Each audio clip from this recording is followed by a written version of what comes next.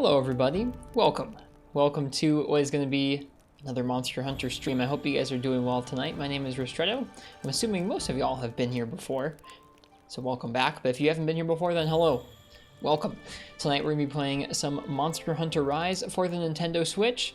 We'll probably play more of this game someday in the future, but this might be the last time we stream it for a little while. I'm going to be taking a break from Twitch for a few days this week to go on a trip, and when I come back in a few days, we probably will start Monster Hunter Freedom for the PSP. We've been looking forward to starting that for quite a few days now, or quite a few months now, honestly.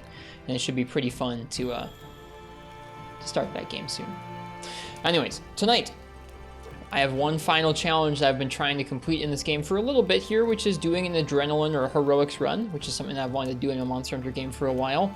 We tried some regular quests and found it difficult to deal with small monsters and turf wars between other monsters. So we'd made the logical conclusion that the only quest fit for an adrenaline heroics run is those crowned Apex, which is the final quest you unlock in the game. So we've done a little bit of work on that. We're going to keep working on that tonight. We'll see how it goes.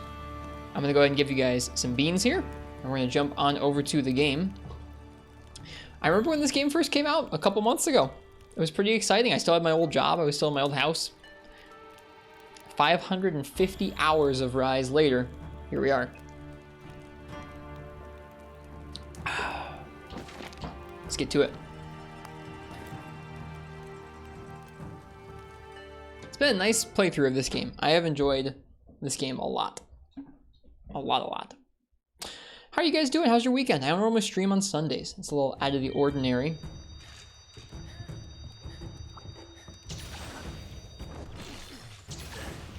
I feel like warming up with a warm-up, but I think I'm not gonna dally.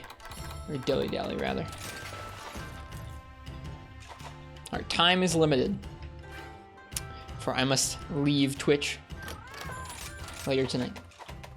What am I doing? This is the wrong spot to be. What's up, Katana? Sure, there are lots of people who played like 1,000 hours in Rise. 550 hours is quite the time. I mean, it's spread out across like 5 months. This game came out in March. It's August now. I'm talking to the wrong NPCs. Classic. Classic Riss.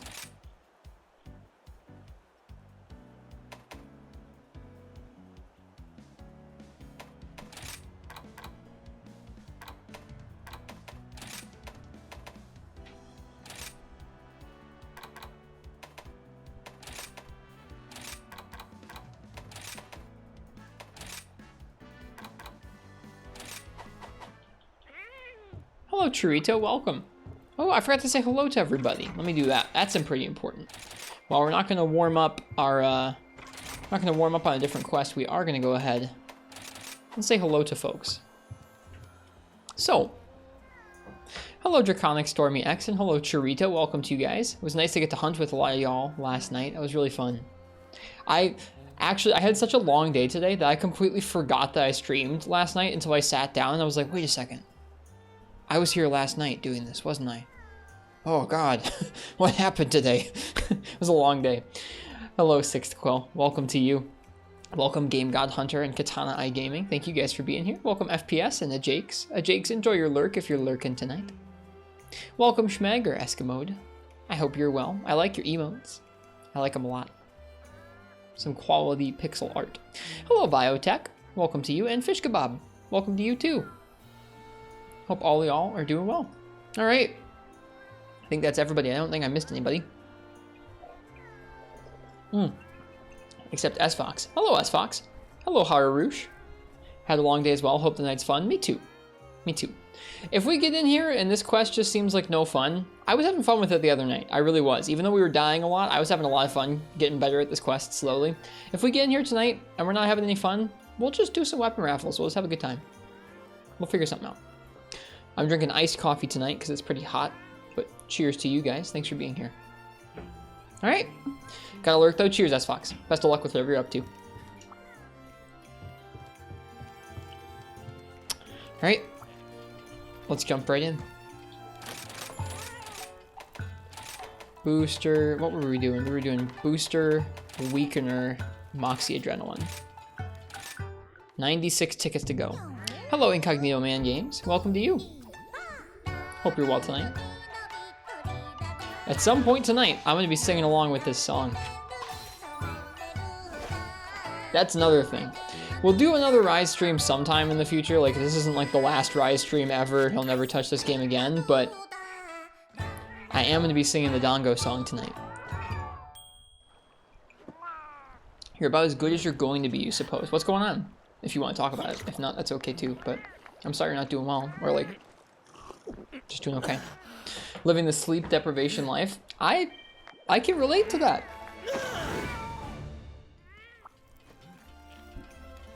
I know sometimes it feels really bad for a little bit, but then usually, I don't know, a second or third headwind comes by, carries you along. I hope your headwind finds you soon.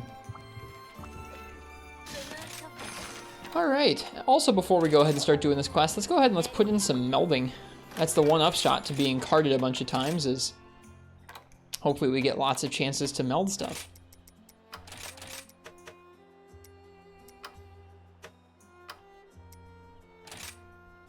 Need a 70. Or now we need a 30. There we go, that'll work.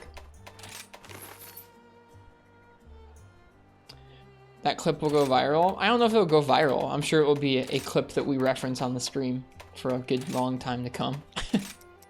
Which is okay. We've been talking about singing the Dango song for quite a while now. It's about time that it happened. No sleep plus lots of text and code, not exactly a great combo. Went back to it earlier and realized you doubled the offsets. I'm not sure what that means, but I'm sure it's not a good thing to do.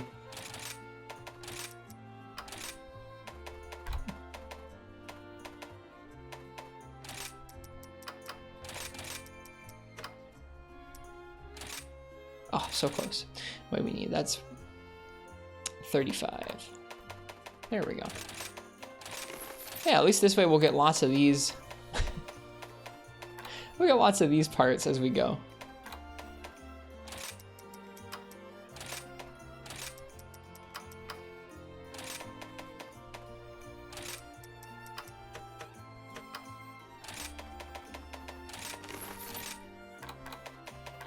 Lots of these melding chances.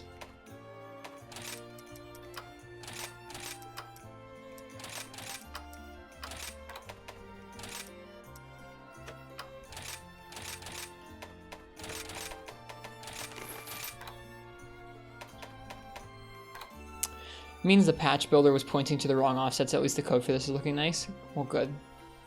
I know you were posting feeling a little bit frustrated about the way some folks were treating the project recently. I'm sorry you're having those sorts of issues.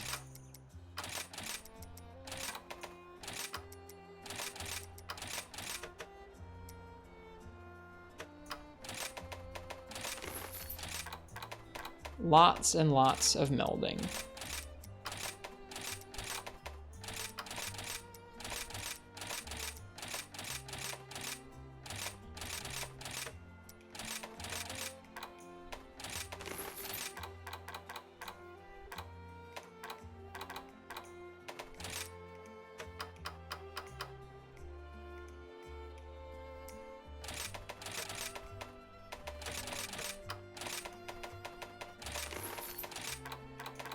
Almost got all the possible melding slots filled up. Kind of crazy.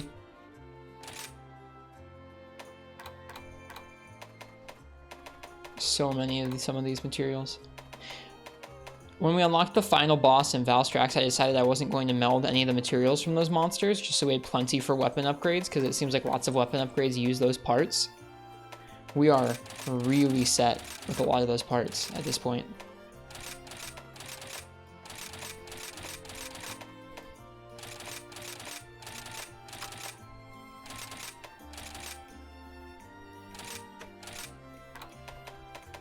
Yeah, 55. Value 1.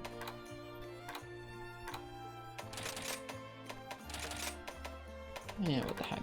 Let's grab a 60. That'll do. Okay, well, that's that. Again, I hope you guys are all doing well tonight. Let's get this show on the road.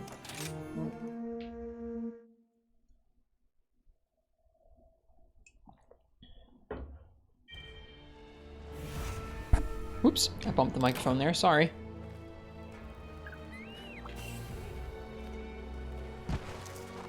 So again, this is an adrenaline run, meaning that it's a food skill that we're activating. The food skill happens to come bundled with Moxie, which is very handy. Makes getting down to that 10 HP or so a lot easier than you'd think. Oops, missed.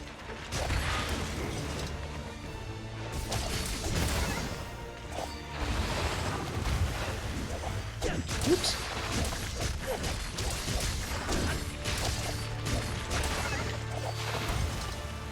Definitely feel like I've gotten a lot better at Apex Mizutsune. Just gotta get better at the other two. We didn't quite finish Mizutsune yet with Heroics or Adrenaline. We came close though, so I think we're gonna be in good shape today.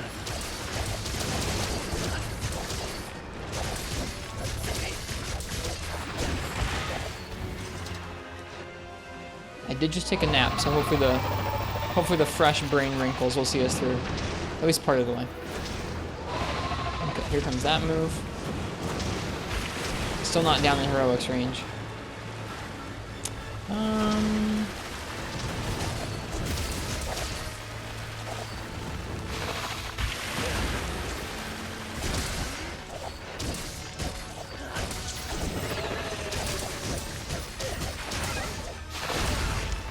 That's too far.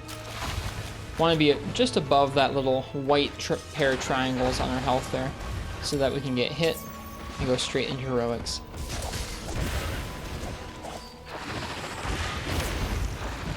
That should do it. And we didn't even proc Moxie, which means we get 2 tries. Yep.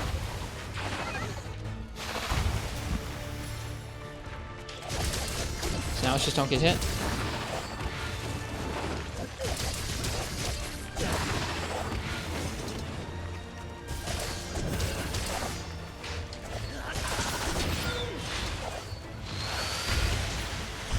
It really rarely does that move in this game.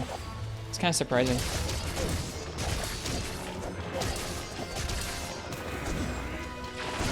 Oh, this is an overcommitment if I ever saw one.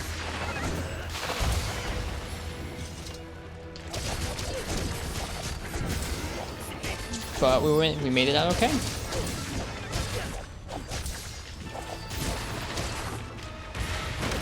And no stamina to be held. No stamina to be had, rather. Hello, the Digit Artist. How you doing?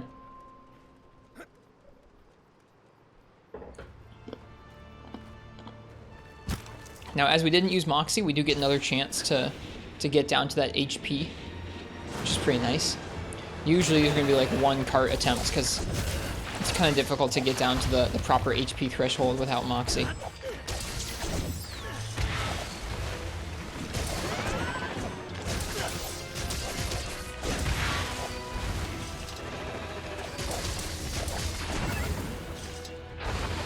Get hit by that. Not enough, that's okay.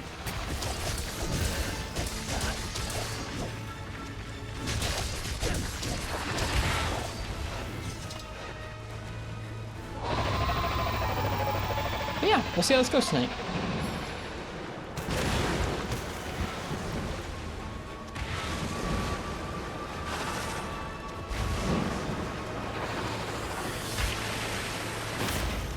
Aw, darn. We were so close. We'll abandon now. We were so close there in that we almost had regen to the point where we had Moxie again. We were probably like 1 tick away. Or or you're right, we may have gotten it and then gotten hit by the Hellfire. Moxie procced? Oh, okay. You're right, because it wasn't on the bar anymore. Whoops. This is also what folks might refer to as a bean farm. In which case, you know what? Let's go ahead and let's get some other music going on. We've got some nice in-game music, but let's switch over to some out-of-game music.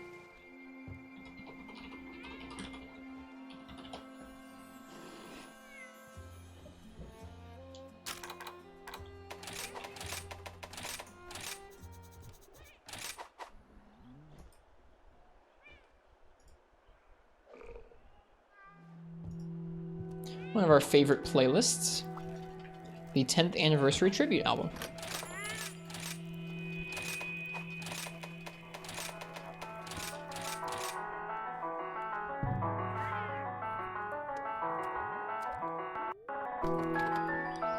So in something completely unrelated to the stream, I'm going on a trip tomorrow. Something I'm excited about is before I go on the trip tomorrow, I think I'm receiving a new trackball mouse in the mail.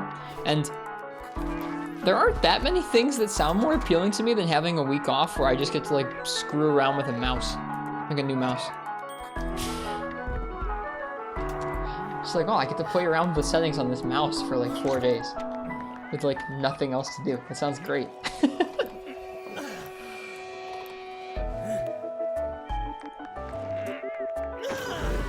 Should be a good time.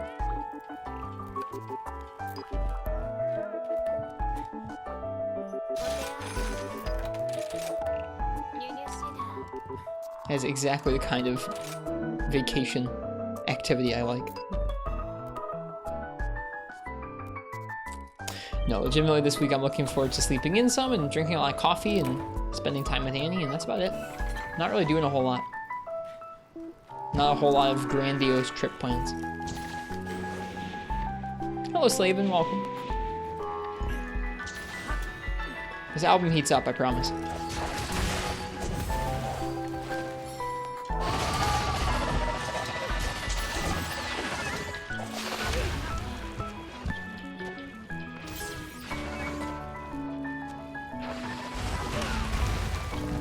I thought that might be too low. That's okay, we'll just pop one of these herbal medicines and we should be in the right range. Bonk. Perfect. Bink.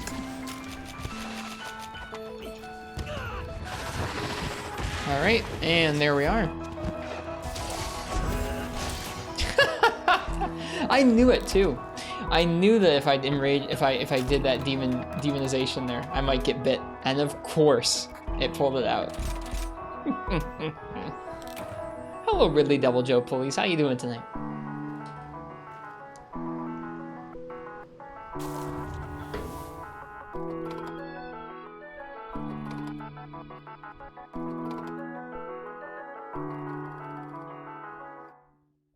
Tonight's going to be all about making myself learn those sorts of things not to do. Like I said, the Argosy's trade box is full. Let's fix that. Right, it's full because we had our multiplayer night last night.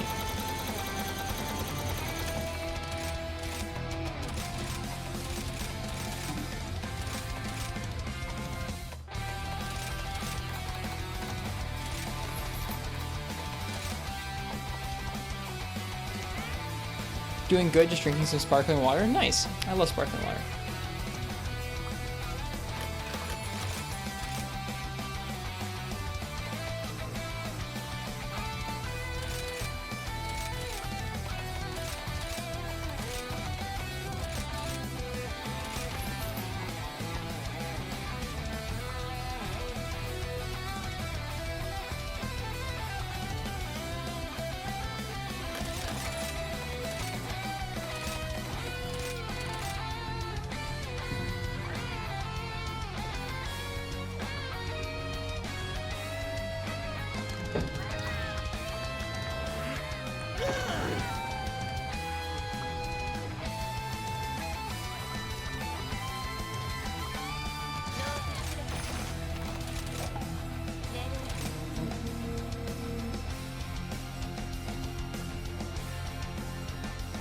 Been looking forward to this weekend.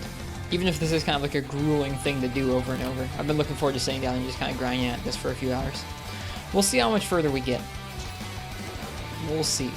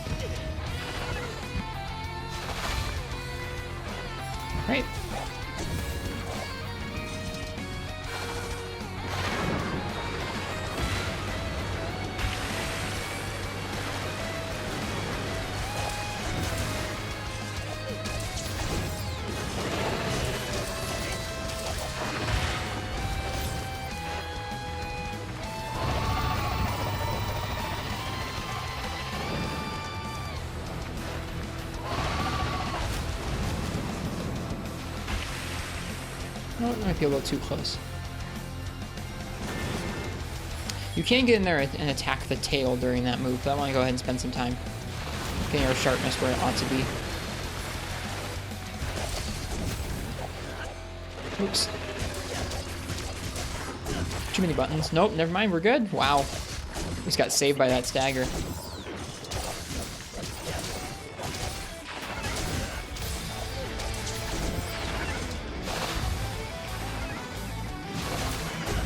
Wow.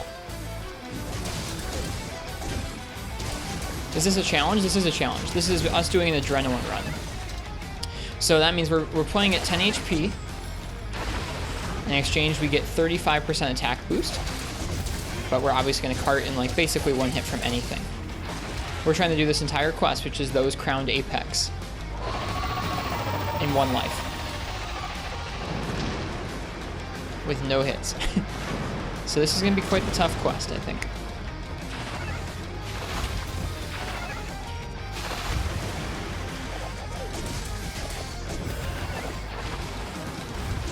Whoops, didn't need to do that. I've gotten better at Apex Mizu. Just gotta learn the other ones. Sounds like a hard challenge? Yeah, it's gonna be. Pro Cow, thanks for the raid. Ah, there's that. There goes that attempt. One too many buttons. Committing to the whole six-fold strike is so scary. Pro Cow and Raiders, welcome to the stream. How was your stream, Pro Cow? What were you up to tonight? What were they up to? They were playing Bloodborne tonight. How was Bloodborne?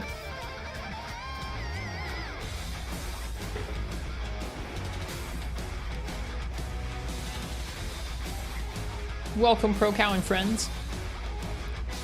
We are grinding a tough challenge tonight, or at least trying to.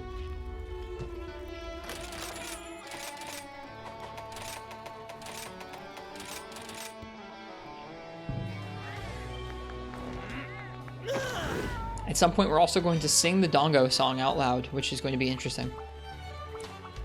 Poor Rathian, what's going on? She gets bullied in every game. That's just where they choose to put her in the game. Kind of a nice mid-level monster with some good tells. Are you currently bullying a Rathian in Generations Ultimate Fish?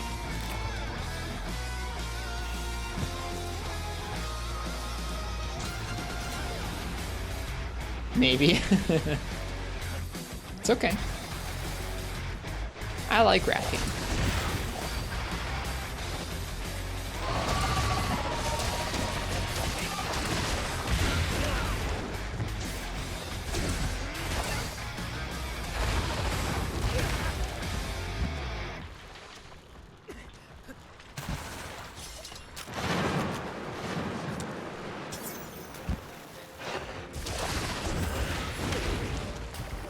Nope, that wasn't enough. Perfect. There it is.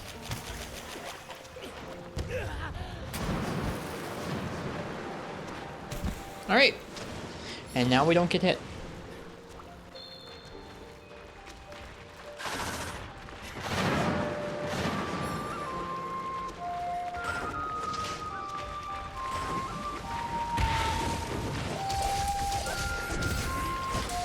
No, I didn't press X twice. I pressed B. I was trying to evade out. Bummer.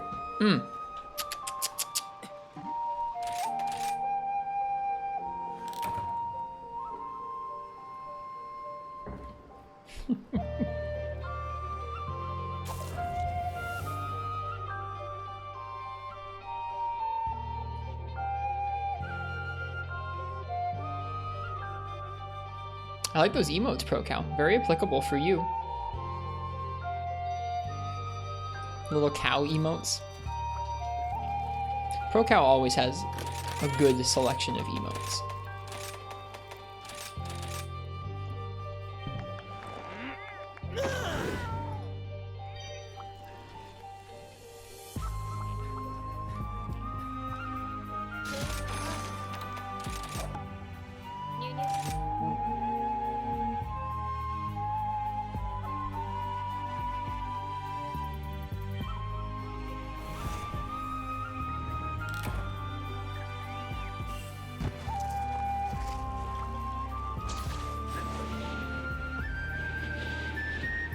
Yep, good music we got, Vio.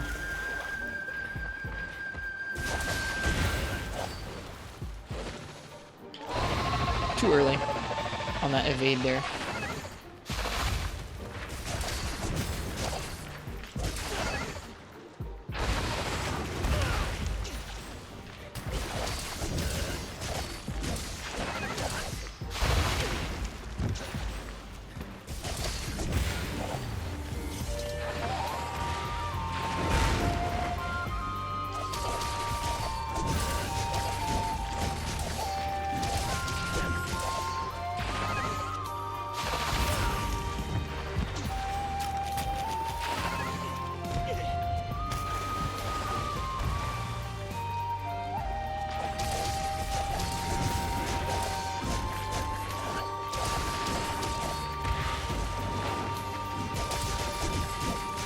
Yep, we have 3 damage skills in our armor set. They're all scaling based off of low HP. That being Dragon Heart, Resuscitate, and Adrenaline. Well, I guess Adrenaline's not on our armor. Adrenaline's on our food skills. But it's still active right now.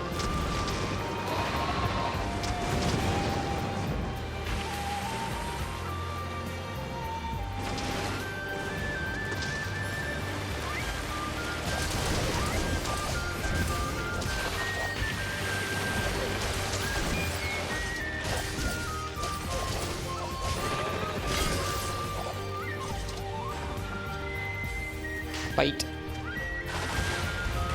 Slither. Slither. Done. Yep.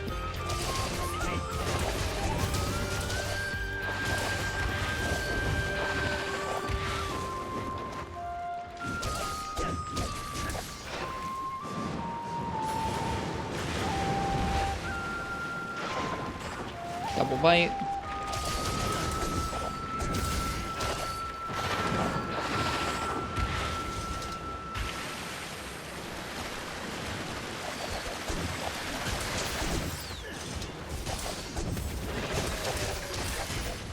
I was imagining that was going to get a stagger.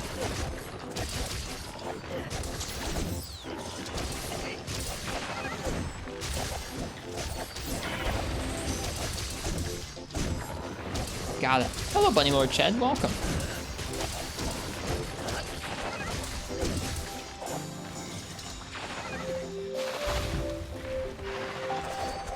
Let's watch that stamina.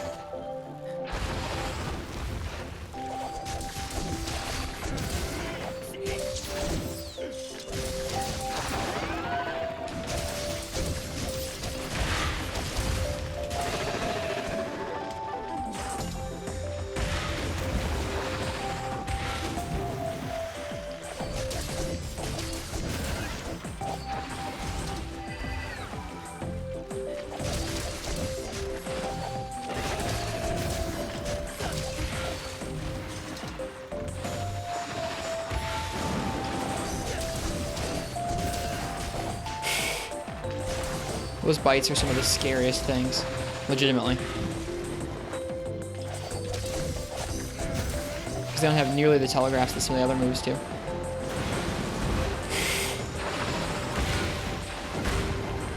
Should get away from this slope. Woo!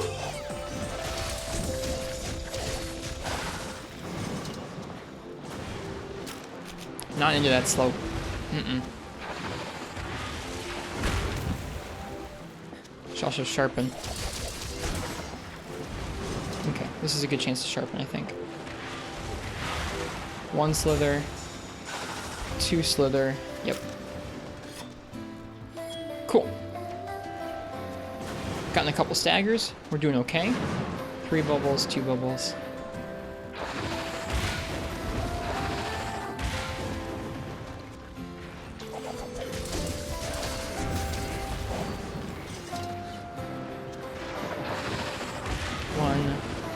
Just 1. Oh, what? Oh man, that one hurts. I was so far out to the side.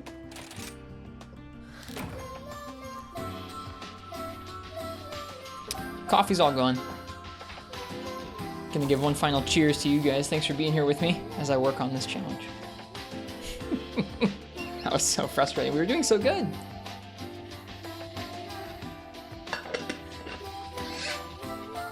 I'll just choose to be thankful for the good attempt there. You hate to see it, but I do love to see the dual blades. Good, I'm glad. It's fun trying to drill into a challenge so tough like this. This is much harder than what I usually play in Monster Hunter. Bean heaven, pretty much.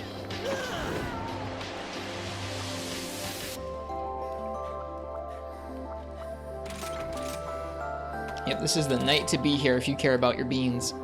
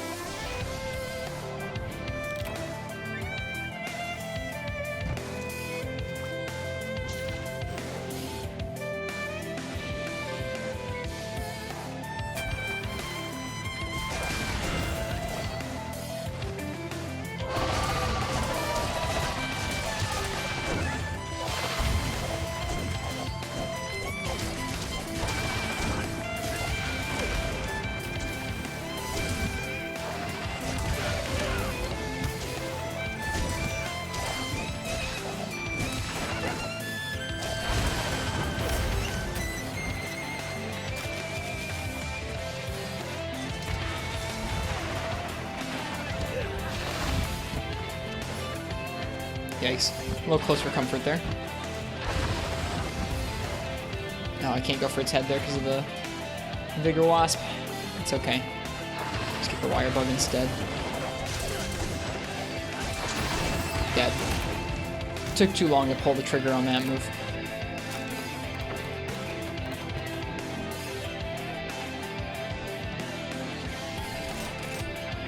Hello, Erico. Welcome. How you doing?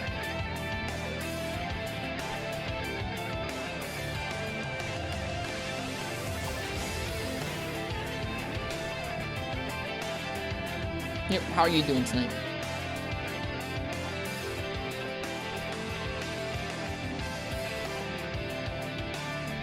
Doing pretty good, you? I'm doing alright. We're starting to work on the tough challenge. We are not yet a third of the way through our tough challenge, really. Working on clearing one of the tougher quests in the game, basically without taking any hits, which is pretty tough for me. But we're listening to some chill music. We've got some time. I've got several hours to devote to this tonight, so it should be a nice time. A good way to send off this game for a while.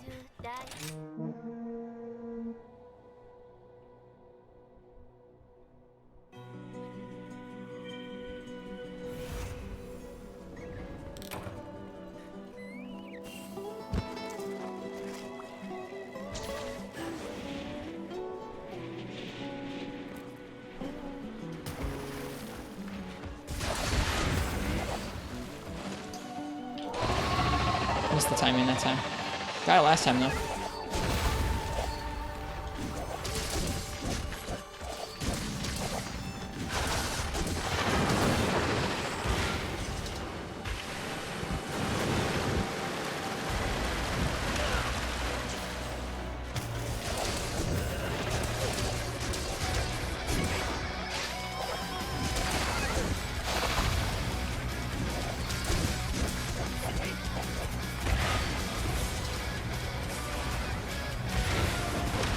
I was gonna say, that should do us. Okay. One more good hit should do it.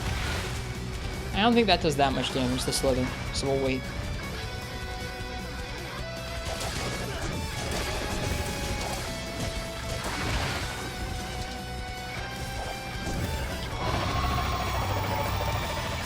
Again, missed the timing there.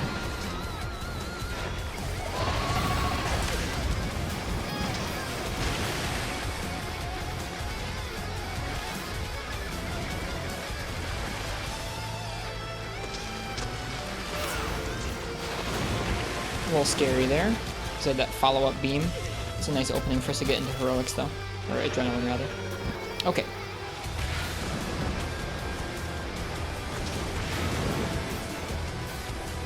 might not have been safe. Yep, not safe.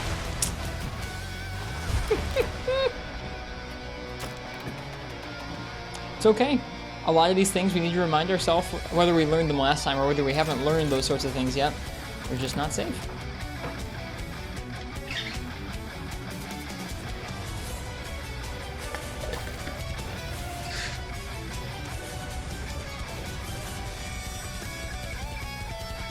As we go, we will certainly get to more quality attempts. There'll still be some of these mixed through, all throughout.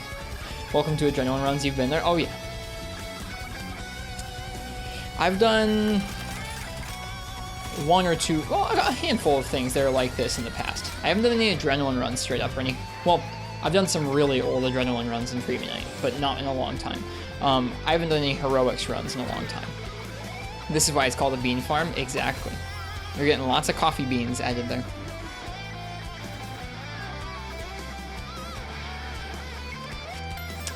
Yeah, I haven't done something quite this exacting in terms of like get hit, die, reset in a while. Last time I did something like this, we had some challenges in Fort Ultimate. I forget exactly what we did, but we've done some stuff in Fort Ultimate. We did some stuff back in Iceborne that was kind of tough like this.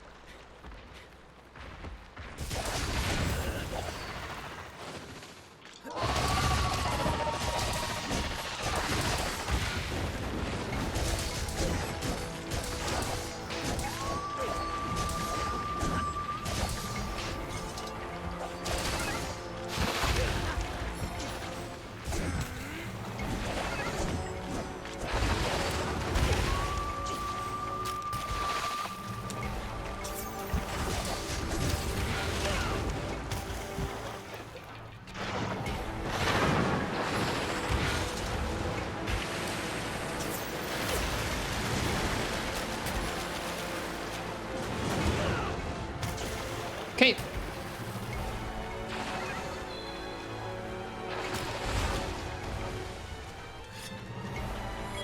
Let's go.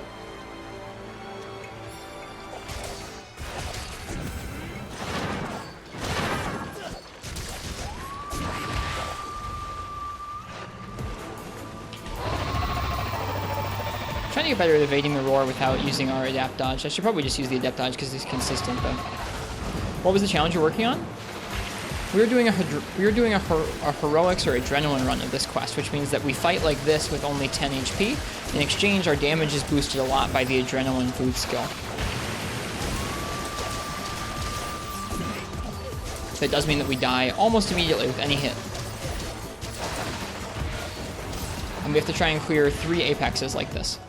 So far, I haven't managed to clear the first one yet. So that's where we're at. This is a quest in the game that has Apex Mizutsune, Apex Rathalos, and then Apex Zinogre in it. And we're attempting to do all 3 of them like this.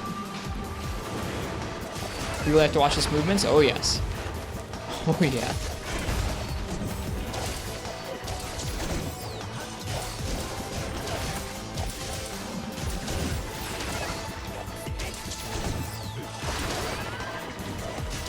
But you do tons of damage.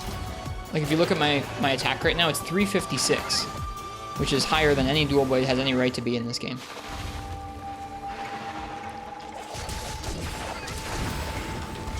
Whew.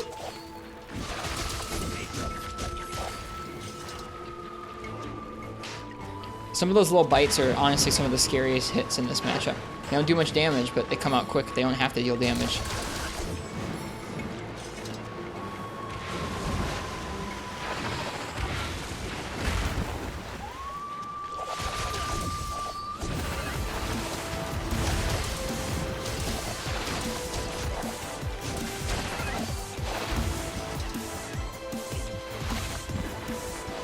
That move can be a little finicky to dodge.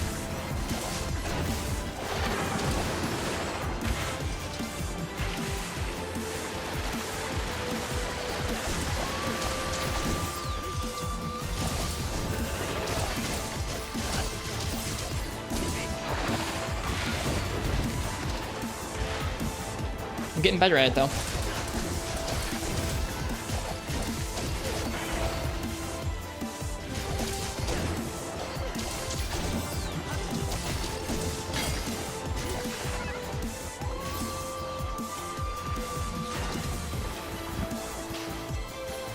Soul Seer Mizutsune?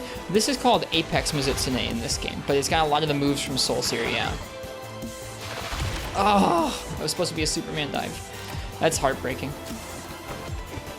Oh well, that was better than a couple of the last attempts.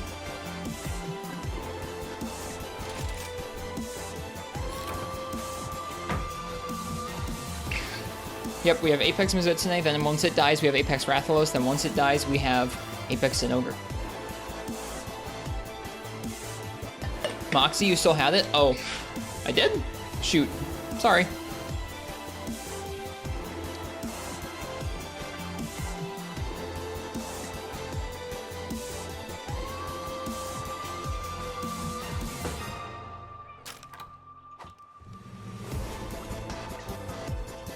Did not realize we hadn't used up our Moxie proc.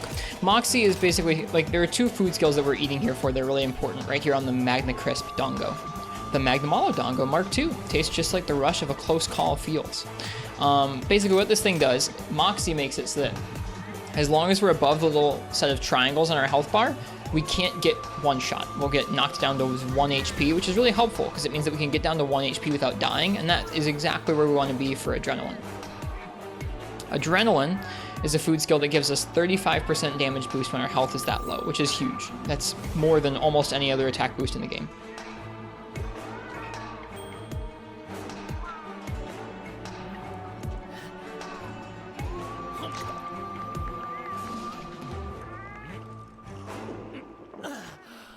So that's why I abandon after the first cart in most of these, is if we don't have Moxie, I guess Moxie only procs once, I should say. So you only get to get saved from one big hit like that per quest, and so without that, it's actually pretty difficult to whittle myself down to the right amount of health. You can do it, but it's tricky, and I'd rather spend time practicing the matchup with Moxie so that I can easily get down to that health and focus on not getting hit, as opposed to like trying to learn the monster's moves to be like, okay, well this move knocks me down to like this much health, and this move knocks me down to this much health. The important part is starting to play without getting hit, not trying to understand how many hits I can use to get down to the right Moxie health. So we're not going to waste our time with that, because it's pretty easy to waste one's time doing that.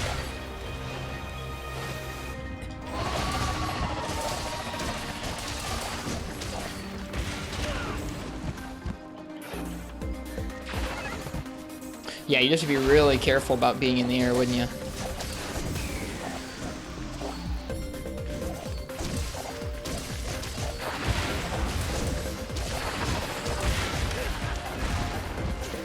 It's pretty close. Just need one big move here. Nope, not big enough there. So we pop an herbal medicine. We're back in the right health range.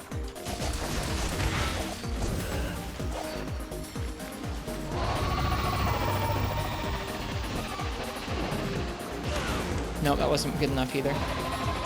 It's okay. Nab this. Let's roll out of this Hellfire here. Get knocked.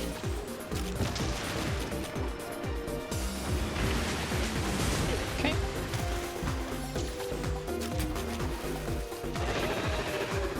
Let's go.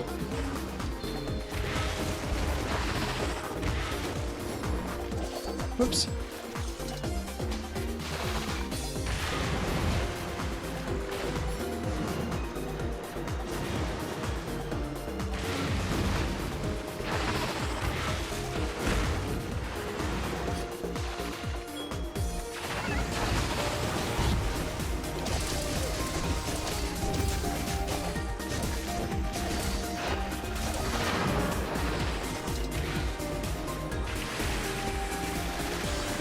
Many bubbles, ProCal. Many bubbles.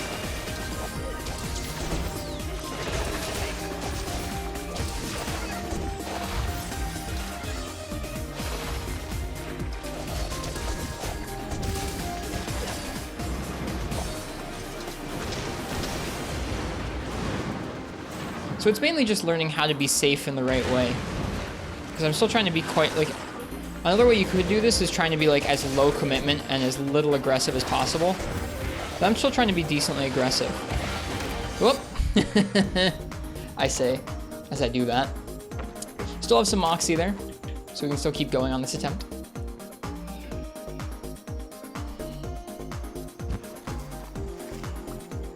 Beating the main storyline for the most part, but you haven't done much with Apex because they scare you slightly. They look so cool. Nothing wrong with that. They are pretty scary. It's definitely frustrating to get used to their movesets at first.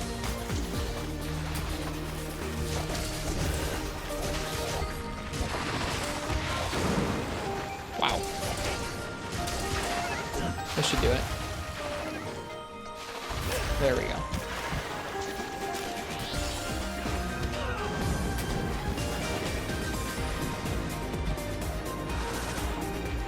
Bite, bite.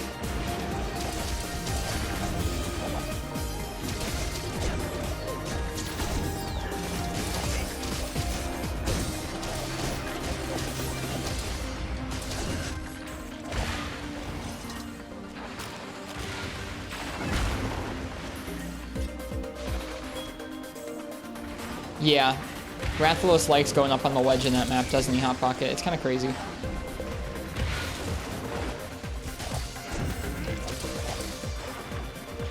Bite. Woo, spooky.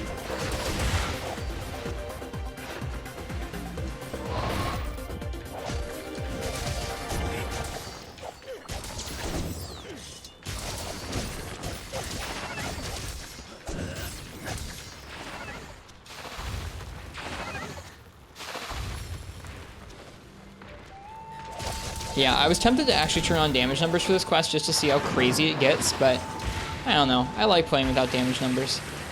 Keeps my head in the right place, I think.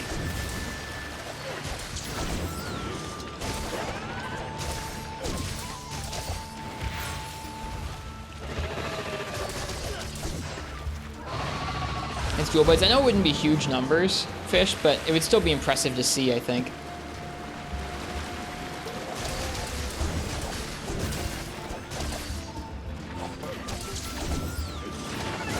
Just look at the raw stat? Yeah, I mean, we are. I've looked at the raw stat. It's nutty. 356 with 50% affinity and crit boost is pretty nuts.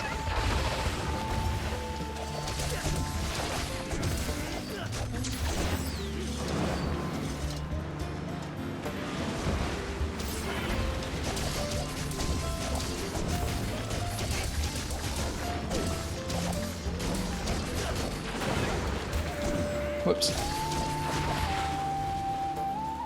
Pretty wild, isn't it? Hey, Nefudis, welcome.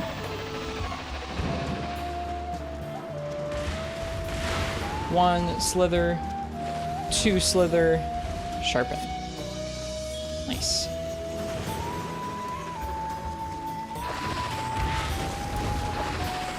One, two.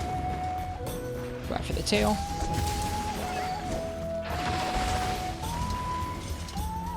That's a crappy GU endgame G-Rank build. That's pretty nutty. Oh, I forgot how much of the startup is in its tail for that. Oh well. Oops, that's the wrong button. There we go. Another attempt done. Last a little over 5 minutes there. Multi-night? It's not multi-night. Oops. Bumped the mic a bit there.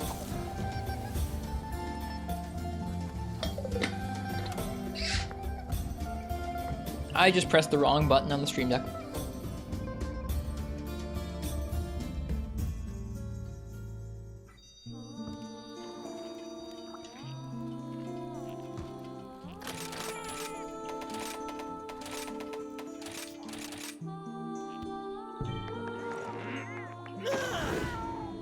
At some point tonight, we're also going to sing the lyrics to the Dongo song along with them. So that's something we promised we would do on the final Monster Hunter Rise stream, and so we're going to do that at some point tonight. At some point tonight, we may take a break for a bit. I'm not sure what we'll do, but we'll take a break and sing the Dongo song and like do something else in the game for fun. You can fight dual blades in Bloodborne too, so I've seen. I played about 2 or 3 hours of Bloodborne and decided that it was not for me. What does Dongo even taste like? It's like a soybean paste. So it's not super sweet. They look all fruity and sweet, And I imagine you can flavor them subtly with different things, but they're not inherently like candy or sweet or anything like that. They're like a dumpling almost, or a pudding. I have not had them. This is just from reading online.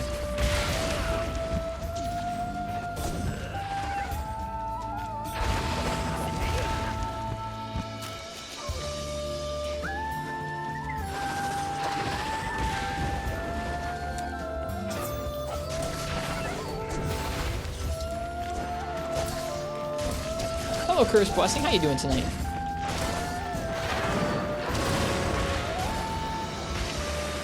Is this gonna do it?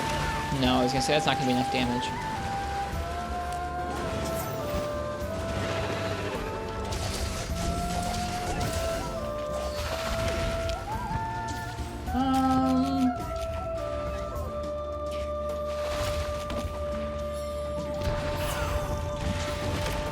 I did that too sloppily and got hit by Mizu. Well, we'll still keep going because we still have Moxie. That's a bummer. That was going to be the right red health. That was going to be the right red health level, but we screwed it up. I should really be opening up the quest each time with a Sharpen before I head out. That way I don't have to worry about trying to fit that Protective Polish Sharpen into our Mizu combat. Oops.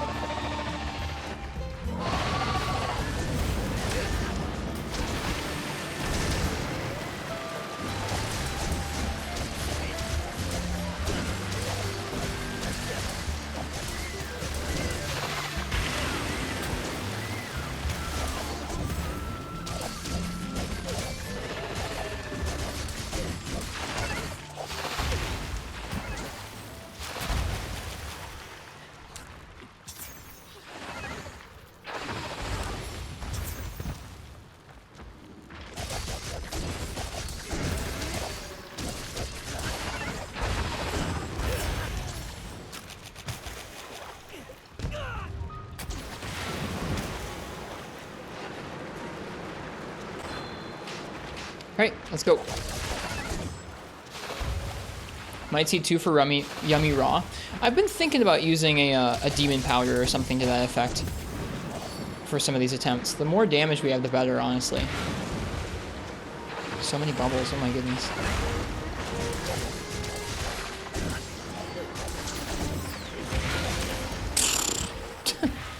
Jumped right into it. Being too aggro. Hello, J Novice. How you doing? At least they come out one after the other. If they didn't come out one after the other, I wouldn't be trying this. 2 monsters at once in this game is pretty tough. Generally really does just devolve into letting one of them bully the other because they stagger so easily from one another. There's another quest in this area called Proof of Power that has a Rathalos and a Diablos, and they just kind of bully each other until one of them dies. It's not, I don't know. I think it's not super, I don't know. It's kind of weird. It feels a little different. Cute beanie? Thank you. I wear this a lot when my hair grows.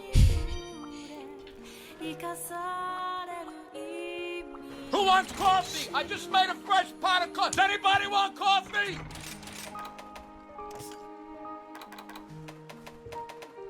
Gunpowder, Demon Powder. How do you craft Demon Powder? God Bugs and Might Seeds. Well, we can make quite a few of those, can't we? How long does Demon Powder last for?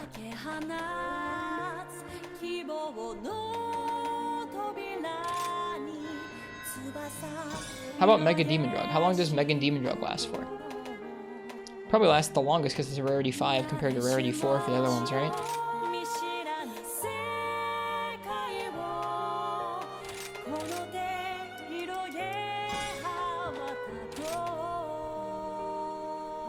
Mega is until death. Well, we're gonna start using those then.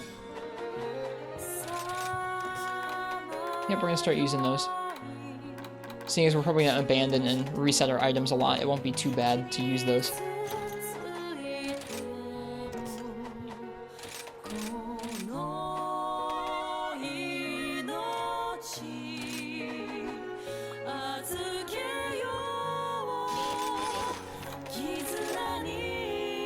Oh, regular demon drugs are also until cart? Really? Are Mega Demon Drugs just stronger? What's the difference?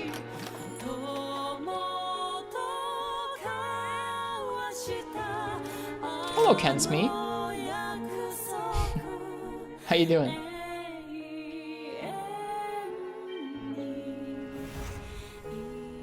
We are working on an adrenaline run.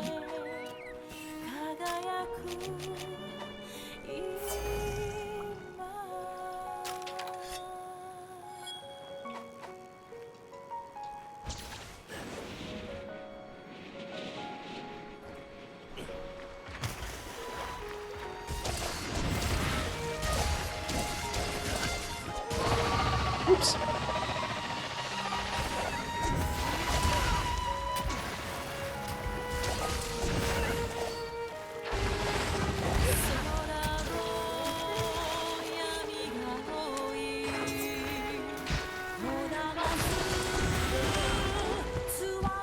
Not quite the right threshold there. So what are you going to do after this stream? Are you going to be done with Rise for a bit after this? Probably so. Probably. Not 100% sure, but I think so. We played this game for about 550 hours since it came out. It's about time for us to switch and start playing through another Monster Hunter game that I haven't played through yet. Stacking with Seed and Demon Dog? Okay, so you can use all three. I gotcha. I'll think about it.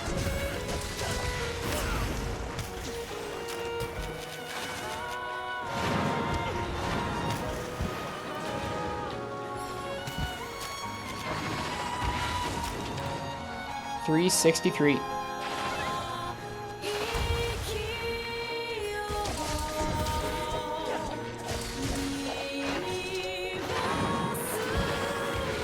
Yikes. Yep, we're going to be going through Monster Hunter Freedom. One of the first generation Monster Hunter games for the PSP. Should be interesting.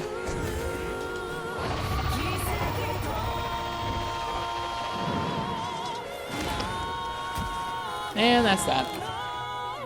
Walked into a bubble. Looking forward to GU. Me too. I've been looking at GU recently and thinking I'd like to play that sooner rather than later. This game has kind of whet my appetite for GU in a way I didn't expect. And World, honestly. I don't know. So many good games to play still that I haven't really done proper playthroughs for. Haven't properly played through GU, haven't properly played through World or Freedom. Music is tad loud, Christopher. Thank you for the heads up. There we go. A little bit quieter there. I always appreciate those kinds of details. I never want to take for granted that there are people here who are not alone just chatting and enjoying being here, but will tell me about that sort of stuff. It's so hard starting off streaming and just going like, I have no idea if this sounds or looks right. I'm not watching. I have no idea. Maybe after Freedom? We'll see. I should have, like, at least sometime this fall, I should have a new computer, which would allow for some PC gaming, I think. We'll see.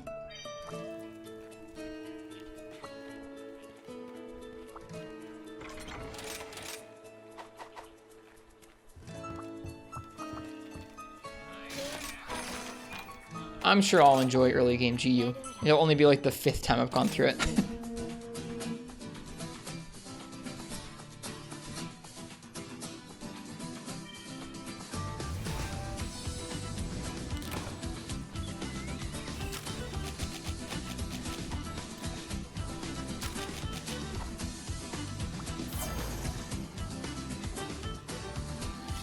Also 3U and 4U. I've already done 4U. We spent most of last year playing through most of 4 Ultimate on stream. There's still some quests and things at the end of the game we get to go back and do someday when we have the time.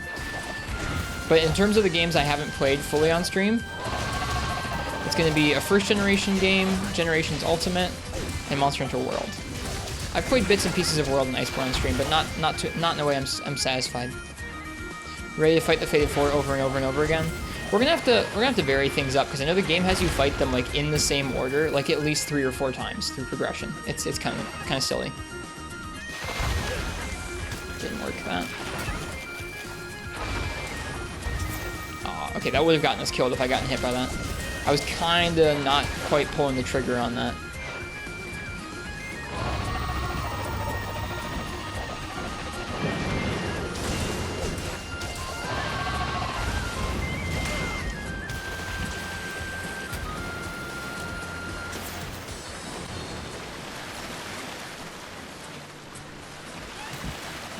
missed. Gosh darn it. I have no idea, fish. Shoot.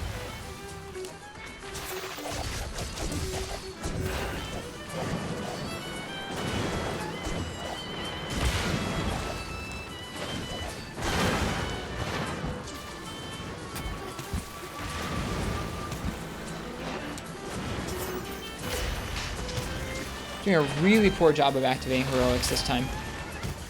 Man, this attempt is a garbage fire so far. Just us getting hit with like exactly the wrong moves to not proc heroics. We still have Moxie though, so we can keep going.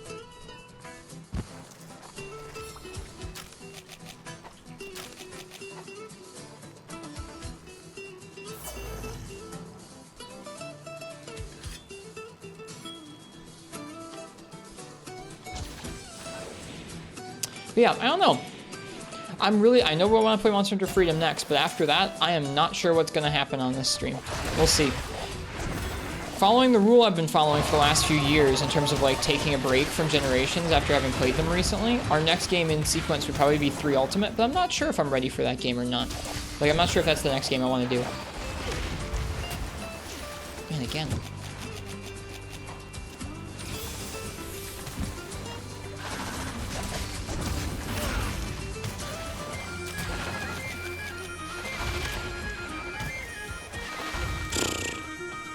Garbage attempt, this one. Oh well, those happen.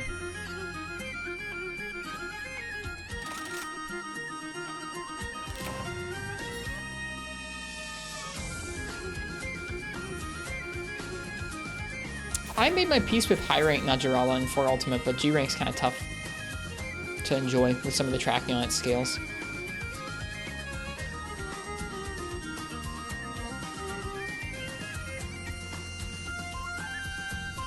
Still planning on a Stories playthrough. Probably not Stories 1, the Foodist, but Stories 2 will likely happen in some form, I think, at some point this year. I'm planning on playing the PC version once I have a PC. Or once my new PC gets here.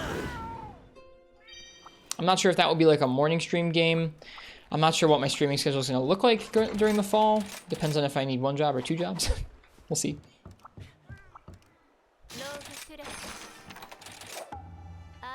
But I do want to play through Stories too. Probably around the same time as Freedom. Those two seem like they would fit each other well. Stories 2 and Freedom 1.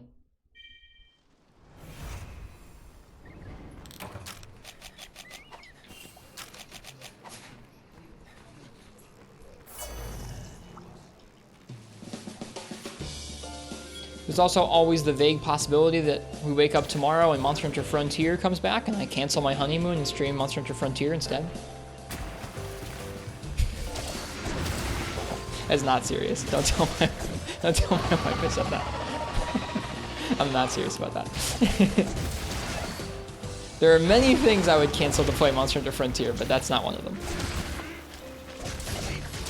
Honey, you have a nice trip. I gotta stay home and play Monster Hunter Frontier. No, you're right. I wouldn't do that, Game God.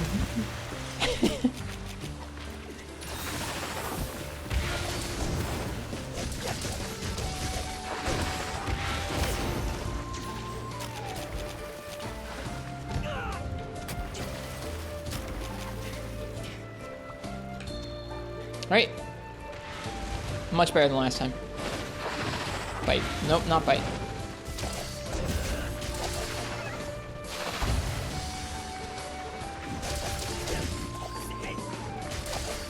Thanks, Erica. I appreciate it. I really appreciate it.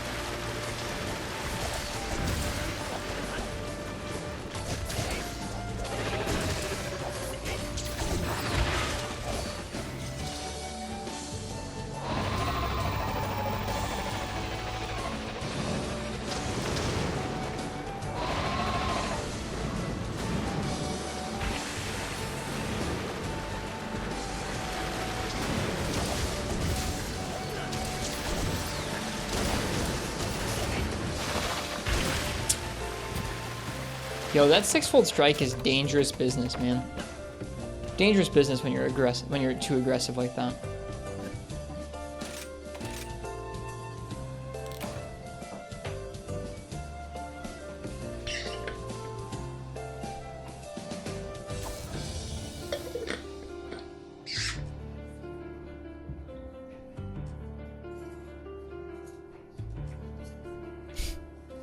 Greatly timed quote, truly.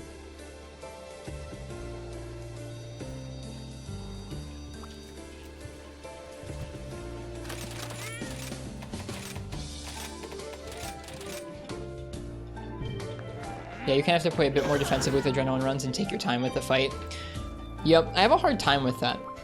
I really like trying to be aggressive, not even just in adrenaline runs, but in general gameplay. I think my theme of how I learn is being overly aggressive and too dumb, and then slowly smartening up through trial and error to the point where I can actually clear a quest or clear a challenge. It's not great. I wish I could learn and play a little more thoughtfully more often.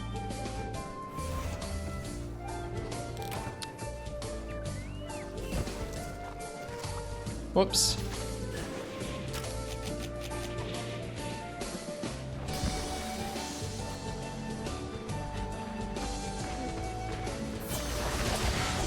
Usually for me, it's a combination of learning how I can be aggressive, learning how to be safe, and learning to get into that like zone of mindfulness where you can actually play the right way.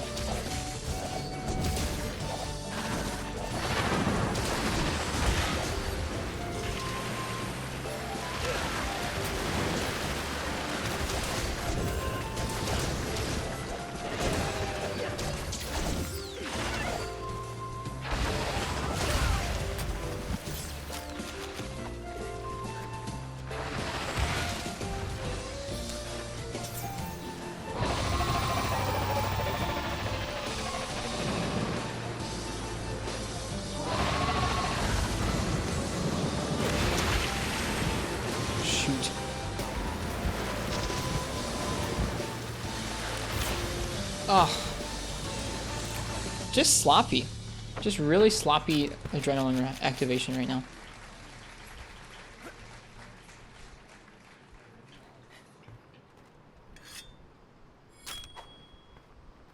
When we play through GU, I will not be using absolute readiness or evasion.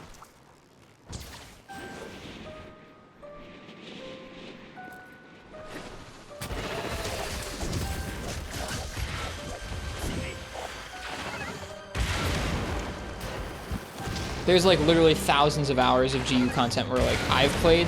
I mean, I haven't played thousands of hours of GU like that, but there's thousands and thousands of hours of GU content you can go out there and watch if you want to see somebody use those. Also battling Round Force? We'll see. I think that's something I would use, just not let myself abuse like that.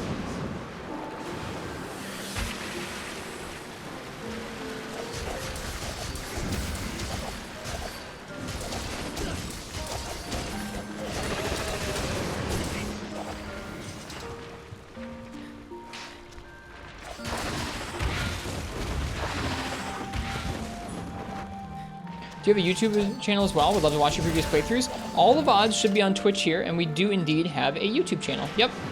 I post individual hunts clipped out of streams, so you can watch individual matchups if you'd like to, and then I also post whole VODs. We played 4 Ultimate for most of last year. Like, it became my most played Monster Hunter game last year, because we played through it. It was great. It's too bad. Often you can dash through that when you're in Feral Demon mode, but didn't work that time. When you attack those bubbles, they pop and they don't hit you.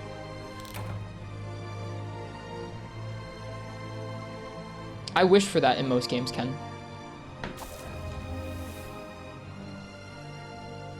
If this game had an option to make the monsters take 30 minutes, I would check it. I don't particularly like killing monsters in 15 minutes.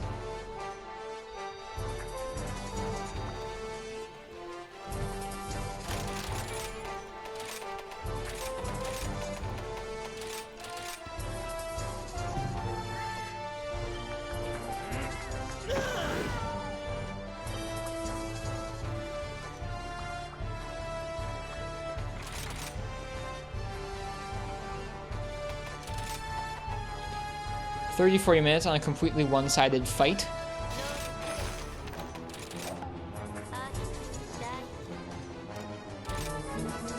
I don't know if I understand.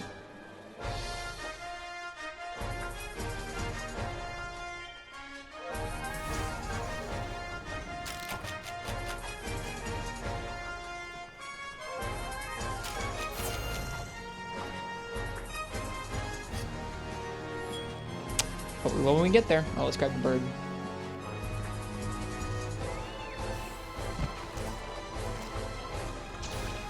Hello, Zelda fan. Hi. We have not yet sung the Dongo song, if you are here for that.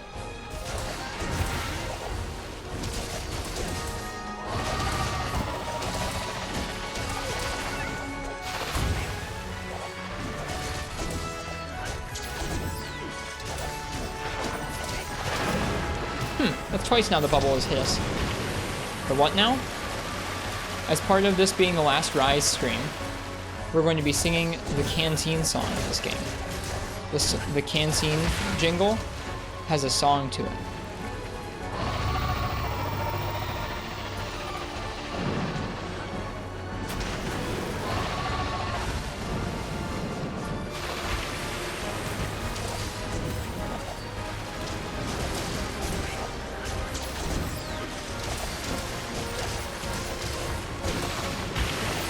Oh wait, I'm supposed to get hit. Whoops. There we go. That works.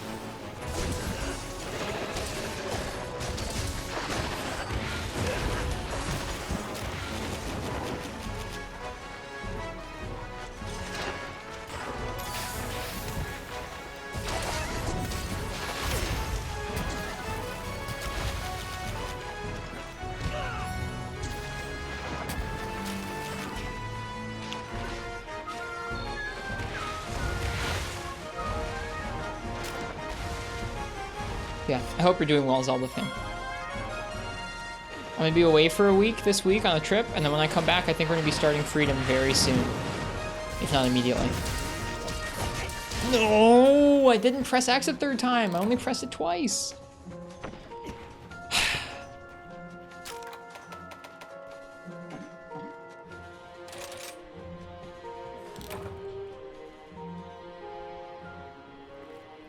So very tired. I'm there with you, man. Today felt long. Today was very long. I had a kind of a crazy weekend between work and family visiting and planning for a trip and hosting folks. It's been a lot. What dual blades are you using? These are the Nargacuga dual blades. We're using them for their nice crit eye.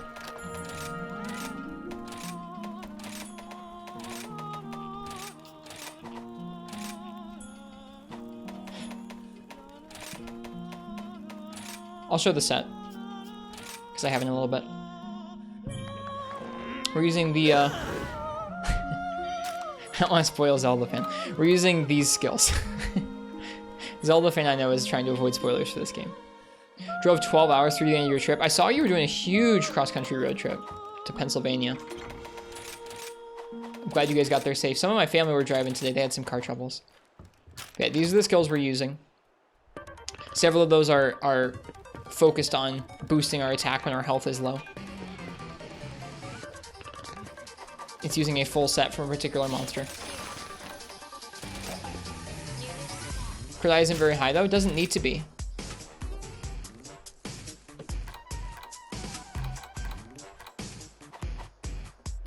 Nope, it doesn't need to be. Actually, it should be higher. I'm confused. Oh, there we go. Yeah. This is as high as it needs to be because we have weakness exploit.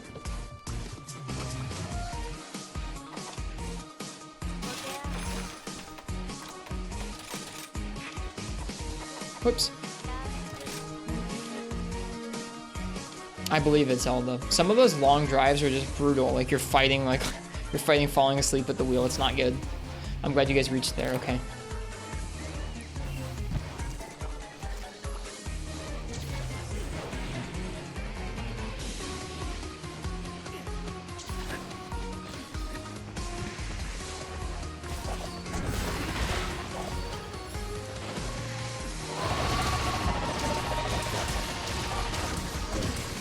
Alright, I know this is dumb.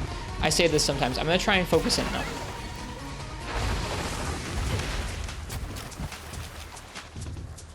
Sometimes I'm focused on reading chat or thinking or talking and stuff. Right now I'm gonna try and focus in on this quest for this attempt.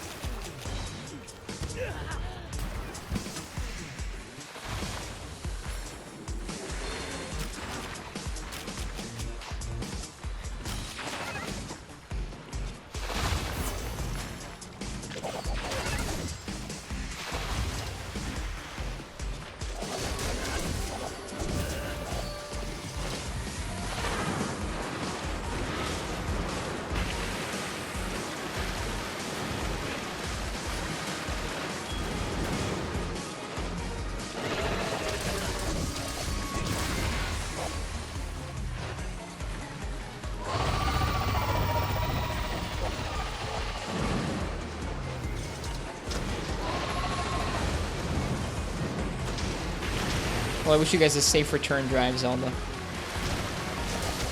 I'm glad you were okay.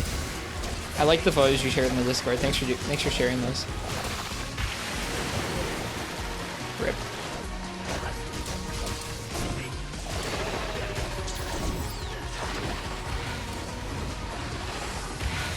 Ah. Are you dead set on dual blades? Yeah. 100% yeah. I like that they're not overly strong, but they still have some very advantageous tools for a challenge like this. Because the adept dodge. Like, the adept dodge is pretty darn useful for a quest like this, as a get out of jail free card. You fell on the truck and scraped your arm. Ow. How'd you fall on the truck? Like, I think Sword and Shield would be too strong. Like, I know it wouldn't have an adept dodge, but I think Sword and Shield is kind of too busted in this game.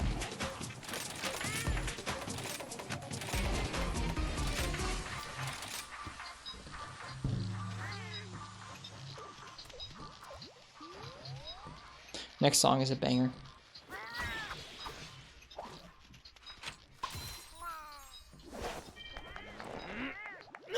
I gotcha, Zelda. Ow. I actually bruised my arm carrying a 150-pound rug up 3 flights of stairs. How's the Maldening going? I'm not mad. We're definitely getting stomped, but I'm not mad.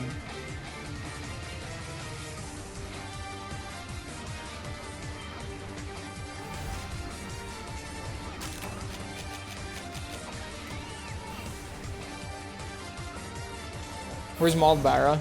Maldbara is no more. Hey, Fog.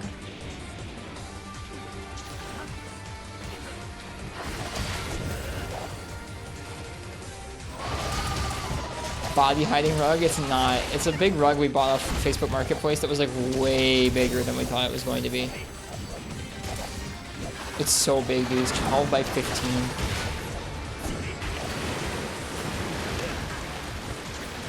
It's like 150 pounds. Oh, the barrow's in the rug? Okay. Makes sense now.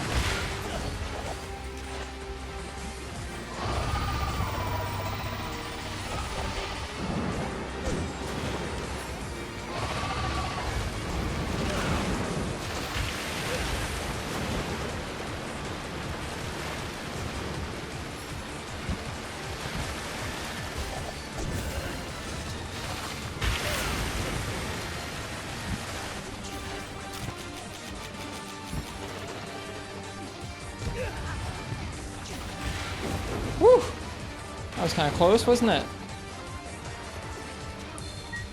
What's your best attempt so far? It was the other day. We got Mizu limping. We've had 1 or 2 good attempts tonight so far. I'm trying to focus in for these next few attempts.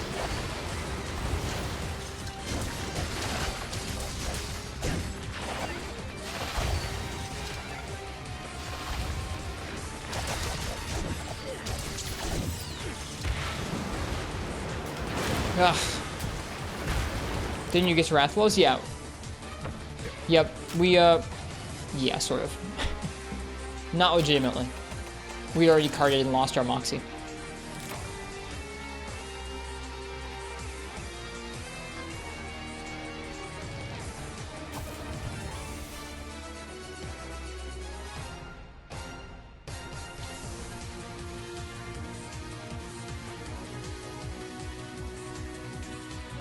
I would say this is going just okay.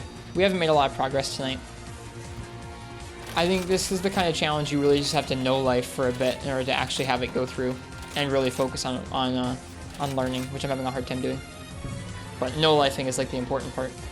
How long of a stream do you plan on going tonight? Another 3 hours or so.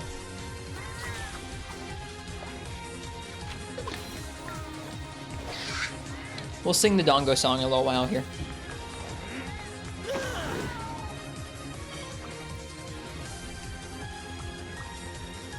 And then I'm going to be away for a few days. I don't know. We'll see. I want to finish this challenge, but I'm not dead set on it.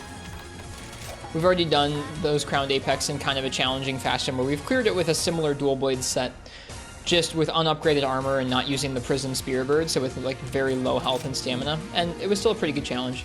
I'm happy with that clear. I would be happier with this clear, but what can you do?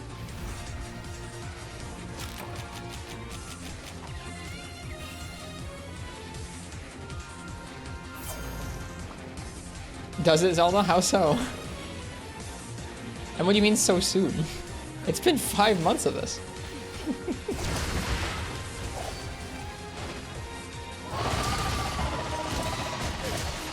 Gonna force you into first on your birthday? You can't do that. You only get to choose between games that I've already done, like already played through, on your birthdays.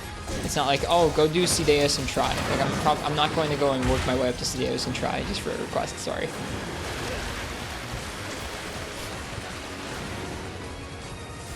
You can also try a challenge with no heals. That's basically what this is. You got a Monster Hunter 1 file. It's not complete. I don't really count it. You'd have to settle for free minute.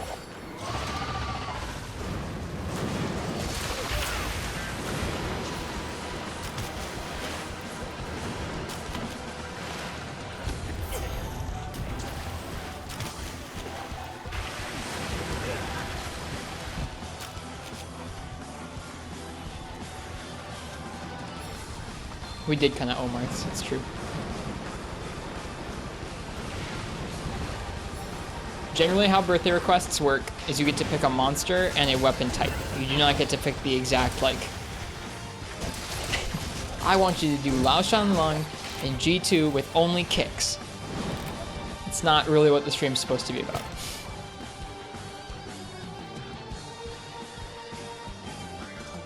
At least we still have Moxie.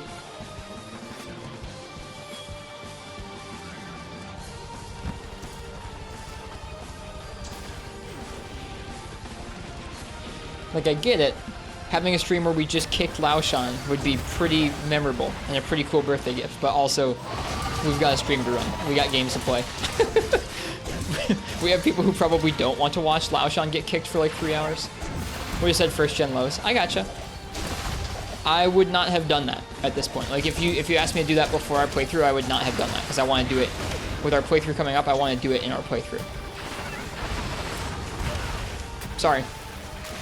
Doesn't matter anyway since we're starting soon, but in general, like, that's how it works, is like you're allowed to request from games where I've played on stream a decent amount, so that I already have access to the weapons and the weapons and the fight that we're talking about.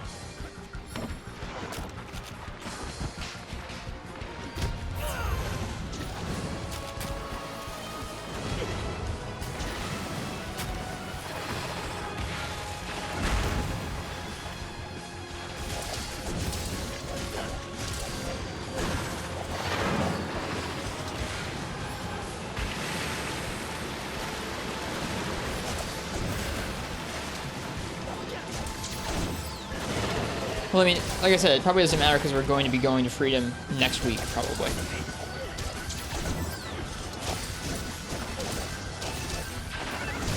But that's just some clarification about birthday stuff. It's generally just like, pick a game we've already played, pick a monster walk we'd like to see. Because that's something we can fit into other streams that people are invested in watching.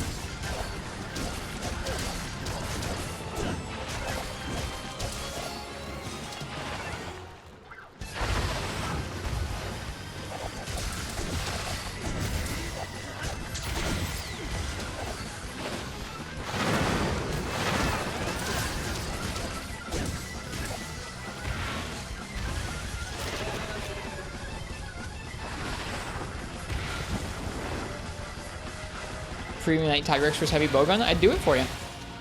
Oh shoot, hang on. There we go. 2 slithers. Then we can sharpen.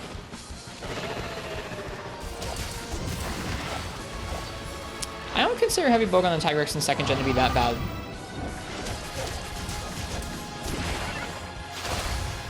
I would still probably get my butt beat by it, but, you know, in the grand scheme of things, there are tougher matchups.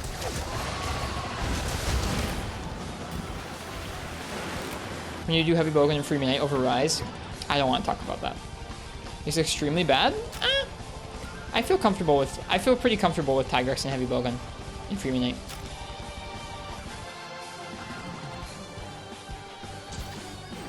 I agree with that. I did. I dove right into a giant hitbox.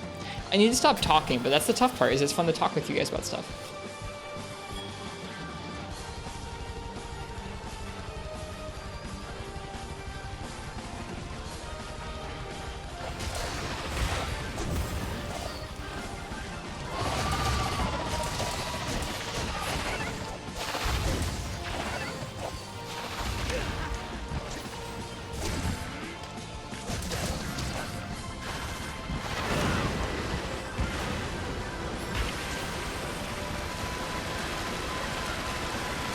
Hit me. There we go.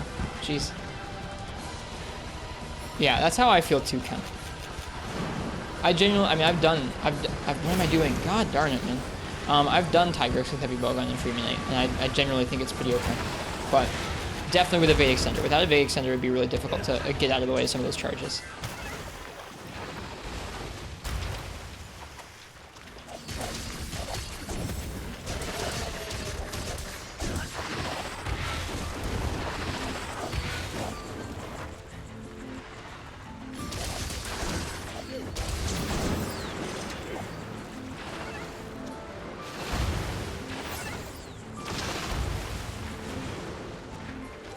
Yeah, low rank, I don't know about that. That would be tough. And like, the way that they have Tigrex set up in low rank is pretty difficult because your armor isn't that great. You can't get those quality of life skills on some weapons that really need them, like Heavy Bowgun. So yeah, that sounds tough. That sounds tough for sure.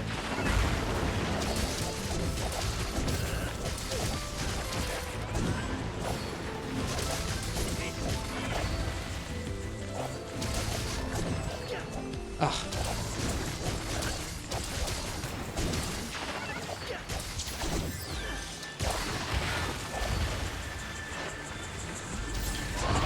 Missed it.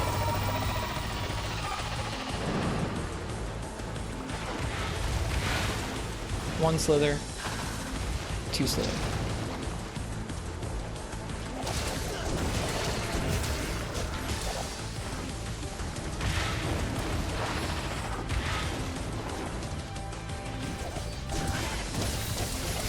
Oh no! Perfect.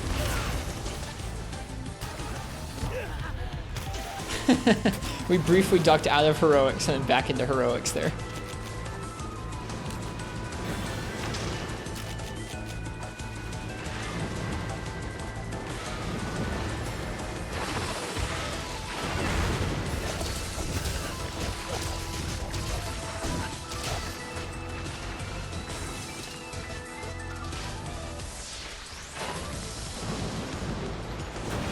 How's bow in second gen? It's good. It's like a lot of the old game bows where you really have to have the right setup for the matchup. As long as you have the right setup for the matchup, it can be quite strong. It really comes into its own when paired with Adrenaline, which fits more naturally than you'd think. A lot of things will 1 or 2 shot bow in the old games in G rank, so it basically gets down to the point where you're basically not wanting to get hit ever, and so Adrenaline meshes pretty well with it. Gecko is amazing at second gen bow. And that is our first legitimate Adrenaline slay of Mizutsune. We did cart, but we got into Moxie. So that's that.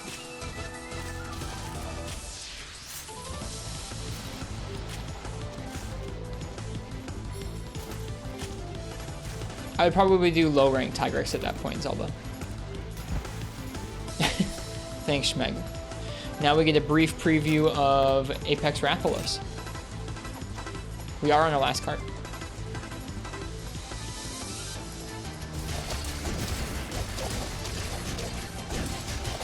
It will be really legitimate when we kill it on our first cart still, but that was okay. It could have been worse. I think I forgot to drink the demon drug. No? Oh, right, I carted, that's fine.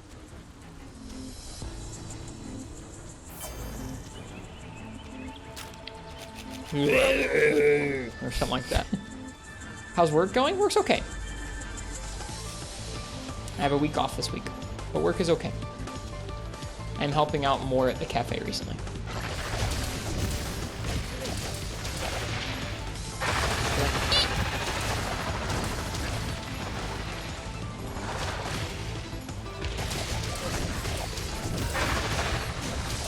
So far in the one attempt I got to this guy, his tailspin instantly murdered us.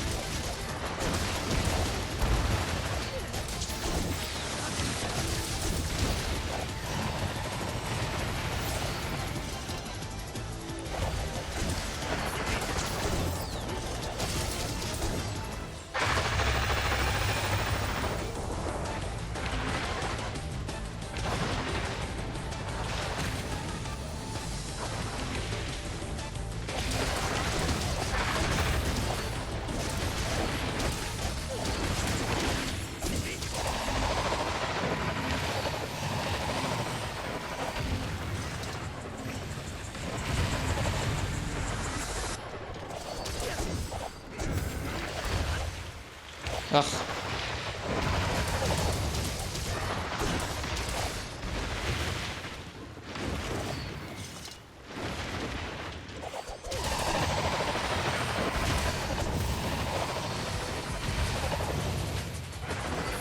Okay, you can't hit him with that in the air. Oh, instant charge. Get out. Whew.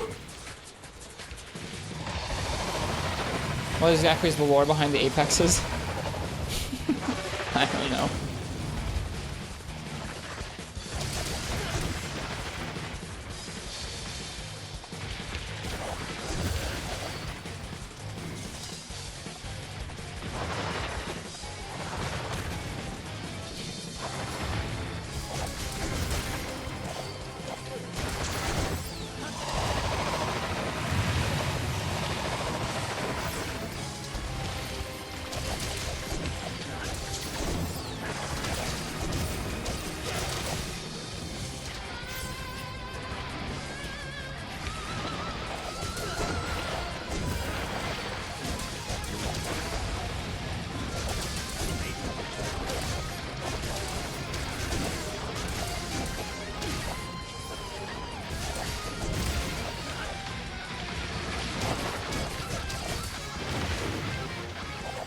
Whoops.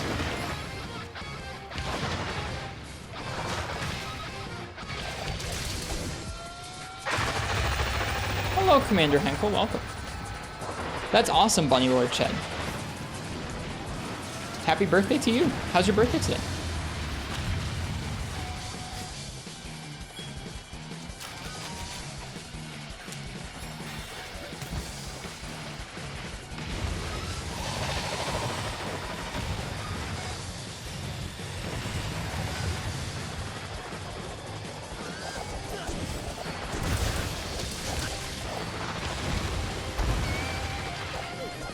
Ugh. Ugh.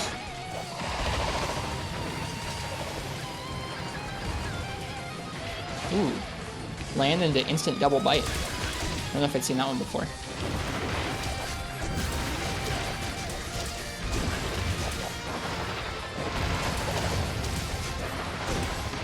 Is this Wrath missing its eyes? Nope.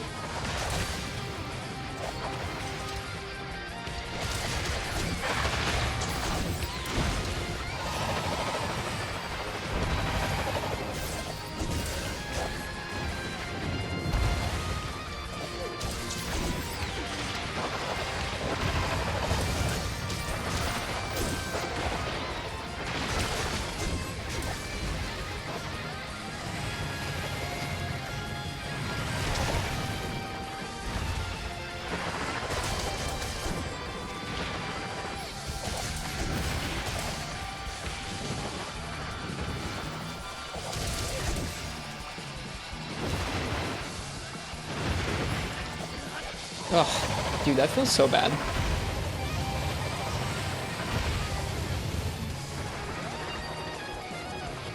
Ooh, that's instant charge. Woo! The slightly different animation for instant charge is freaking terrifying. As is the range on that.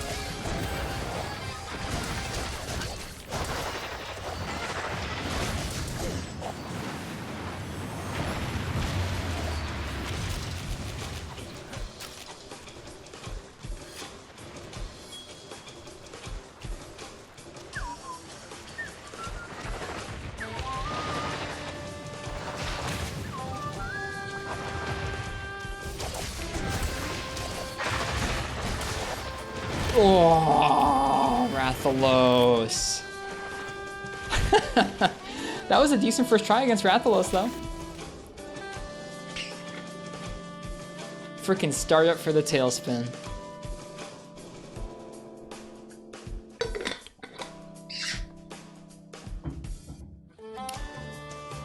That's what got us the last time we were hunting him. That's probably our best attempt so far, though. Yeah, there's a big Apex topple. You can knock them out of their charged up hit zones, and they generally will be exhausted for not very long. 1 or 2 moves. Looked good. I'm not worried about Rathalos. Apex Rathalos is not hard. At least to me. I don't know. I shouldn't speak in absolutes. He does not challenge the things that I find hard in a Monster Hunter game. Alright. After this attempt, we're going to sing the Dongo song.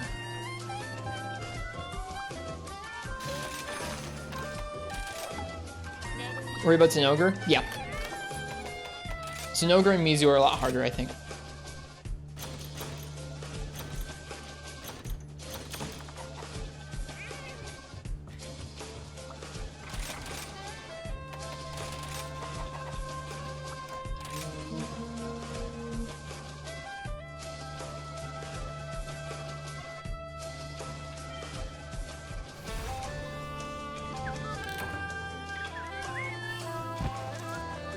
I don't know, we get a couple more runs that good in the next few hours, we could get it clear.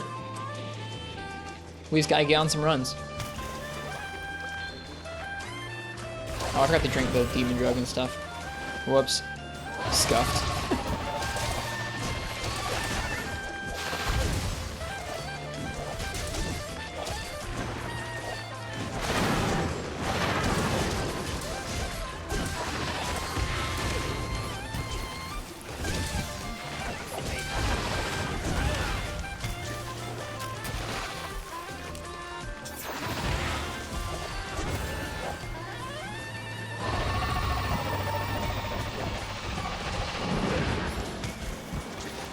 That ain't it.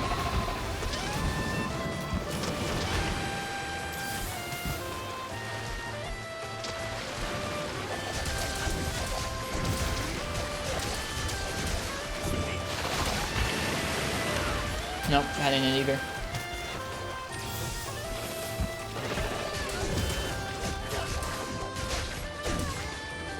Oh!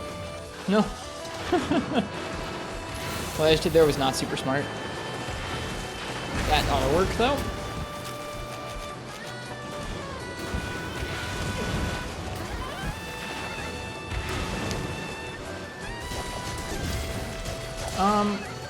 Etiquette for sieges. When you say sieges, do you mean rampages, Erica?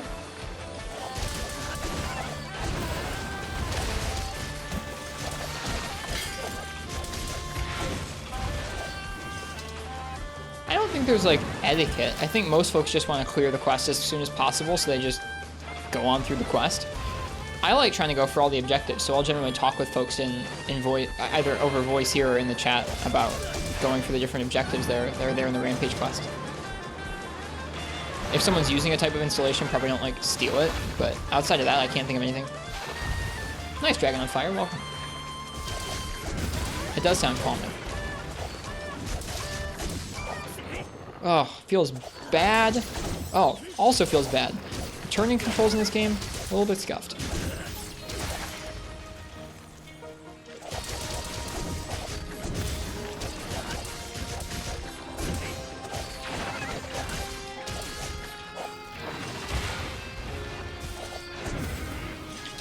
Too early, way too early for that roar.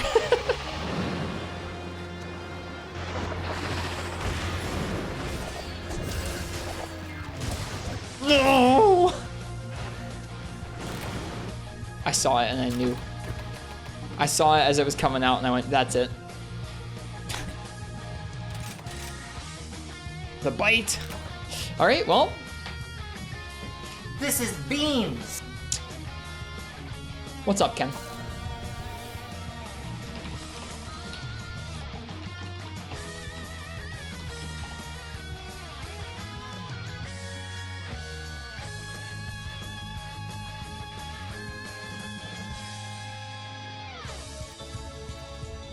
Actually, never mind.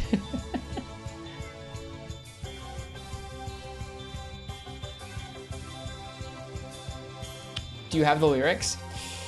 I have the lyrics. I just found the lyrics in Japanese. Have I practiced? Not really. Not really. I thought about it, but not really.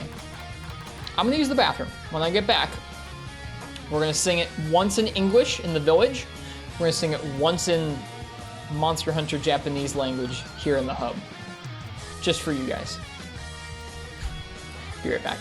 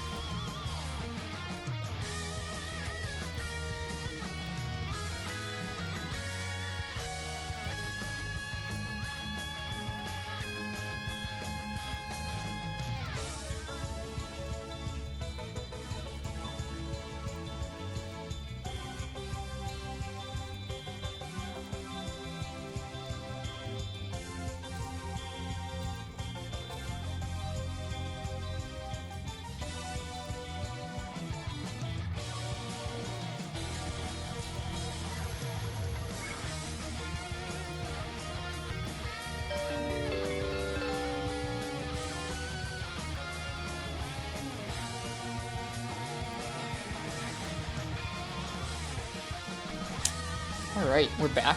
Let's go ahead and fade out of this lovely Monster Hunter music. Or I guess Monster Hunter tribute music, rather. Let's get back into the in-game music here. That was the, that's Proof of a Hero. It's a remix of Proof of a Hero that was just playing Dragon on Fire. So, like I said, we're going to sing the English Village version and then the Japanese Hub version. I have not really practiced. I have sung them jokingly out loud once or twice. I've never sung the Japanese version out loud. Annie is also here.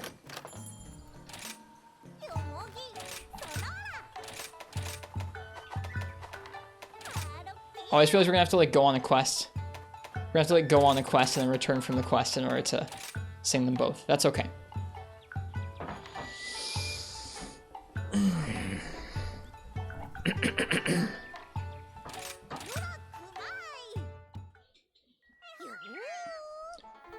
One, two, three. Gazing at shiny lights in the sky. Suddenly, some falling stars fly by. With eyes and mouths, they look so sweet. Fluffy bunny dongo, it's a tasty treat. I messed up a word, don't worry about it.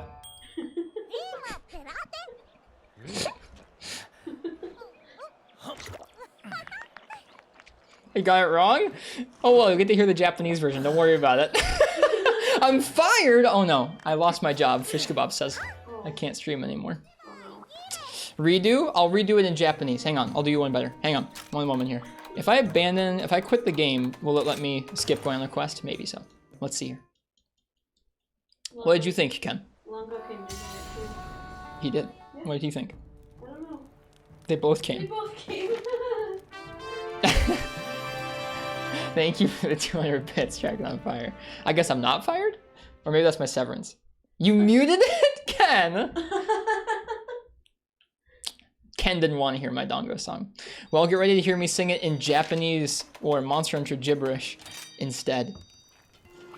This is going to be way, way worse. This is going to be way, way worse. You were expecting... Why were you expecting me to sing it on pitch with the female? I'm not going to do that. That's actually cursed. Okay, again.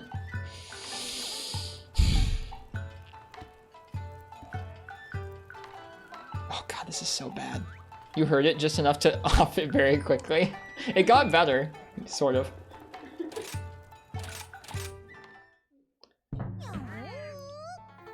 Ui wa da aru iro ita ni to de ni. Na na na ne nu ni te eta uda. De na na ina na ta in na. Hi. Shikado da na na na de.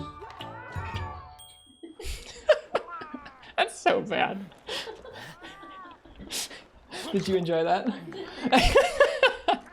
That was way better, was it? Unironically better. They have preferred that to me singing it in English. Maybe because the English words are kind of dumb. Super better. I mean, the English words aren't great. Folks liked that better. I'm like slightly offended.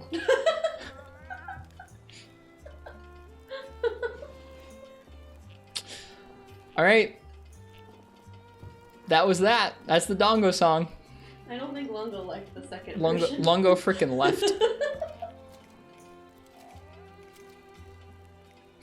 Went from a 1 of 10 to at least a 4 of 10. Why, thank you. Why, thank you. Thank you for the clip, Bio. Have fun. Will you take the cat with you? Thank you. As a show choir kid, you don't know whether to be offended or amused. It's not my fault that my native language sucks. Hi.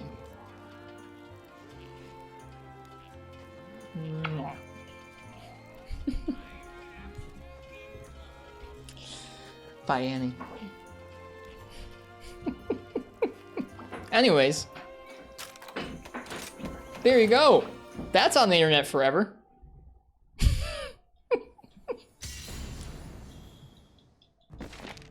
Hey, we rolled over 550 hours. When are we doing that again? You can watch that as many times as you want, but I don't know if I'll do it again. I didn't mind it that much. IRB Gudja, thank you. Thank you for the sub. I suppose thank you for the sub for Dragon on Fire. MH Gen credits next. I'm not saying I wouldn't do it. I would probably definitely do that. Please don't sing the GU credits. We'll have to see at the end of GU. Not just when they play, the end of GU. The very end of our streams of GU. That's when I would do that. Just like this is the end of Rise. Oh my goodness. Oh, I didn't eat for the frickin'... I have to quit again. Thank you for the bits. Y'all are really kind. I hope you guys appreciate that. I hope you guys enjoy the stream. In like 5 years, you can prepare for that. Yeah, in 5 years, I'll be a crusty, jaded streamer. And I'll be like, God damn it! Why did I promise I'd sing this dumb credit song? I'll sing the song.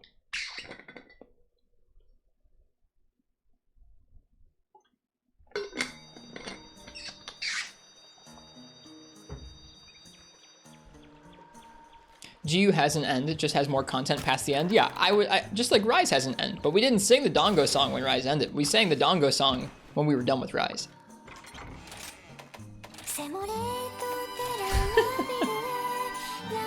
Enjoy the sub, Ken, from Quill. Thank you, Quill.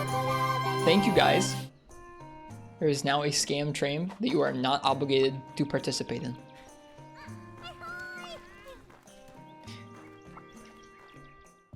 You guys' support for the stream does mean a lot, but it's not why we're doing this, so. It's appreciated, but no obligation. Thank you guys.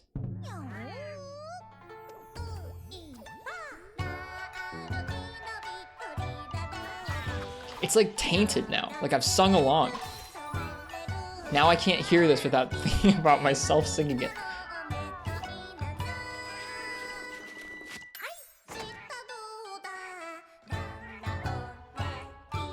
You'll have fun with this VOD. You just missed the song, Marths.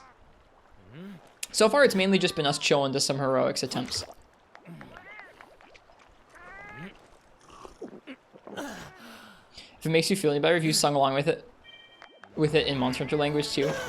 Hello, Crawny DLC. Welcome. Oh, did you already put it, Bio? Thanks for putting that there. Dongo song and Dongo Ayaya. Thank you, Bio. You're a saint.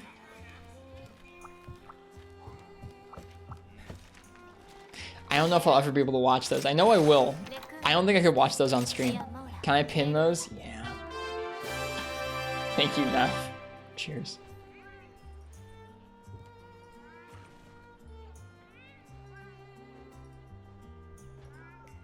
Scam train Pog U. Yep, we're there. Yeah. How you doing, Crawny DLC? Welcome to the stream. We're doing some adrenaline attempts on a tough quest and singing the Dongo song. What's up, Ken?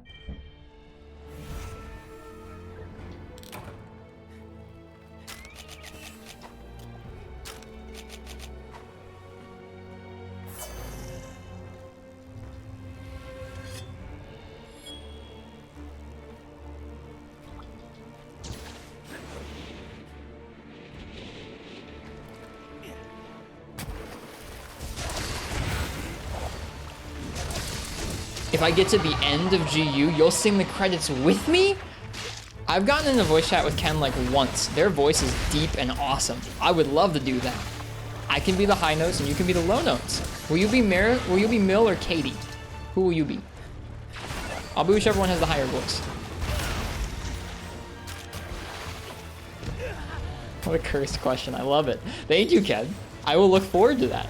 Now I can look forward. We can both be crusty and tired of Monster Hunter and be like, this sucks, but we're gonna sing this freaking song.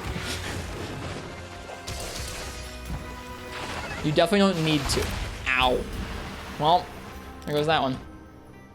Yeah, you definitely don't need to Dragon on Fire. That's the thing is like, I don't know. Getting paid any money to do this is really awesome. And it's like kind of insane that that's a thing at all. That enough of you are here subbing and donating things that I get any money from it, but it's truly not why we're here.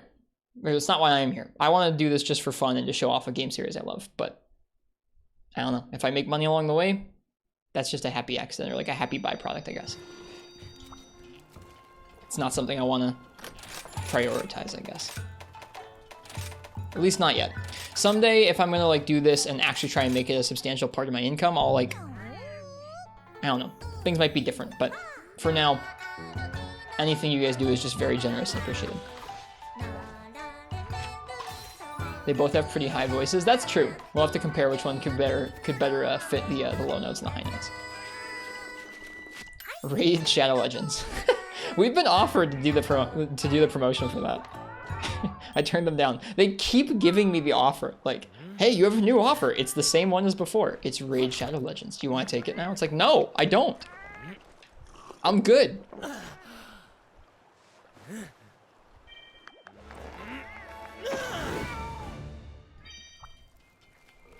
don't know. I didn't read all the terms for it, but I imagine it's like you have to get a certain number of people to sign up, and that will like influence how much they pay you out or something. Meh.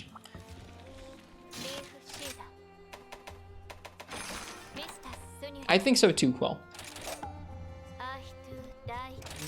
Okay. We've had fun with the Dongo song.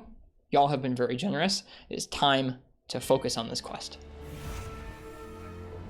Got like 2 more hours before I gotta go to bed and get ready for a trip tomorrow.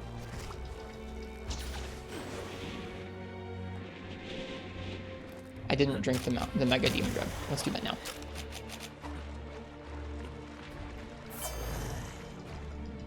I guess you can kind of just sharpen like this because it doesn't matter if she hits us. Or it hits us.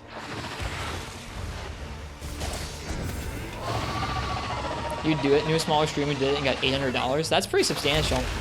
I guess if I'm hard up for cash IRL, I'll be like, yo guys, I know this isn't Monster Hunter, but I want to pay my bills for the month. I think my goal will be to not need to do that, but it's good to know that's out there, I guess.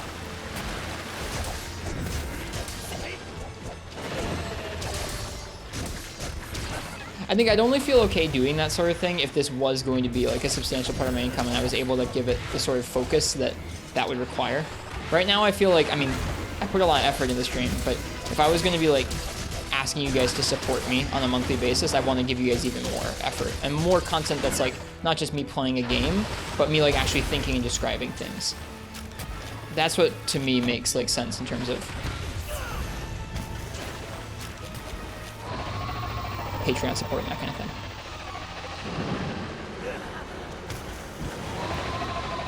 That's true. That's true, Ken. That's a good way of looking at it.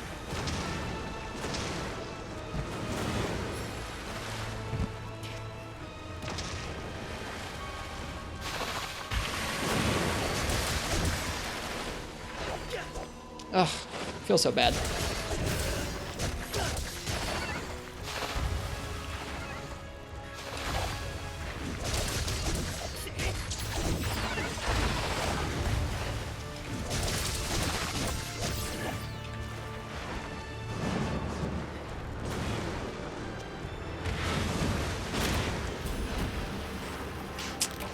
Ow. Well, at least the Moxie didn't proc.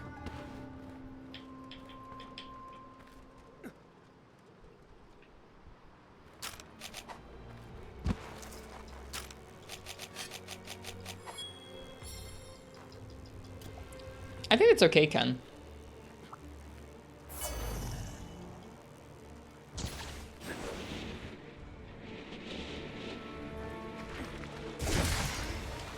Wow. Okay.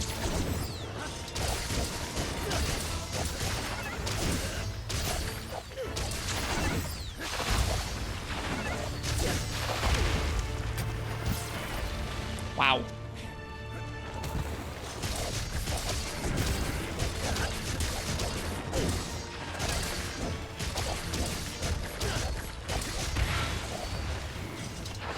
Don't worry, they can't count until you get it for you.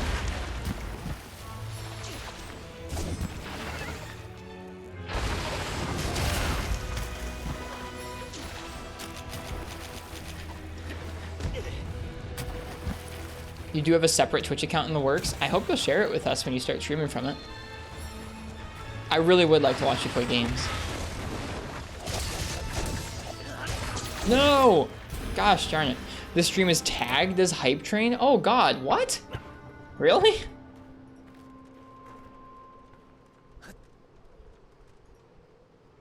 We had one. I don't have a tag on it in my stream info panel. Like with this, the tags I'm choosing, I don't have it there, but I didn't know it did that automatically. That's kind of hellish. Probably a PC quill.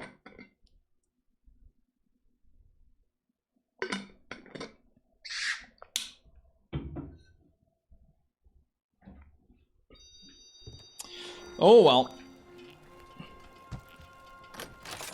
Enjoy your lurk, Erica. Thanks for chatting.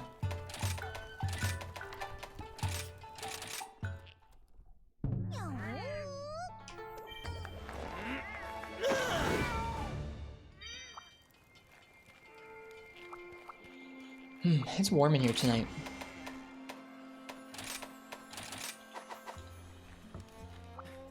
Tagged as English and Hype Train.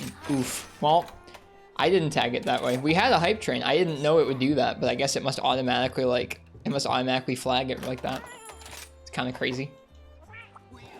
That's so weird.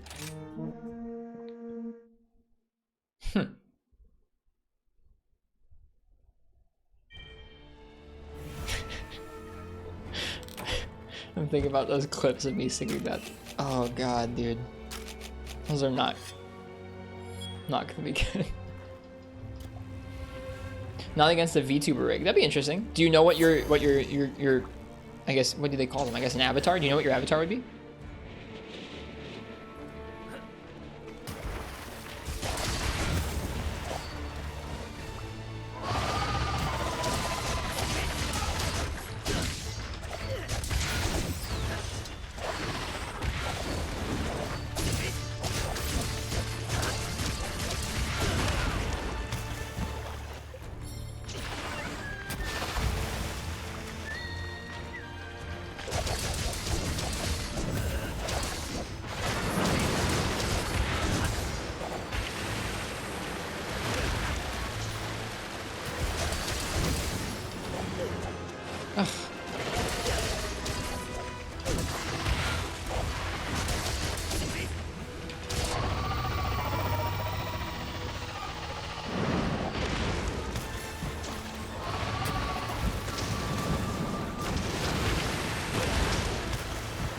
Shoot.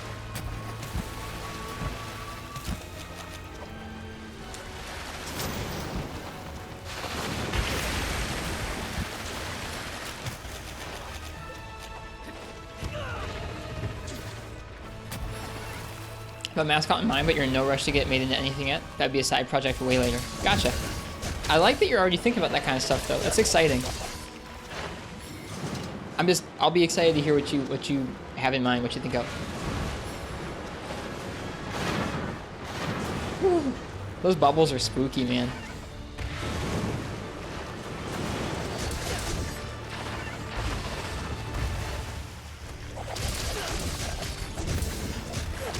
No!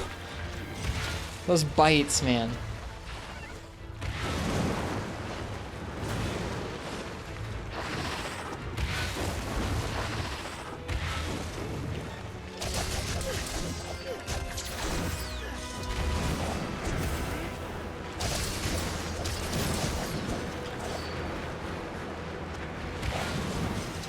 Ugh.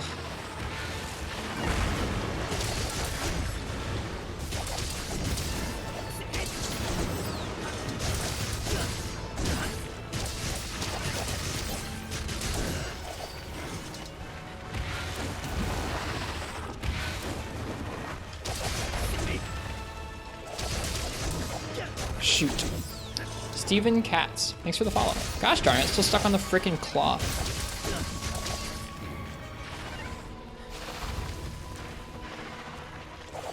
Should sharpen.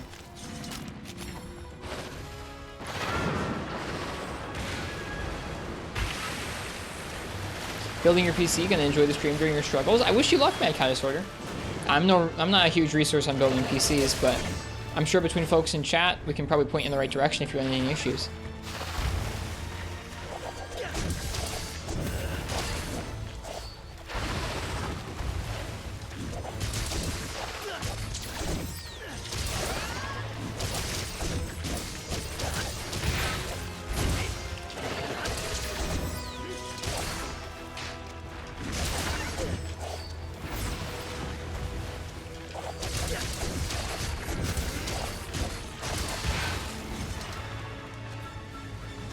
We once had a Megala trio, now we have a beef trio. It's true. Just cable management and making it look good? Gotcha. Otherwise everything's going smoothly? Well, good. Glad to hear it.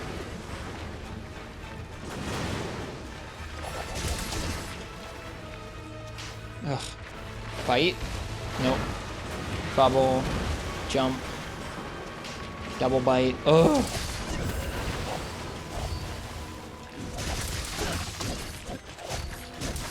No!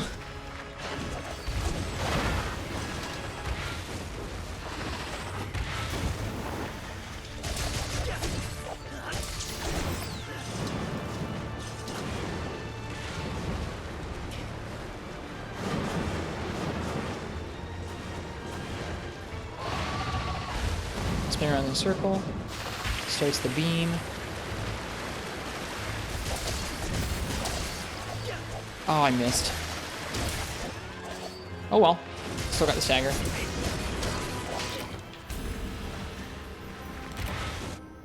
Still have Moxie, but man, that feels rotten. Feels super rotten. Being so far away from its mouth and getting hit by that. Hey, Monstropolis, it's good to see you. Chomped? We did indeed get chomped. But, since we didn't proc Moxie the first time, we get to go again. How many runs have died to Turbo Bite?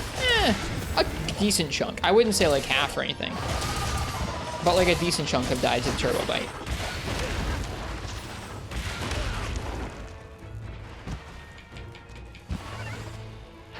You're only one quest away from this, Ken. I hope you have fun. It's really a cool quest.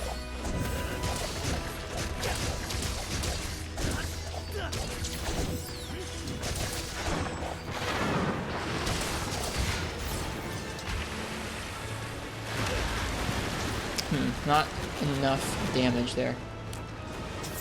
Cool. Enough healing though.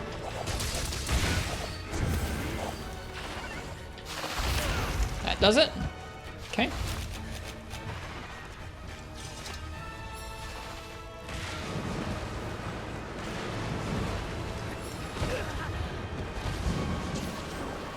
It's gonna be around in a circle, but further away. Yep.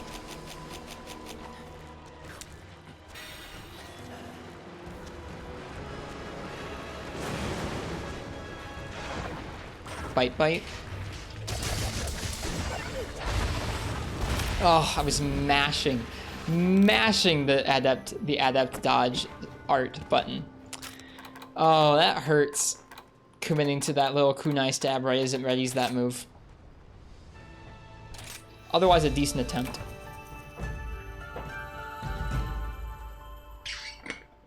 The event quest with Apex and Ogre and Mizu still kicking your butt? I haven't tried it again because I'm focusing on this.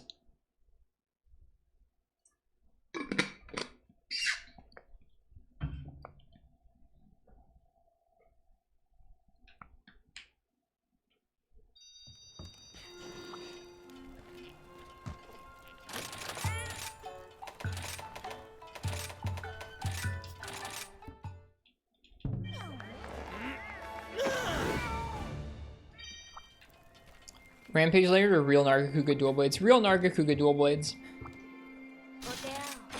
For the affinity. Yep, here's the set. Full Valstrax with a Protective Polish 2-slot charm. Protective Polish 2 recovery up to 2-slot charm. Then full Valstrax with Narga duals honed for attack.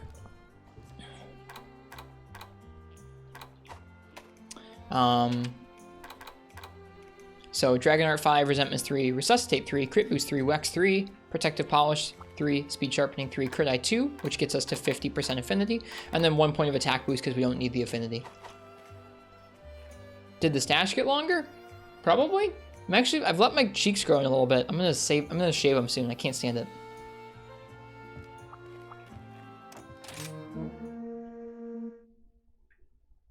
You probably can't see it very well. It's really light, but Am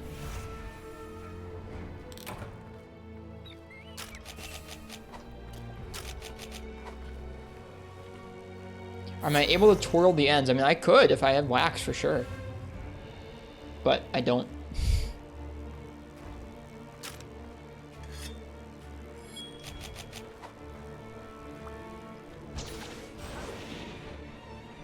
Where to send the wax? I've had the wax. I just don't like it. I don't like stuff in my hair or anything. Why attack boost 1 and not something like agitator 1? Is it higher value? It's a 3-slot too, so it's like any 3-slot skill I can put in there. We don't need handicraft because it's Narga duels.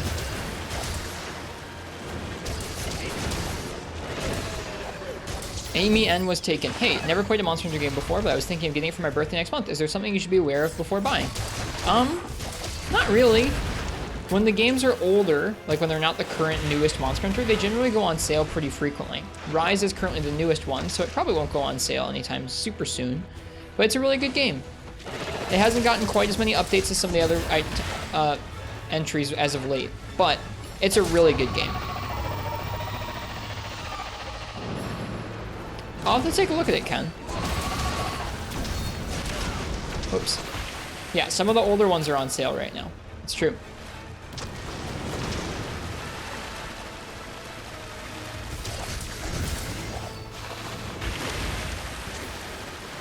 Isn't World also on sale? I don't know. It should be.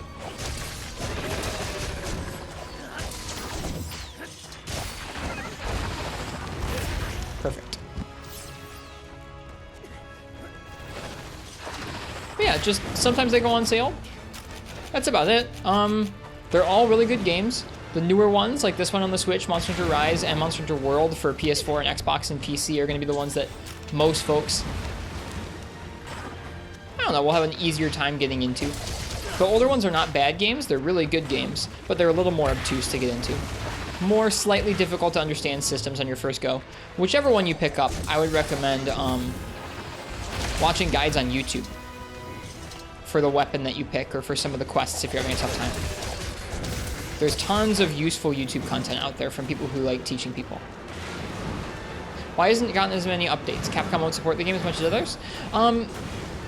It's already gotten 3. They've been paced a little bit differently than some of the other games, and they haven't said if there are going to be even more updates to come. And Capcom hasn't given a reason why they haven't done quite as long of a roadmap as some of the other games. Not every Monster Hunter game has had a big roadmap or anything. They're generally not like games as a service titles. The last one had a kind of a games as a service vibe to it, but in general, Monster Hunter will get a couple content updates if we're lucky and some event quests, and that's about it.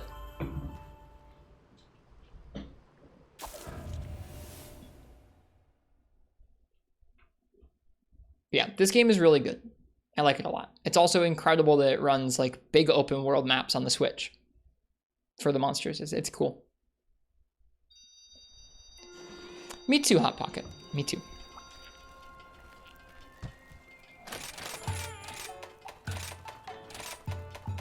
It is a game that takes a little bit to get used to, but I don't know. I think the games, especially if you're going to go through and kind of, I don't know, watch some guides about the weapon you choose or the specific game you choose to pick up. I don't know. It can go through pretty, I don't know. I feel like it can kind of lead you through pretty well. Thank you, Monstropolis. One more, please. Feels good, man. Thank you. Last question. Why do you keep playing after finishing the story? What motivates all fans? I have fallen head over heels in love with this game's combat systems. This game and all the games in the series have a lot of different weapons, and each of the types of weapons play very differently from one another. I'll show you an example really quickly in the training room. Just so you can see, I've been playing dual blades tonight. I'm trying a specific challenge of a specific quest that I want to do in a tough way, where I'm playing where I basically can't get hit at all. I can't mess up. So dual blades are really fast hitting, and you can move pretty fast and dodge around and everything. And then you switch to another weapon type, and let's say, yeah, we'll do greatsword. You switch to greatsword, which is one of the slower weapons, and all of a sudden, instead of doing all those tiny hits, my gameplay is now about charging up really big hits and then getting out of the way. So you kind of have to get used to where to place those hits, but they do so much damage, man. So much damage. I overcharged that, but whatever. The depth of gameplay in this game that won't let me go is like there's always room for improvement with greatsword or dual blades or any of the weapons against a lot of the different bosses or monsters in the game. And to me, that has proven to be endlessly interesting and addictive and fun. Is to like gradually get better, gradually try tougher challenges, gradually just try and get more used to the whole different types of weapons. Yeah, it's not a story motivated game. There is a little bit of story in some of the games, but it's not much. It's definitely a game that's about going through the game and experiencing all the different boss fights, and then after that, deciding if you want to make really strong armor or weapons, if you want to do really hard challenges, if you just want to enjoy playing with friends. There are lots of different ways to enjoy the game. Some people will only play in multiplayer with others, some people only play solo, some people just kind of play through the game and then stop playing it, some people will play through the game and then do challenge runs on it. It all depends on how you like to play. I hope that's a good explanation. You can ask as many questions as you want, by the way. We're just doing the same quest over and over. I'm doing a quest, like I said, where I basically am not allowed to get hit or else I die. So we're just kind of, we're chatting while I'm trying to focus in on this. It's all self-motivation. Yeah, I would say so. Once you've beaten the game, yeah, sure. But before that, your motivation is to get through the game, hunt every hunt, and see all the sick gear you can make. Like each time you kill a new monster for the first time, you'll be able to make their weapons and armor, or at least you'll be able to see the weapons and armor. It might take a couple hunts of them to get all the parts from them that you need, depending on what you're trying to make. But after you've gone through the game all the way through, it's generally about farming up things that you want to collect, or playing with others, or trying challenges. But yeah, it's a lot more self-motivated at the end of the game. Some of the games have big end game grinds that you can sink your time into in terms of like, I'm going to keep grinding towards this one goal, but this game doesn't have that.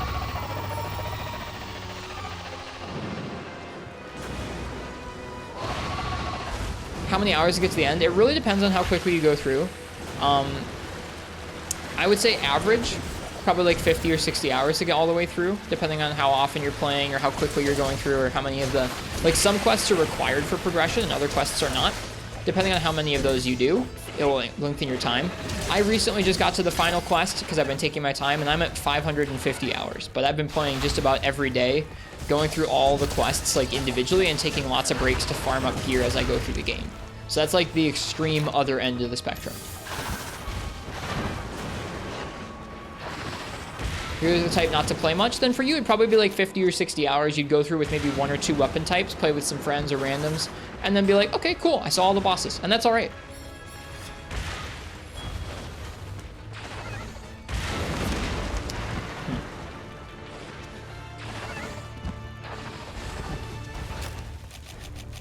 Yeah, last year we played 1,200 hours of one entry in the series on the 3DS. Which was a pretty cool year, not gonna lie. That's gonna be an experience I remember forever, is playing through 4 Ultimate over the course of a year. There we go. Yeah, that's a good question from Ken. What platform you have access to or what platform you want to play on will dictate what game you get. Switch? Yeah, then you have an older game called GU, which has loads and loads of content, and you have this newer game that just came out that's a little bit, I don't know, more advanced in terms of graphics. A little bit more modern and fluid in terms of the combat. They're both great games. GU is currently on sale, which is also pretty awesome. It's like 15 bucks right now instead of 60. Oh yeah, there's a demo as well. That's a great idea, Ken. Demos are a great way of trying the game out. Demos don't really ease you in all that well, but if you want to kind of see how the controls feel or what the maps look like, it's a good way of doing it. The demos are, I don't know, a little, I don't know. They're not a great onboard, but they are a good way of seeing the game in action.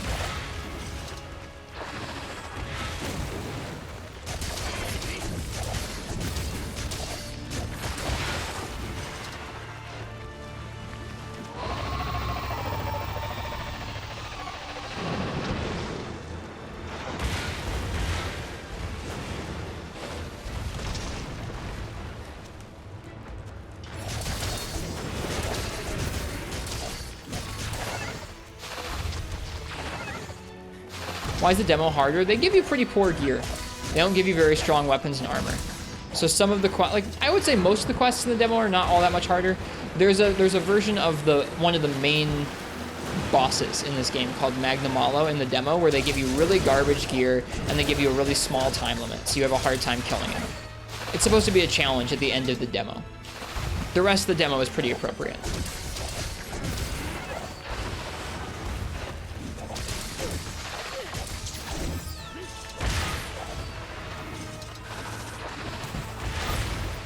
That was cool.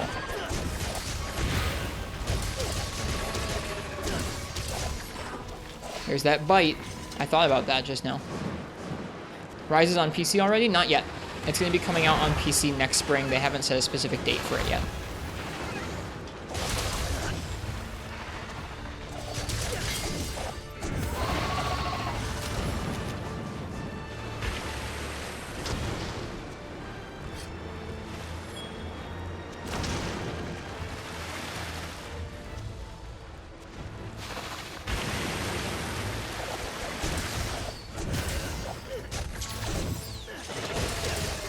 There probably won't be crossplay. We don't know for sure, but none of the previous games have had crossplay between PC and console. There's been one game before this has come out on PC and it didn't have crossplay. But there will be a lot of people who are playing Rise on PC, true.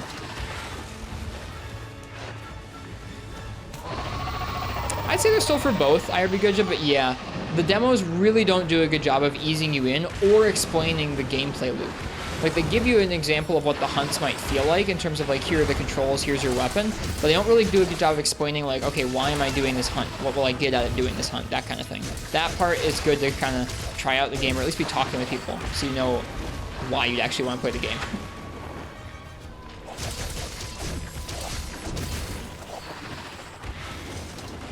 Would I recommend Story sending new Monster Hunter players if they like Pokemon? It's not really the same thing as the main games, but it's so cool. Sort of can. Not really. I mean, it's never gonna just hold your hand and be like, here's why you just did this quest. You just did this quest so that you can make an armor set. But, I don't know, in general, they'll call you over to the smith and be like, here's where you make the armors, and you'll look in there and you'll see the armor from the monster you just fought. But, yeah, it's kind of it's a series that's a little bit obtuse to get into even still today. Which is why I say you definitely want to check out some guides on YouTube, because there are folks who do a really good, helpful job of walking people into getting into the games.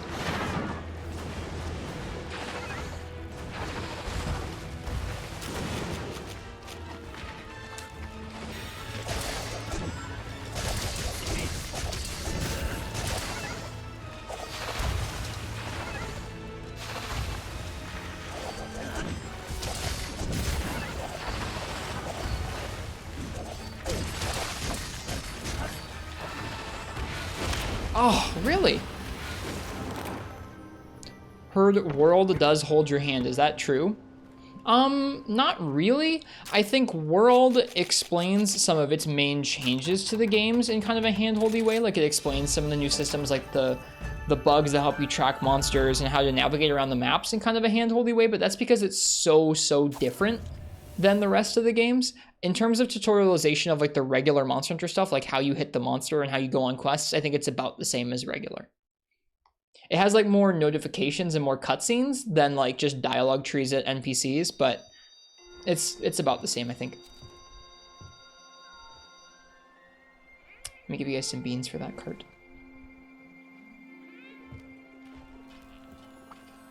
Actually torn between Let's Go and Monster Hunter. Figure Monster Hunter would have a longer lifespan for you.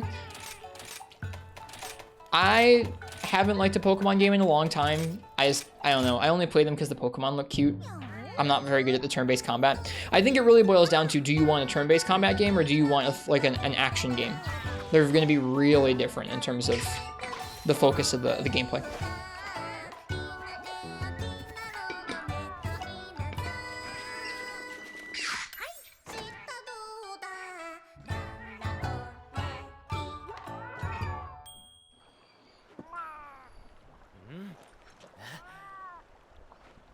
Yeah. That's something that I think is really neat about this series, is like, you, depending on how you enjoy the games, you can play through them different ways. You can play through the game just playing through with only one weapon and go, I'm only going to use this one type of weapon through the game, or going through and trying to play all the weapons, going through and trying to collect a certain type, like, I'm going to collect all the armors, I'm going to collect all of this one weapon, whatever it is. Or, I don't know, just focusing on playing with others in multiplayer, focusing on taking pictures of things in the newer games. There's a lot of different ways to enjoy the games. A lot of different ways. You can speedrun them, you can not speedrun them. All kinds of stuff. It is warm in here tonight. Should probably go get some water in a minute.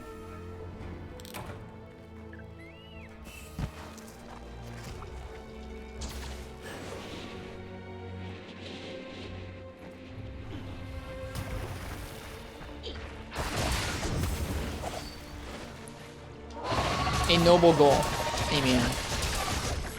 A noble goal.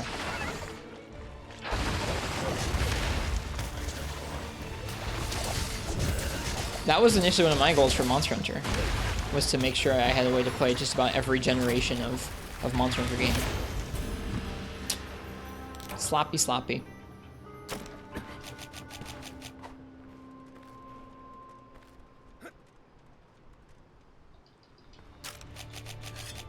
Didn't proc Moxie, so I'll try again. And now I do, it's true.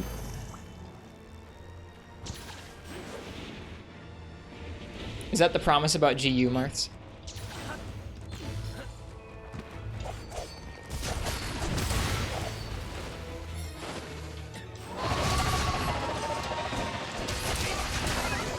Just wait, Marths, there's even more. Ken promised to sing it with us.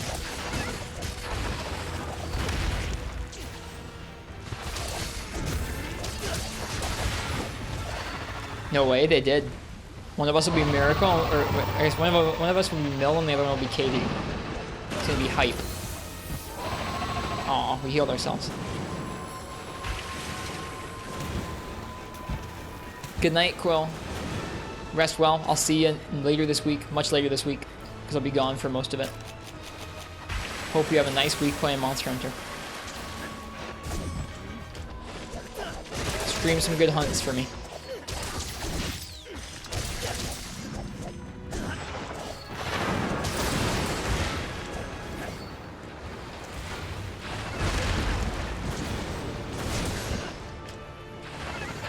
That's what folks are saying, Marks, is like 5 years. 5 years from now will be at the end of GU. That bite, though. Okay, that's that. We got into heroics. Or adrenaline.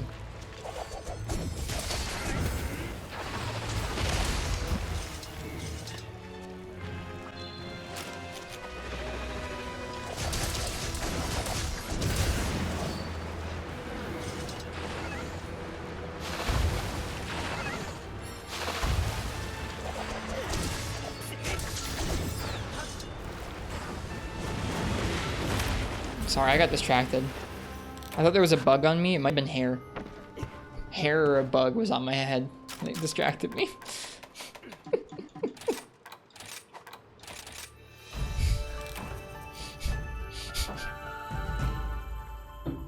Gotta define what end even is. We'll know when we get there. I can't tell you now. I couldn't have told you right now before this that this is going to be the end of Rise for us. But this is the end of Rise for us.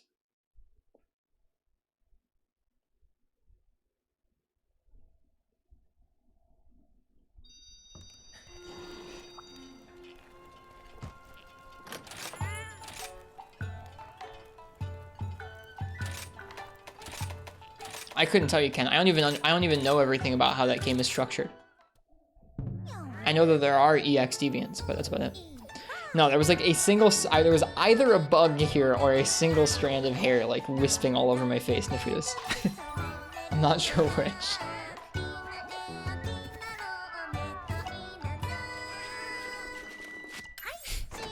I did get distracted though. Destroyed my focus. Maybe we should just slot in focus on this set just cause. One of the things that puts you off are the menus. There's so much info, you almost feel like you're watching an MMO. Learn it gradually, is what I would say about that. You don't have to understand everything in all the menus. You can kind of just take your time with it. It takes, like, there are so many different mechanics in Monster Hunter, and they do a better job of explaining them in the newer games than the older games where there just aren't any explanations. At least the explanations are in the game here. Like, you can boot up, there are notes that you can go into and read controls and stuff. I know this is probably not helping because it's just more info, but at least it's in the game now. The info is there. You can read it if you want to. There's so many mechanics and so many different things that you'll learn them gradually, and you don't need to try and worry about learning them all at once. Ken was saying to look at an agitator deco to see if that would be better than an attack up deco.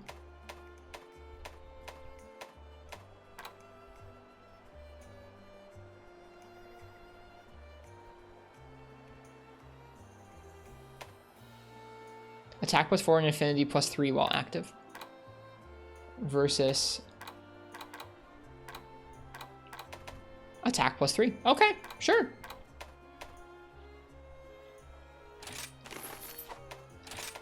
Sure, that makes more sense than attack.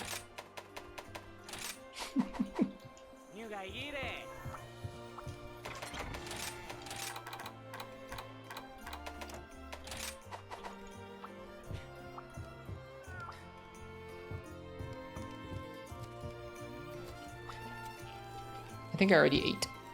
I did.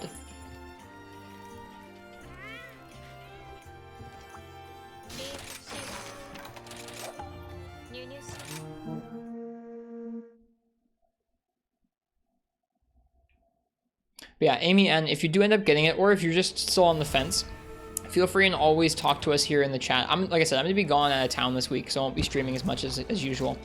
But anytime I'm live, you're welcome to come in and ask me in chat questions about Monster Hunter. I think, especially in this little group of folks, we're always happy to try and help somebody out who's getting into the series, because there are just loads of things to get used to coming from basically any other game series. We do have a Discord, and I have a Twitter if you need to reach out, or if you wanted to reach out when we're not streaming, but that's up to you.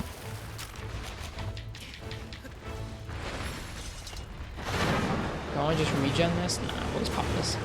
This will be fine.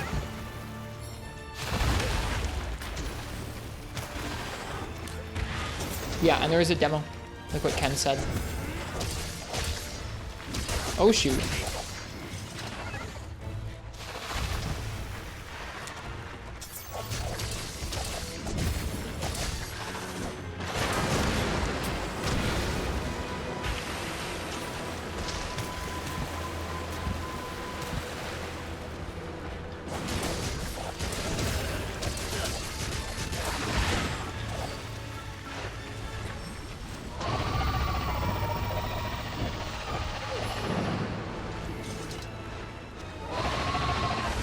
try the demo tomorrow. Just gonna take a while to download. Gotcha. Well, neat.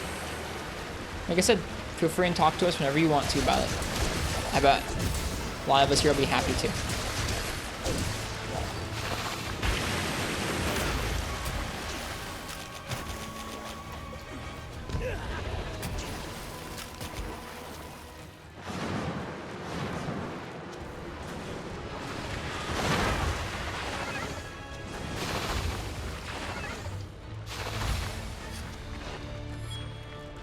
We're gonna be gone for a week. Not quite a whole week.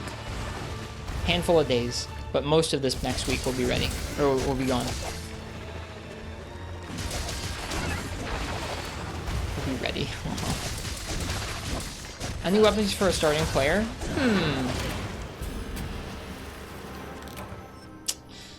I think hammer is always a really solid recommendation. Hammer is a weapon where it's not as slow as that greatsword I showed you, but you still kind of have to charge up some hits and look for openings to get some bigger hits in. It also has kind of a fun mechanic where it deals a type of damage that if you hit the monster's head enough, it'll knock them out, they'll be concussed, and they'll roll around on the floor for a little while. So I really like hammer. I think it's really a fun weapon to start off with. And it's usually pretty strong too. You see a spear where you zip all around? Yep, that's lance. There are two weapons that are mainly based around guarding and being a little bit slower. That's lance and gun lance. Gun lance is a lance with a gun in it that you use to explode things. It's kind of fun.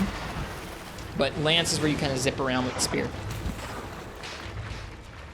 Or insect coil could also be construed as a spear that you zip around with.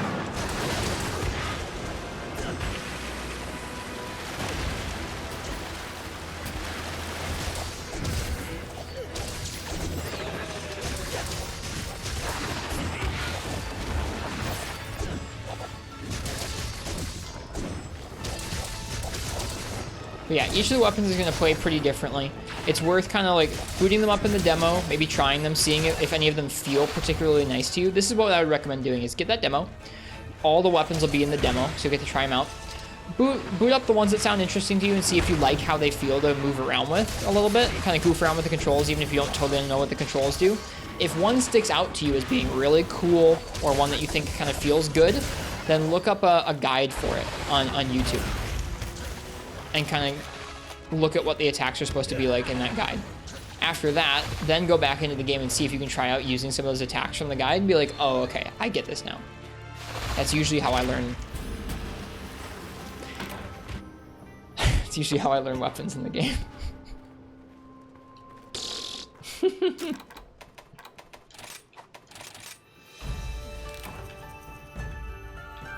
was so far away and it still hit me with that. This quest isn't looking great, is it? We've had one good run, or like a couple good runs, but it's tough, man. Restart. We've been restarting all night. That's something I really like about this game is, for the most part, there are like really, really few and far between examples that kind of get on my nerves sometimes, but in general, everything in this game is kind of fair and telegraphed in one way or another. So whenever you lose, or whenever you mess up, if it happens enough, like let's say you get messed up in the same way over and over from a boss or a monster, there's always something you can like critically do in your head to kind of think, okay, what can I do better at this next time? If this one move is hitting me, how can I get out of the way of that one move? So even if you don't like finish the quest all that much faster, or even if you don't finish the quest at all, you still fail. If you dodge that move a few more times and you're starting to get the hang of getting out of the way of it, there's always like little things you can be improving at when you're fighting the boss each time. And I love that. I love getting just like a little bit better at using the weapon, or a little bit better at getting out of the way of some of the boss's attacks.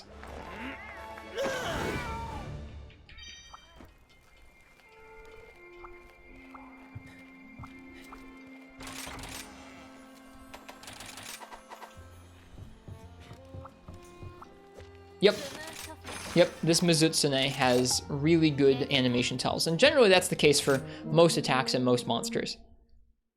Every once in a while there's something that's like, wow, that does a lot more damage than something that quick should, or something like that, but for the most part, everything in this game is pretty darn fair. Another really cool thing about this series is that all the bosses are totally possible with all the weapons. Like, you can do all the weapons either in a group or on your own, and you will be able to finish the boss. Sometimes it takes like using a different strategy than you might on other bosses, depending on if they're like really fast or really slow or stuff like that, but you can approach the fights different ways, but still clear it, which is neat.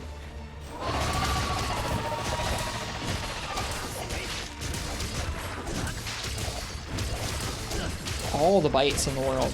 Oh my goodness. Could you just bite us down to heroic range, Mizutsume?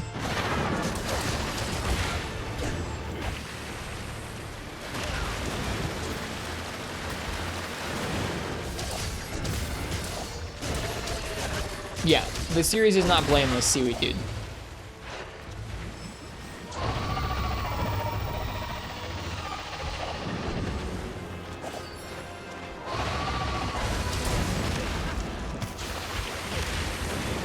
Oh, close, but not quite heroic range.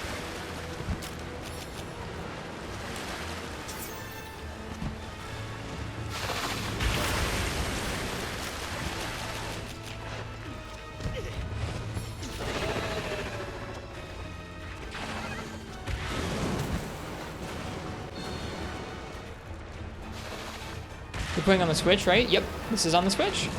This is using Capcom's new Resident Evil engine. This is using Capcom's new Resident Evil engine, which is many things, but is generally more scalable to low power hardware in terms of it scales modern effects and world sizes down to lower power hardware pretty well.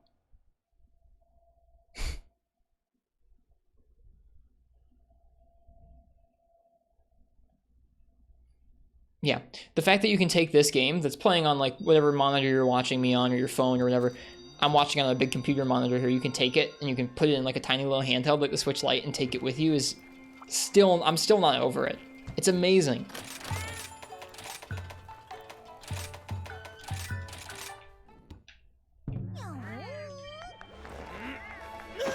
Is there a fast range weapon? Yep. Both bow and light bowgun are both quite quick. Heavy bowgun is a little slower.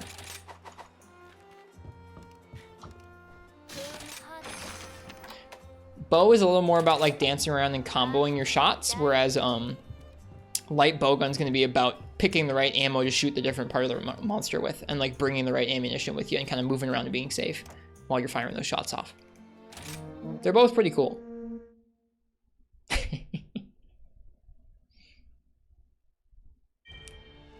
Heavy bowgun can be cool too.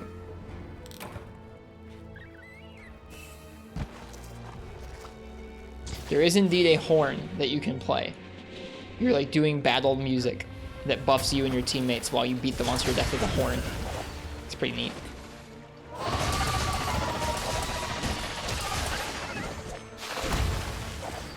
Isn't that for music? Yeah. Yep, you play different songs with it. You have different tunes built into your horn that will give you different buffs for you and your teammates. And it also is like just beating the monster in.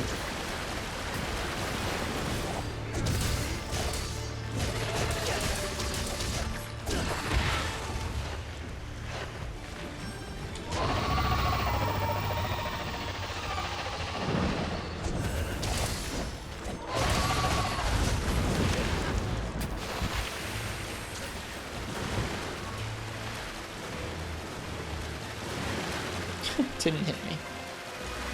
Didn't hit me still. Hit me, please. Thank you. Perfect.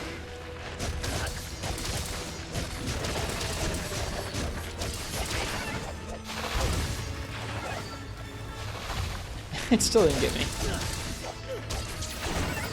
That'll do it.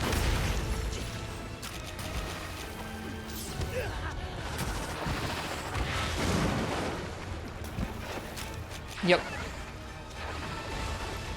There aren't like really like super well-defined roles for most weapons, but some weapons have more support-oriented features than others. Like Hunting Horn has more support-oriented features than most other weapons in the game, but you're still going to want to try and focus on attacking the boss more so than just like dealing out buffs. The buffs aren't that hard to keep up, so if you were just focusing on buffing teammates, you wouldn't have that much to do. But it's neat to have that aspect of that weapon, especially when you're playing in a group.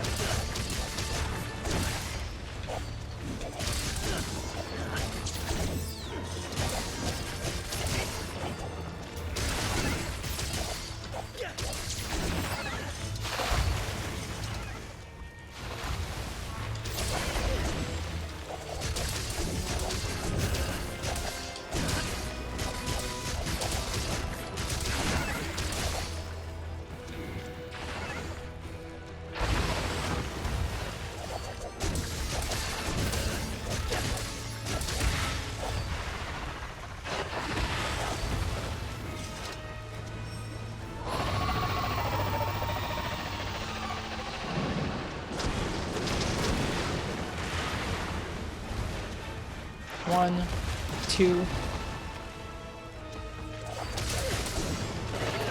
Oh, I missed it. Gosh darn it. 1,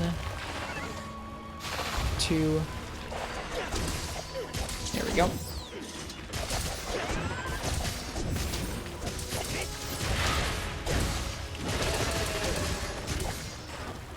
Oh, that bite.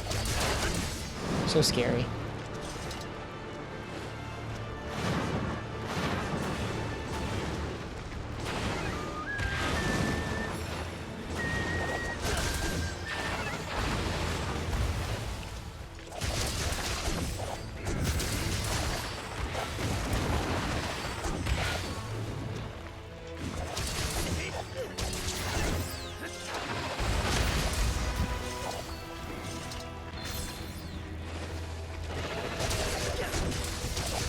No! Okay, we're good. I thought I was gonna get hit by the bite. Sorry for yelling.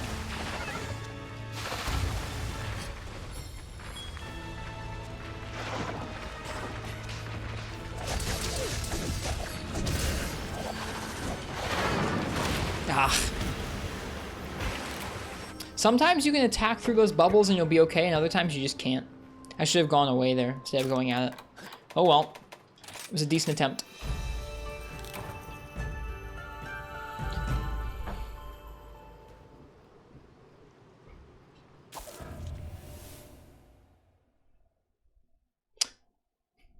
Usually you get 3 attempts to do a quest like this. You get 3 lives or carts. But I'm doing a particular challenge where I'm trying to fight these monsters with almost no health left because it gives me a big damage boost. And I have a special skill that helps me get down to that low of HP kind of easily, but only does it once per quest. So after that, it's really hard for me to get back down to the amount of health I need to start boosting my damage again. So that's why I'm resetting after each quest there.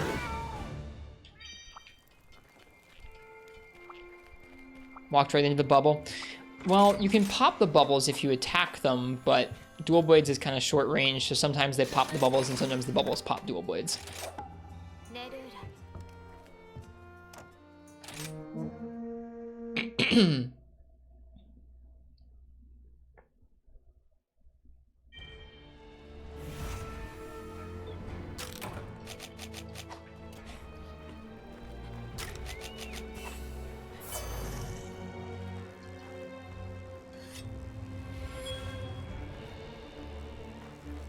I was thinking it was weird you were bombing yourself and were constantly 1 hit away from death. Yes, this is not generally how the game is played. I'm doing this because I'm about to move on from this entry in the series to another entry in the series, and I'm trying to do like one final challenge to send this game off. This is my one final challenge. Usually I don't do anything quite this nutty.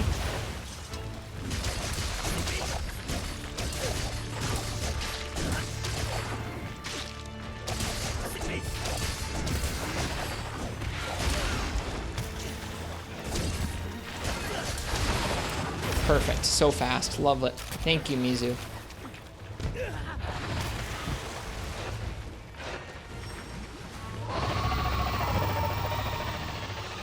Doesn't always buffer out attacks that are big enough to hit us down to our low health that quickly.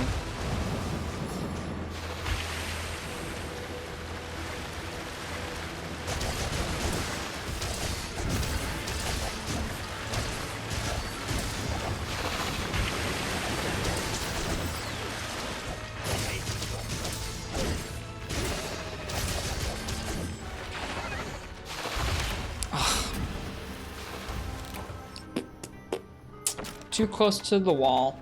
Normally I think I would have outspaced that move. Maybe. Was thinking it was weird. Okay, let's see. This reminds me of that Dauntless game. Dauntless was inspired by Monster Hunter? Yeah, in a way. A lot of the loop and like kind of core of that game is inspired by this game, but there are some differences too. Don't think impact weapons are good starting weapons? I would have to disagree, Ken.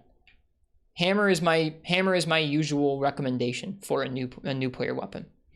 The controls, I mean, like all weapons in newer Monster Hunter, the controls are like just as complex as the other weapons, but I think hammer is pretty simple to get the hang of and pretty simple to use. It's really good to get people to start prioritizing charging up a hit, finding an opening to get the hit in, because it makes you start paying attention to patterns.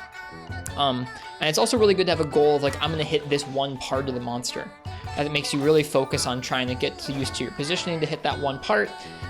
Gets you used to trying to go after one part of the monster depending on what type of weapon you're using. And KOs are just like the cherry on top. Like if you can knock the monster out if you do well enough, and that always feels amazing. So I think hammer is excellent for a first-time player, but to each your own.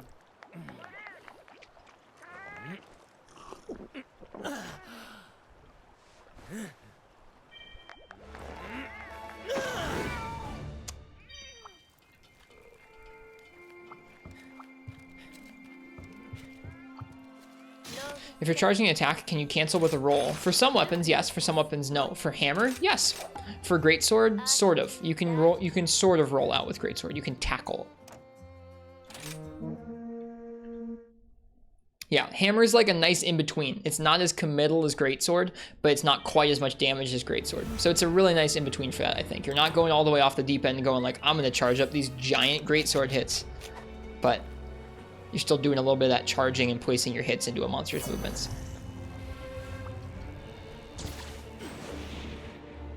I guess Ken. I don't know.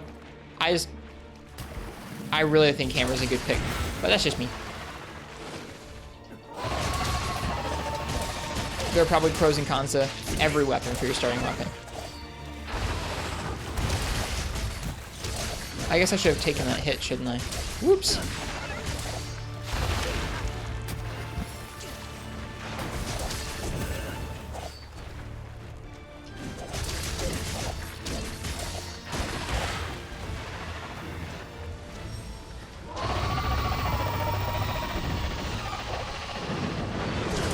So like that time we used to attack straight through the bubbles.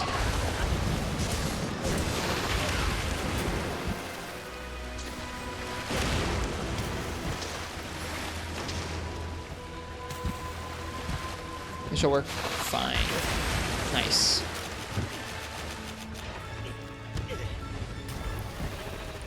This is really nice, but if you go to sleep, it's 2:30 a.m. Yep, it's 1:30 for me. You have a good rest of your night, Amy Ann. It was nice to meet you. Like I said, feel free and come on back and ask us any more questions if you'd like to. Be happy to answer them. Have fun with the demo.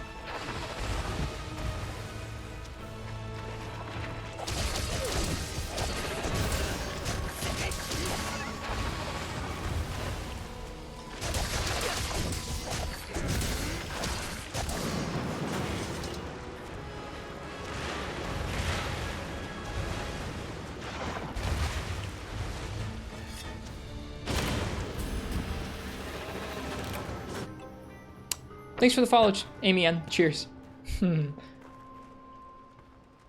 See you around. Sniper bubble. It was a nice bubble shot, wasn't it? Alright, I'm gonna grab some water. It's really warm in this room right now. I'll be back, and we'll keep trying. It might not look like we're getting anywhere, but we're getting, like, a little somewhere. I'll see you guys in just a moment.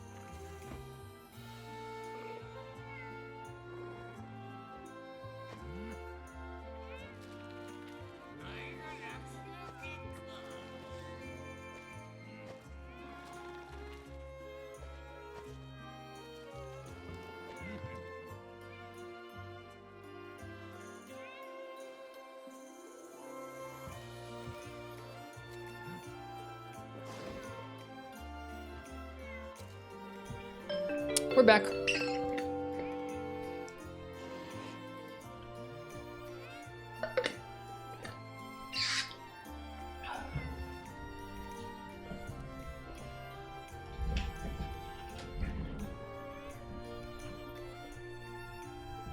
Double Belk. Double Belk's weakness is not its head. Sorry, Duramboros.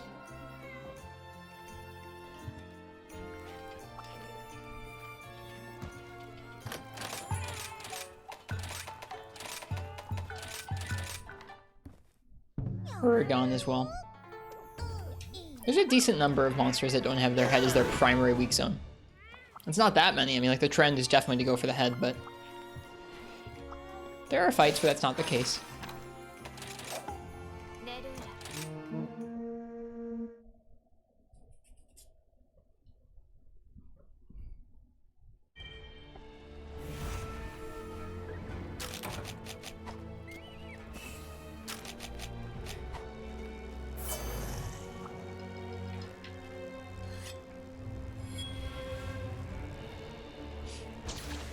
Alright.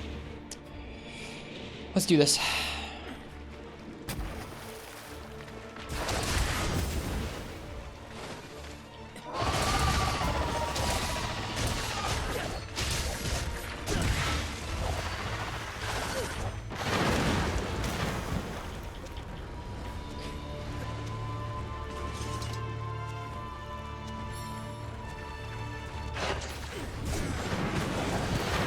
Darn.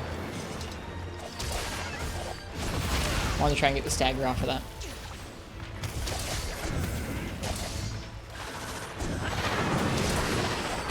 That's not what I meant to input at all, but it worked for some dumb reason.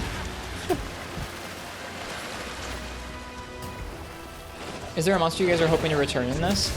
I don't know if we're going to see that many more monsters before the expansion gets announced. I think they've already added quite a few, but if I had to choose one, for me it would be Gen Moran, which was a giant sand whale boss from Monster Hunter Tri.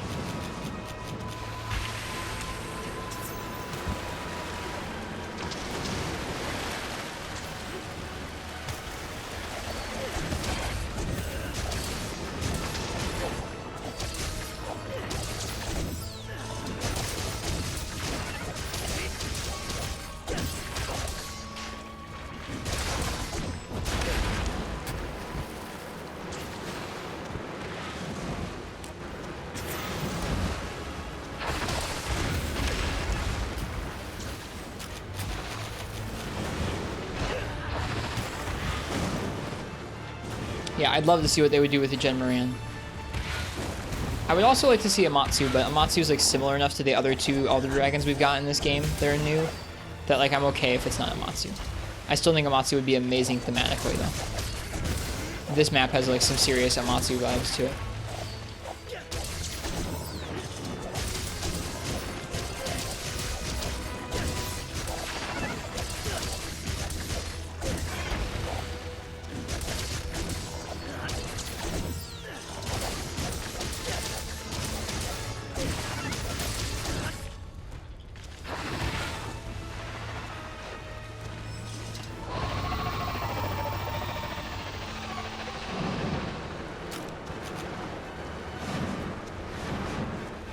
Is this safe? No. God darn it, man. Well, now we know that's not safe. I think what's frustrating about that is that it wasn't the bubble that killed me. It jumped forward, missed with the bubble, and was like, I'm gonna bite you.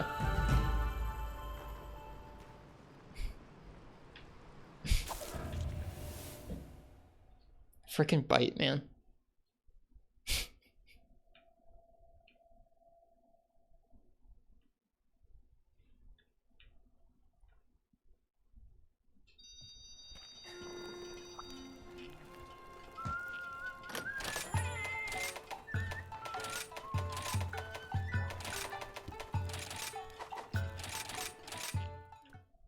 Alright, good night, Fog. Cheers, thanks.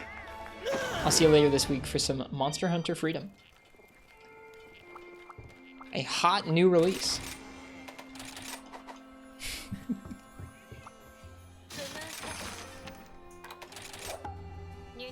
Should sleep too. All right. Well, good night, Ken. Thanks for hanging out with us.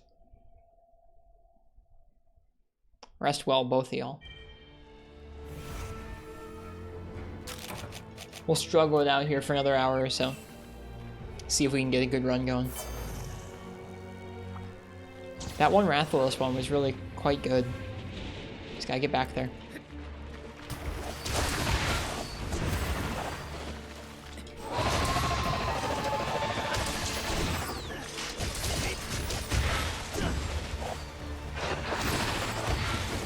I don't know why I dodged that.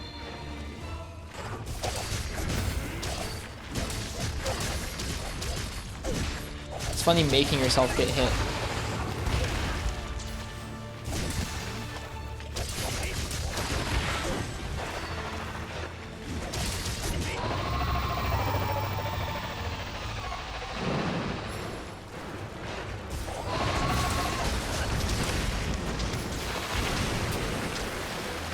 I want to get hit by the bubble. No, I wanted to get hit by the bubble. Oh well, whatever. This will work too.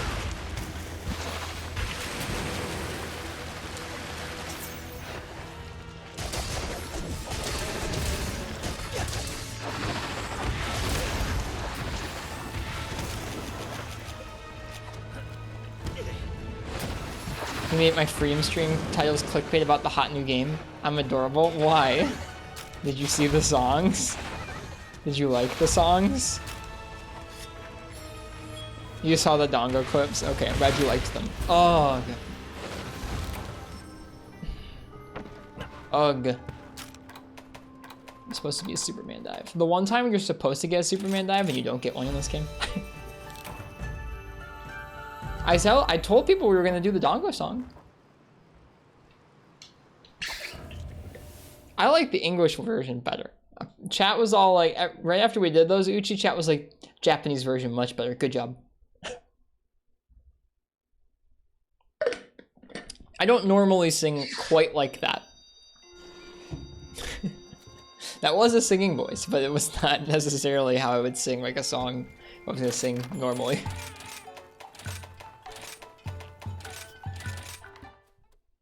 Put my best David Bowie impression, did I? It was unintentional. I hope that put a smile on your face. We've just been trying adrenaline runs. It's been going okay. We got one really good run earlier. You went so deep for some reason. I don't know why. Someone else said they were picturing me singing it in Yomogi's voice, like all high pitched. I can't do that.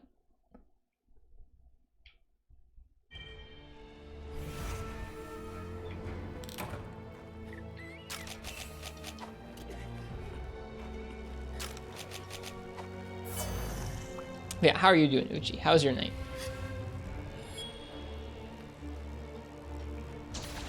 It's a good note to leave off. I think so too. I'm not feeling too upset if we can't finish this tonight. We've gotten to Rathalos once in this quest, adrenaline style, and it went okay actually. We fought him for a good like 5 minutes before he killed us with a freaking first gen tailspin. But I don't know. Most of the night's just been us kind of carting the Mizu, which makes sense.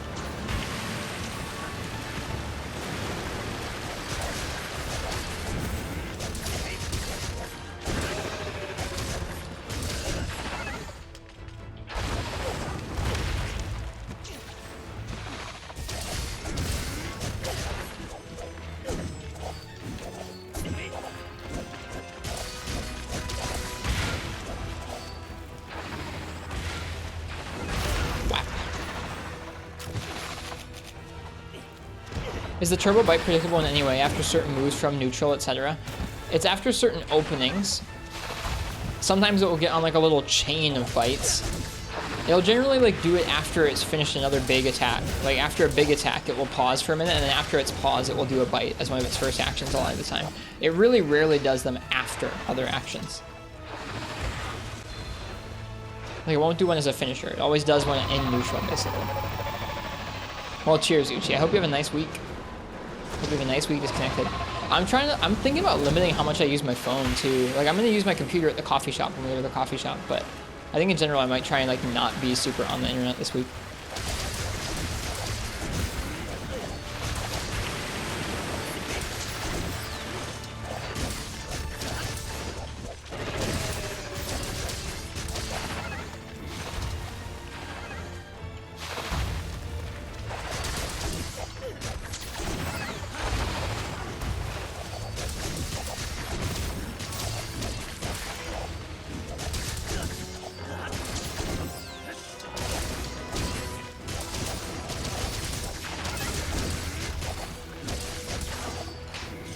Yeah, see, it does it just in neutral like that. So I've gotten used to when they come out. I still will like, it's such a bait, because I still will go after those, like, small openings sometimes for a sharpen or for, like, a cheeky kunai placement, and I'll just get owned for it. I got you, Uchi. I'll probably put some pictures from my trip in the Discord, but you can always see those later.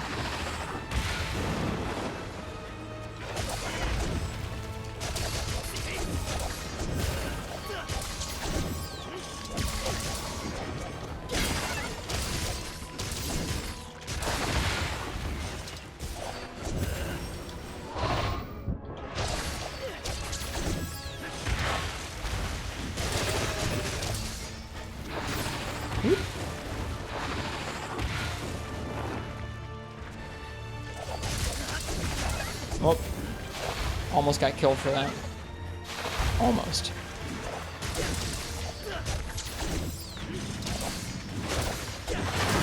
Ah, those bubbles are terrifying, man. There's a way to remove damage numbers? Yeah, it's just in the options.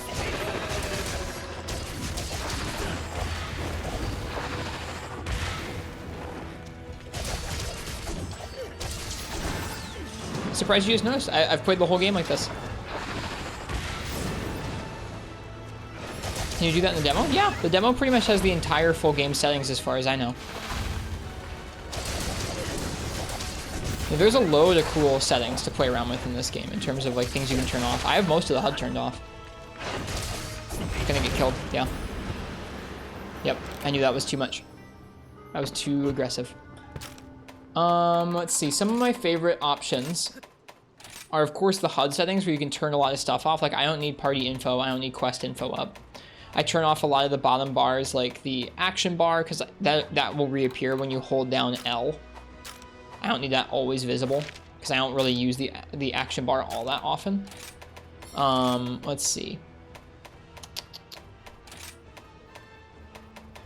I like being able to turn off the monster icons in the minimap. Like, the monster icons up top, I don't really need. I also don't need the minimap once I've gotten used to the maps. Because you can always just check where the monsters are by pressing plus, and then you can see them on your screen there. So there are no X plus A moves in Dual Blades other than Demon Dance? Yep, correct. A lot of X and A moves have been replaced with R2 moves. Why don't you use your action bar in an action game? There you go. Cannot spam messages. I'm in single player game. I can do what I want. Let's see. I like gyro aiming for ranged weapons and for wire bug a lot. A lot. I love gyro aiming. I use it usually in tandem with my analog stick, but then I'll use the gyro for like fine tuning of which way I'm pointing, or quick snappy actions where my fingers might be busy doing other things. Let's see. You can change the camera distance, which I really like. You can have it be really close to your character or really far away. I think really far away makes it feel a little bit more like the old games, so I like that.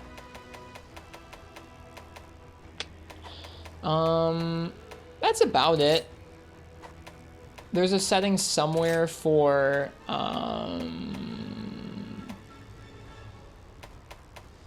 here's hit effects and damage indicators. Hit effects are like the sparks that go off, but they're still pretty visible either way. And then damage indicators is the damage numbers. Player silhouette is like if you want to be able to see yourself when you're behind a monster. I really like that.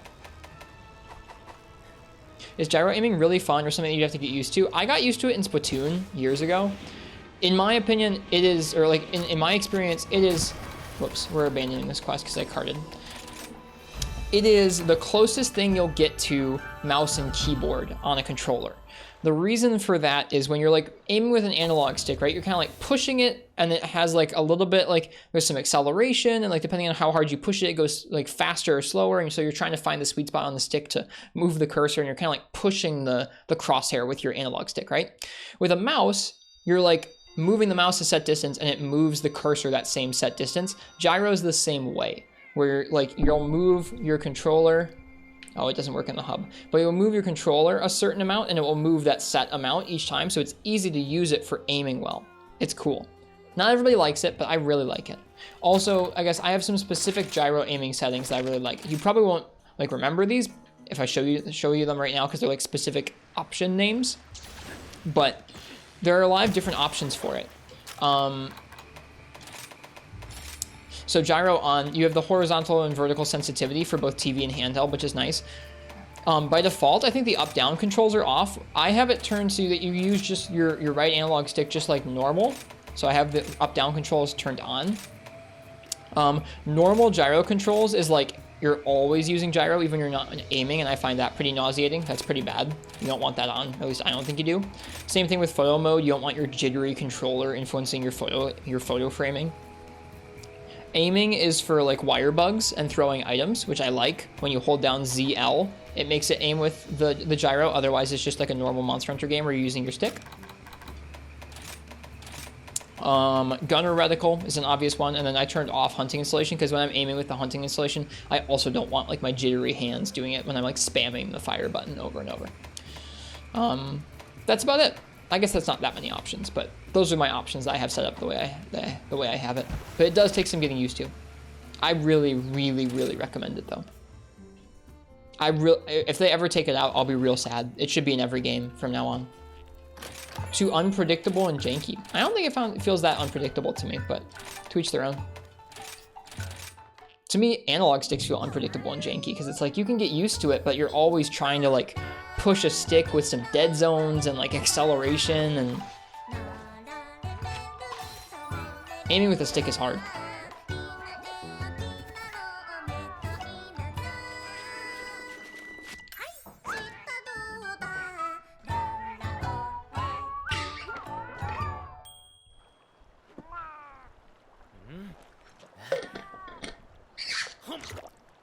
I think it's kind of like the radial menu S-Fox, where it has some utility to it, especially if you really use it to its fullest. You will always be able to out-aim analog sticks with gyro. If you're playing, like if you put some time into both, you will always out-aim analog with gyro. But especially if you're just not, like if you're just going to be like using a little bit of both, you don't necessarily need it to play well. You can still use sticks just fine, just like you can still use the game without the radial menu just fine. Does aiming bowguns have acceleration? Didn't notice any in Freemi Night. It depends on what you're playing on. If you're playing on an emulator, it's going to depend on your emulator settings for how it interprets your sticks on your controller. In general, analog movement on sticks is not just like set. The more you tilt the stick and the faster you tilt the stick, the more acceleration it has. And so depending on how you're moving the stick, it's going to move the cursor different amounts. I'm not sure how the PSP stick, I don't think it feels like the PSP stick has that much acceleration, but there's also not like analog movement in that game. I don't know. Not analog movement like we have analog movement now, at least. There are also gunning folks who I'm sure have better opinions on that than I do, or like, excuse me, more well-informed opinions on that than I do. I just really love it. I hope they never take it away. Do you have any tips for using wirebugs when fighting? You feel like you're not using wirebugs for movement enough during fights. I mean, you can't really use them for movement all that much when your weapon's drawn. Some weapons have mobility options with the wirebugs. I feel like if your weapon has a mobility option with the wirebugs, you should consider using it to get around. Dual Blades has the adept dodge, but it doesn't really move you that much faster than Dual Blades movement generally will. So I just move around with Dual Blades for the most part.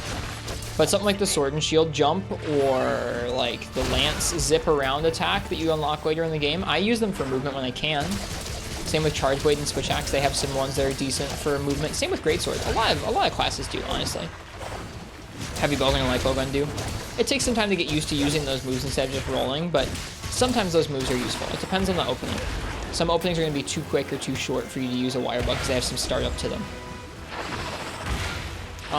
Most fights in the game don't have that many moves that will require you to use a wirebug to move around, but there are some attacks that are really built around it, especially in some of the big boss fights. They're built around you moving around the projectiles or whatever there are.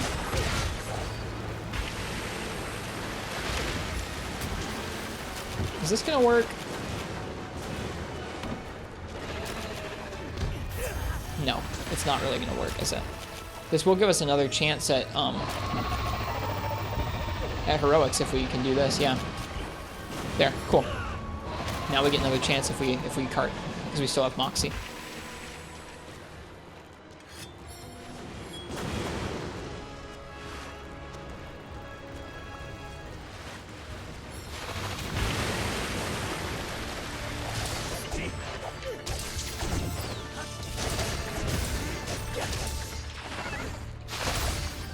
spooky.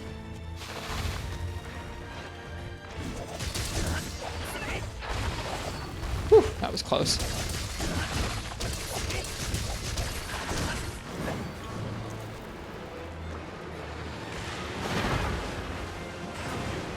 Bite. It just takes time, S-Fox. It really does. I felt like it took me like several weeks for sure to get the hang of the movement and the wire bugs and everything. There's a lot of weapons where I still feel like I have switch skills or movement techniques I'm not really utilizing to their fullest. And I would only do that if I was practicing a certain matchup over and over.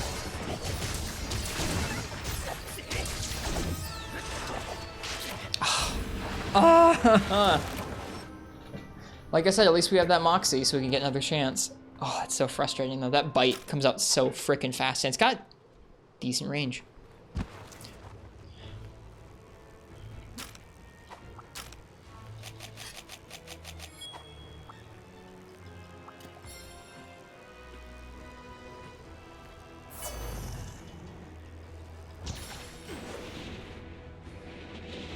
I don't know, Black Wolf Raven. I mean, this monster is pretty similar to a Deviant, and I think a lot of the switch skills in this game are kind of like GU's mechanics.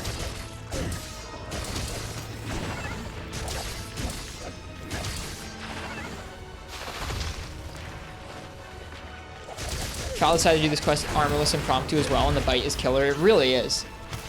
It's a run ender. I wish them luck. I'm sure doing this quest armorless will be quite the journey for them.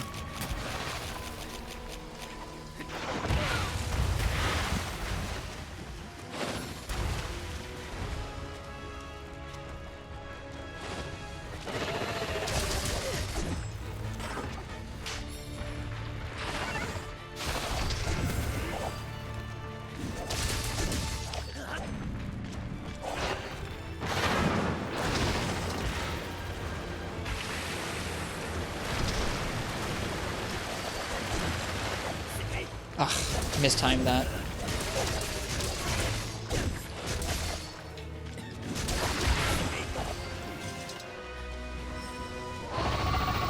Just feeling the high of beating Valstrax naked. Oh, I hadn't heard they'd done it. Congrats to him on that. How long did it end up taking him? I know he's keeping kind of like a loose hour count of how many hours he'd spent resetting or like trying.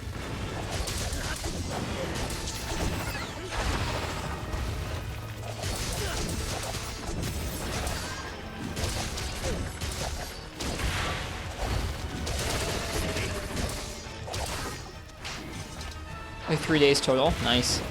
Good for him.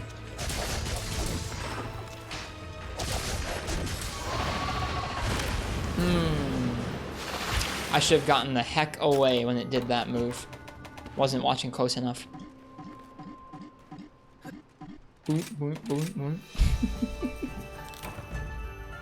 He beat it while widening on Mudra? No! Dude, I know that feel. That feel is so frustrating. I hope he still felt vindicated and like strong and good. Because I was so upset. I was doing advanced Valstrax with heavy bowgun and killed it with Rathian, and I felt so upset. I was like, I worked so hard to get this clear. And Dumpy Rathian stole my kill.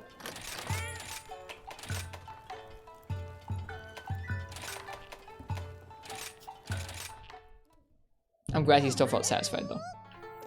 95% of the quest is not all Mudrin, so should feel good.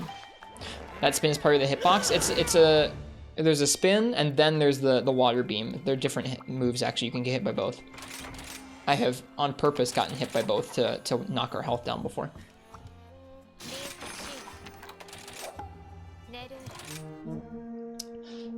Backward dashes backward rolls, S-Fox, and forward hops for Lance and Gunlance are a pretty large deal. Pretty large deal in terms of like player movement options and what they mean for your commitments or overcommitments.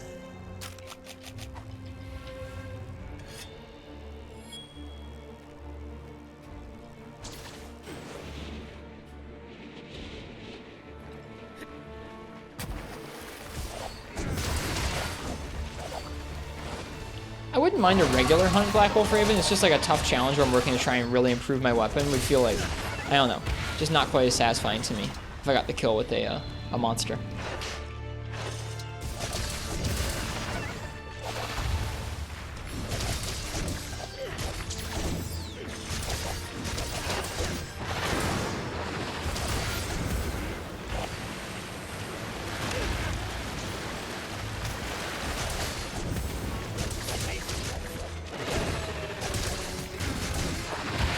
Whoops.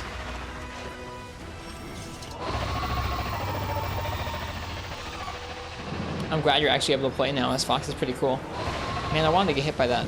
Oh well. Hit me, Bubble. Hit me, Bubble. Gosh darn it. Just wasting time running around being like, hit me.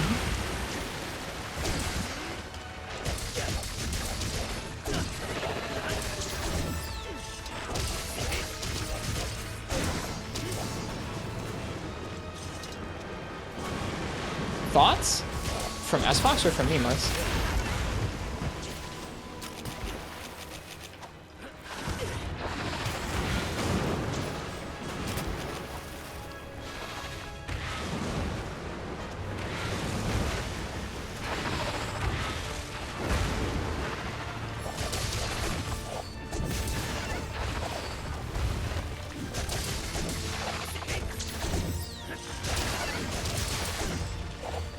From you, anything on your mind or at all? Gosh darn it, man. We just wasted our heroics. Accompany me, End of Rise, Start of Freedom. But I don't feel bound to this challenge to feel happy with myself, I think. Like, I feel pretty happy with the other challenges we've accomplished in Rise, and so I don't feel beholden to finishing this before we go to Freedom. So we probably will start Freedom when I come back this week. I actually have a week where a day where Annie's going to be away for a day, so I'm going to stream a bunch. It should be fun. I'm going to abandon this. As far as the End of Rise, I was just thinking back to the day we started and like how excited we were to get used to the wire bugs and get in the maps, and I'm really happy with this game. I've been saying it for weeks now, but I really, really like this game. Seems like Rise is dying. I mean, only 200 streamers. Only 200 streamers or viewers? I mean, it's not being a popular stream game, but most of the Monster Hunter games in the series are not popular. I don't know. I don't know what to tell you about that, C Super, but that does not impact my enjoyment of the game.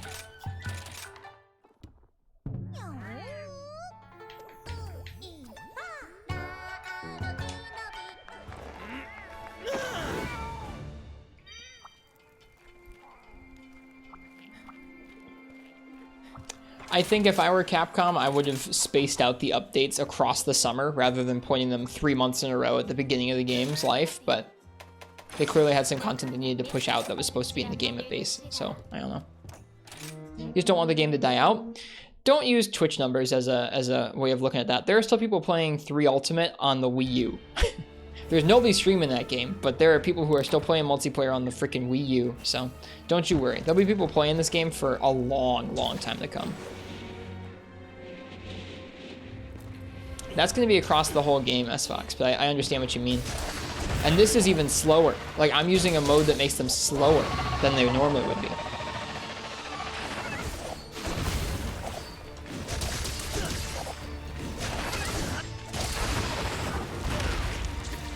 But yeah, there'll be a lot of people playing this game for a good time to come. And it's a Monster Hunter game, so there'll always be folks going back to experience it again, whether for the first time or not. Nice and fast there.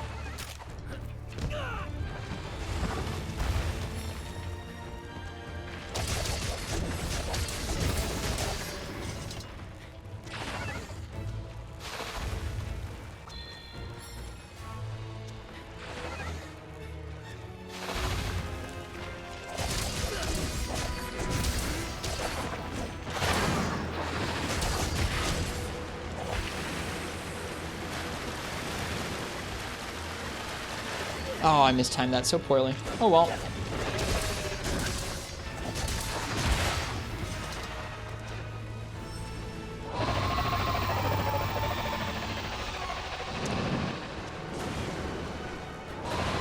Do you have an idea of when you'll return to Rise? A more updated roadmap? since the start of Rise? We'll see, Marths.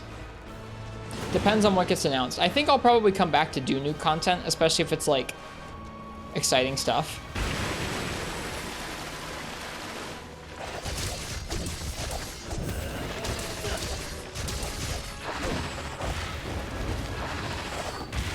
I think we may do some multiplayer nights. Maybe.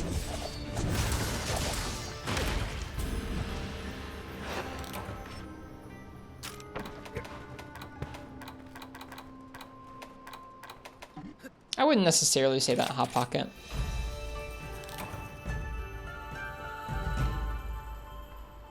I don't think you can directly correlate that. Really, the defining factor of 5th gen for you is... Oh, you weren't serious? Okay. The defining factor of 5th gen for you is the fluidity and decreased snappiness. That is the biggest change. The biggest change out of anything. Not the open world maps, not anything like that. It's definitely how fluid and fast the player characters are. And how less precise that feels. You can be as precise, but it's even harder to. When you have so much fluidity in your character's movement, in your repositioning, in kind of tweaking your moves, some of the moves like a greatsword charge or a hammer charge, like you can turn things a little bit more than you used to be able to, it feels less precise than when they were rigid, strict animations. It felt like you were just kind of like very precise. You had to be very precise with those animations because you were not able to change them once you committed to them, and it feels different. It's not necessarily bad in terms of like, I feel like the way it is better for this kind of combat that's in this game, but it feels so drastically different than the older games in that way. Yeah, they are Hot Pocket. I still think the player movement's a bigger change, but the monster patterns and movement is a big one too. I would agree, Fish.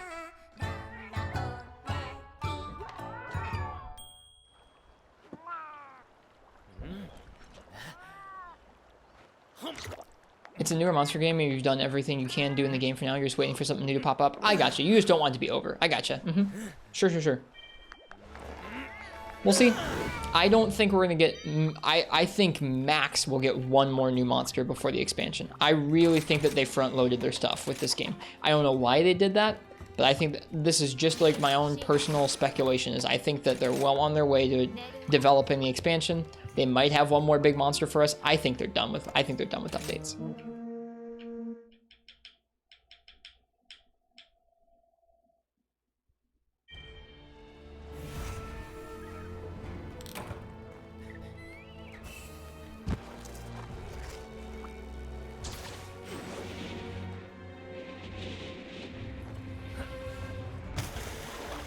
How would you react if they released a new title instead of an expansion? I have not ruled out that possibility in my mind.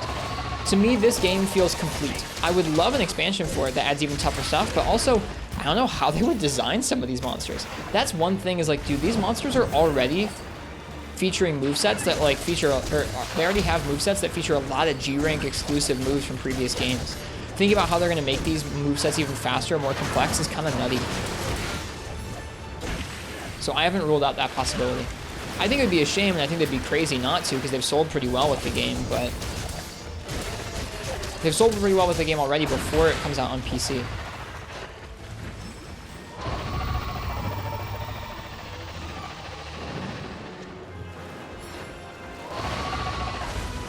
But, I mean, I would be bummed, but it wouldn't, like, outrage me.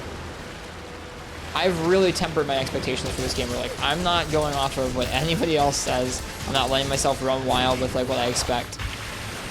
Just kind of waiting to see what happens.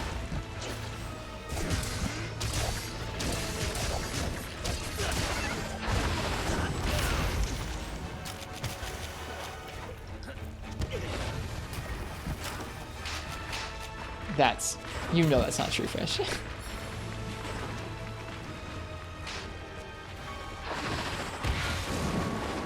I also would be really surprised if they released a new title instead of an expansion, because I don't think they're going to be ready for MH6. Like, whatever the next big thing from World is, they probably, they stopped development on Iceborne, not last year, but the year before. So god darn it, man. Just keep walking into these stupid bubbles. Development on Iceborne proper wrapped 2 years ago. Development after the update stopped around a year ago. So it's been about a year since they finished any kind of work on Iceborne, yeah?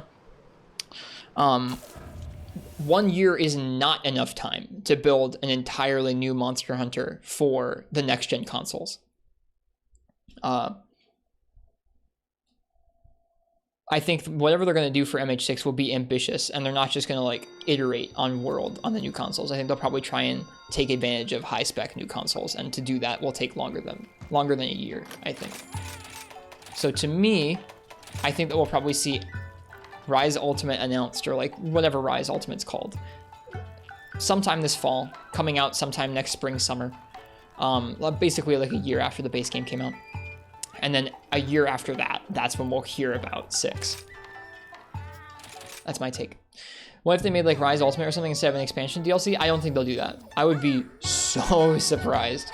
I think that the reason they did that in the past was mainly just you couldn't sell DLC expansions on consoles that didn't have that infrastructure. Now that we have that infrastructure, it would be ludicrous for them to sell like, hey, here's this ultimate version of the game. It's $60 again for no reason when we already have paid DLC in the game. I would just be really surprised. What do you think Rise Ultimate would have other than cosmetics? Rise Ultimate would be a G rank expansion or a Master rank expansion like Monster Hunter World Iceborne. So it would have new maps, new monsters, a new rank of difficulty, new bosses, like new final bosses, new story. Basically an entire, like a second game, but built upon the first game.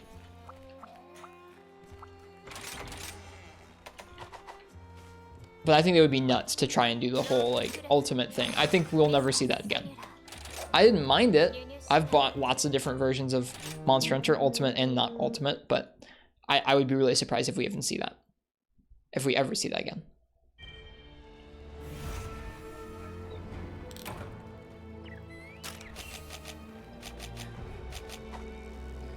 So you gotta buy that one if it comes out. Yeah, Z Super, I don't think there'll be any more free monsters added to this game. There might be 1 or 2 more, but yeah. What happened with World is they released World. They had several months of free updates that added new monsters, totally free. And then after that, they came out with a large expansion, which was basically the same size as the base game. It, for all intents and purposes, is a second game built on top of the first one. And yeah, you have to pay for that one because it is a lot of content and a lot of development time.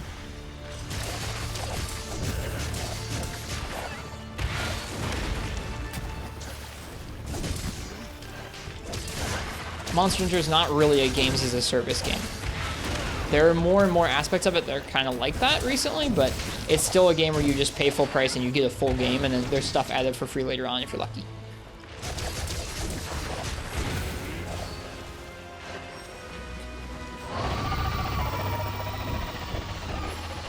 I think we've already been pretty darn lucky with Rise, personally. But I know it's not a particularly frequently held opinion.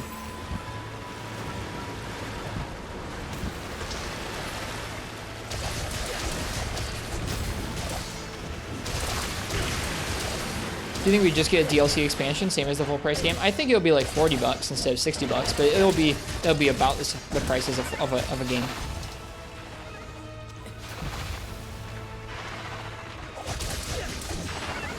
I think it's clear as Fox that people wanted them to do that with World, but I don't think that that's how their development cycle and like style of development is currently, at least.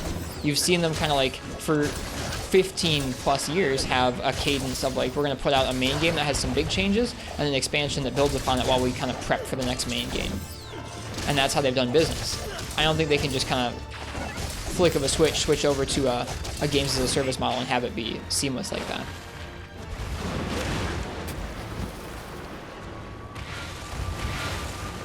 Would you be able to see this game like that? I mean, right now, no.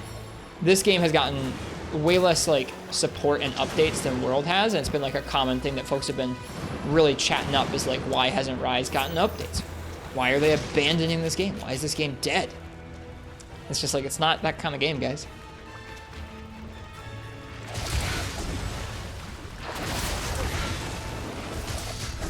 I mean, I don't know anything that you don't see, Super. So for all I know, after these event quests that they've said are coming out for this game, we could get another big update with a big boss monster. I mean, like, that's another thing that could be happening. But I think if they had that planned, they would have said, one more, like another new monster coming later this fall or something like that. I really think they would have, because they generally have done that sort of thing when they have new big content in store for us. They've at least said, and one more like big monster coming this fall.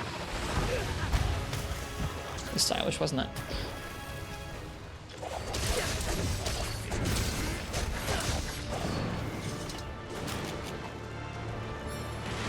But that's my guess. My guess is that they're just not doing any more big monsters for this game. They've already put out tons of content for this game compared to a lot of other games in the series. And they probably want to get an expansion out. But I don't know. That's just my take. We'll see how it rolls out this fall. Someone said something about there being an updated roadmap for Rise coming out soon, but I haven't seen that personally anywhere, so I don't know where they got that. Oh, well that's fair, Marks. That's a really fair reason. I've been curious about why you hadn't done some of these tough quests. Thanks for playing with us the other night. I'm sorry your controller's messed up. It's no fun.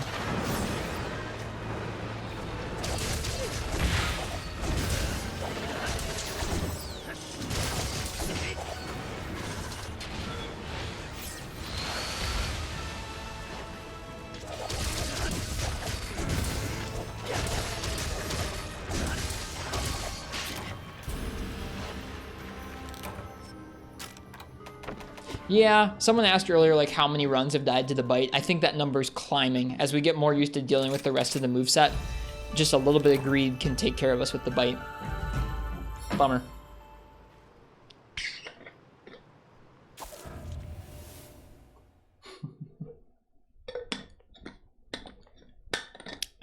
The reason I don't think they'll do that, S-Fox, is because I think they like trying new things. I think they like trying new things like mantles and clutch claw and wire bugs and wyvern riding and switch skills and styles and arts. And if you think of all those things in one game, I don't know, man, you end up with Monster Hunter Frontier where like some things bubble to the top as like, these are the things that this game's known for. And then all these other mechanics, they get like sidelined as like, this used to be broken, but then they rebalanced it and now it's not relevant anymore and it doesn't exist. And it's like, you can't have a game like that. I mean, like, you'd have to be, I don't know, you could have a game like that, but it'd be a freaking mess. It just would be a total mess. So I don't know. I think that with how they make their games, they will not switch to that. I also think that while Final Fantasy XIV is doing well, that's like one out of like how many MMOs that have launched in the past like decade and a half that have just died. I don't know. I think they would be foolish to try and pivot Monster Hunter into a games as a service thing because that market's overcrowded and Monster Hunter's market is uncontested. I mean, like, they could make more money if they did it well, but they'd also be entering a market that's completely oversaturated while also like maybe compromising on some of the things that made Monster Hunter feel different. So I don't know. I don't think they should.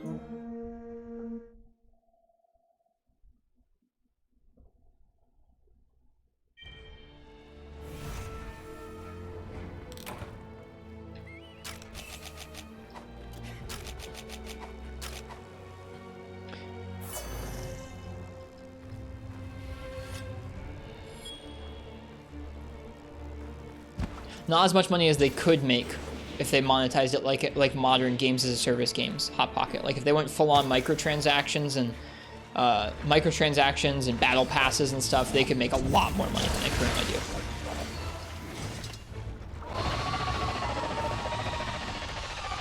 Yep, me too, Knackpack. Me too. Thanks for chiming in.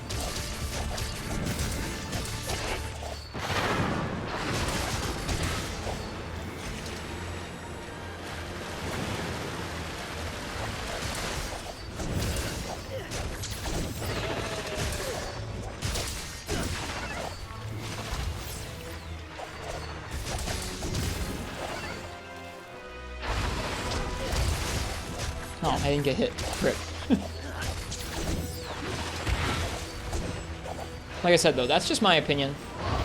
I've seen people unironically post stuff like they'd like a battle pass in Monster Hunter. And I don't know. I don't know how I feel about that.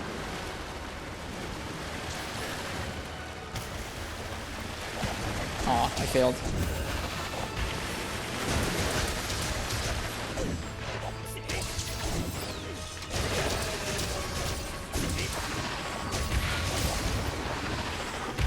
Alright, I need to actually get hit.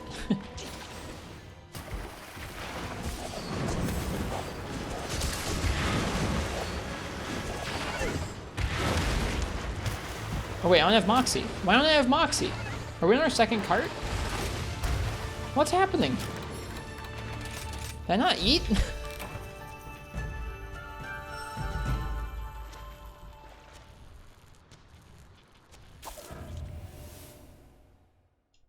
I'm usually eating with the Dongo ticket, so I always get the food skills I want. Weird.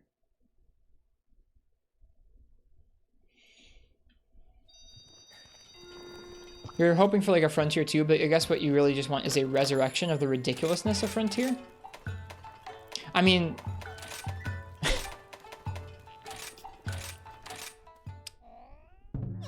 there will never be something that's like second-gen mechanics updated to be played nowadays. That won't happen, but... I think that you're seeing a lot of things brought over from Frontier to the main series, bits and pieces, piecemeal, not, of course, like wholesale. But you're seeing ideas that are kind of tweaked and changed for mainline, and you're seeing the styles of difficulty that were prevalent in Frontier. Not so much that like you're getting one shot left and right, because the main games just aren't that hard. But in terms of monsters getting faster and monsters having wide, expansive move pools that you have to kind of learn gradually and learn to better differentiate between, that's the kind of difficulty that was in Monster Hunter Frontier, and that kind of difficulty is in this game. It's not just faster movement, it's these monsters have more moves than ever, and they can choose between them whenever they want, and they're fast, and their patterns don't really appear to be patterns until you spend a lot of time getting squashed by them. I really like that. I think that that style of difficulty is what works for 5th gen, and like faster, more fluid Monster Hunter in general. I think if you make like old Monster Hunter movesets with player characters as fluid and as capable as this, you just bully the monsters. So the more complex and difficult you can make the monsters, whether you're making them faster damaging or not, the better.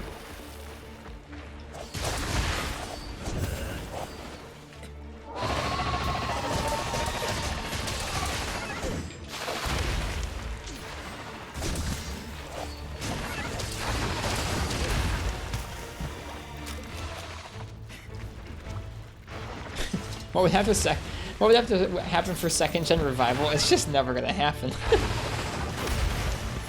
It's just not a thing that will happen. Yeah, sure. An indie game could make, I don't know. I just...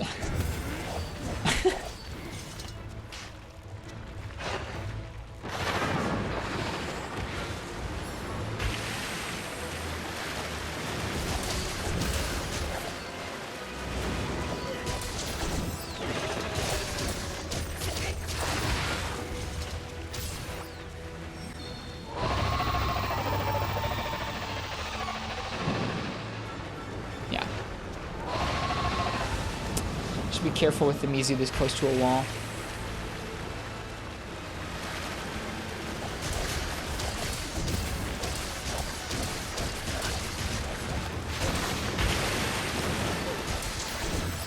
Hello, Ristretto. It's good to see you.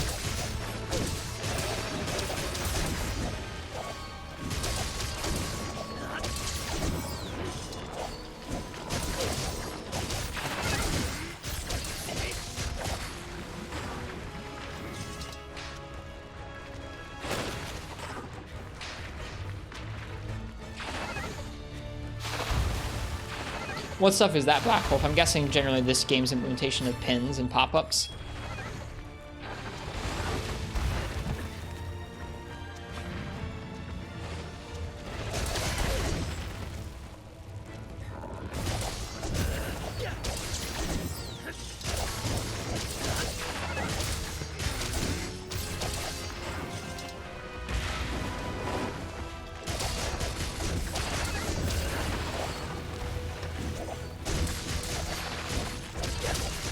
Fave Apex music tonight.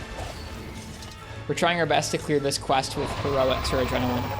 Mostly insane tracking, actually. With what moves? I'm just curious. I'm not trying to debate it. I'm just curious about it. I get you, as Fox. Me too. I think we'll get there.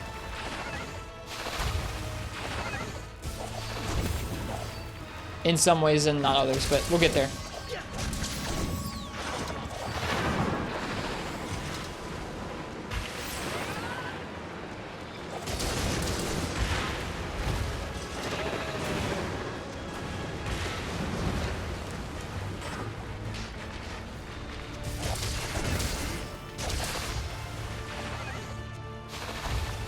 Almudron's tail attacks, Tigrex's charge. Yeah, got you. Moves where you basically have to evade or get out.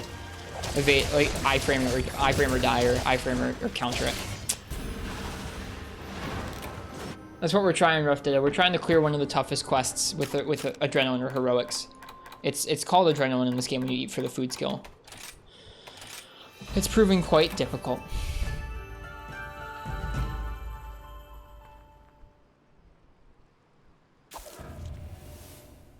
I understand what you mean, Black Wolf Raven. I don't necessarily hate that. I don't know. I don't know how I feel about that particular type of difficulty. The you iframe or you die, or you iframe or you take a big chunk of hit. I feel like when the controls are this fast, you kind of need a little bit of that, but it does feel kind of prevalent in this game.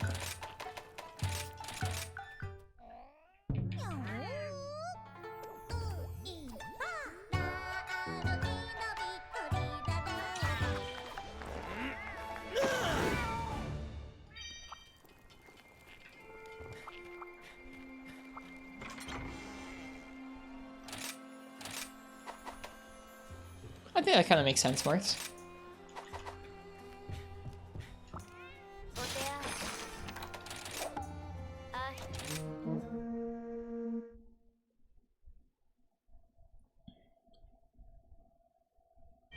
Yeah, I understand that too, Black Wolf Raven. I still don't know how I feel about iframes in this game. I think I like that they're tougher than Worlds, but I don't know if I particularly like how they feel. They never quite feel consistent, because they're so tight.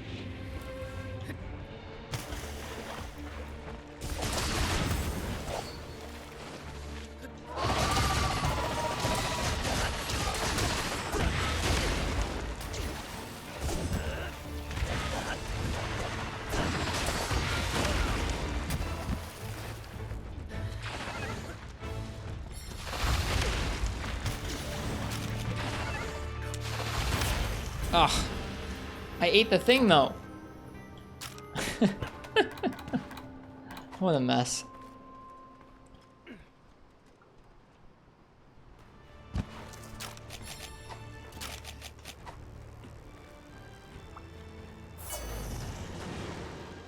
Neat seeing those bubbles pop off like fireworks. Talking about iframes, Lance iframes are tighter than you remember. It's not just Lance, it's every weapon. Every dodge roll in the game now has 4 frames of invulnerability, down from 8, I think, in World. It was 8 in World, 6 in every other 30 frames per second game, and 4 in Rise. It works differently though, where instead of trying to fit your iframes around a move, like the move has to pass through you while you're still invulnerable, if any of your active iframes interact with an active monster hitbox, the rest of your roll, all 20 frames of it, becomes invulnerable. Hear from your raids to Phallus, and welcome some doofus. We love Phallus in here. This is gonna work well. We're trying a pretty tough adrenaline challenge tonight, although right now we don't have adrenaline up.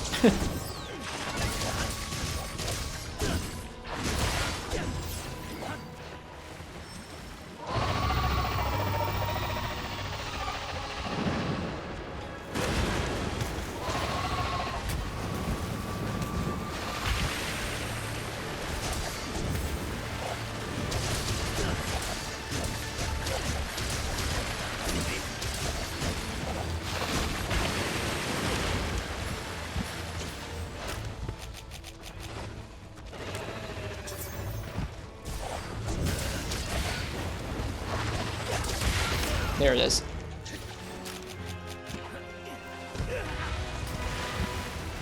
Staying down. See ya, S Fox. Yeah, there were some great talks. Like I said, I'm not feeling like beholden to this challenge, like I have to finish it before we go to Freedom. but I am enjoying trying it. And the talks we're having are really fun. I would say that having a night where we have good discussions to me feels pretty much as satisfying as clearing really tough quests. Obviously, it's a different satisfaction, but it feels really satisfying, all the same.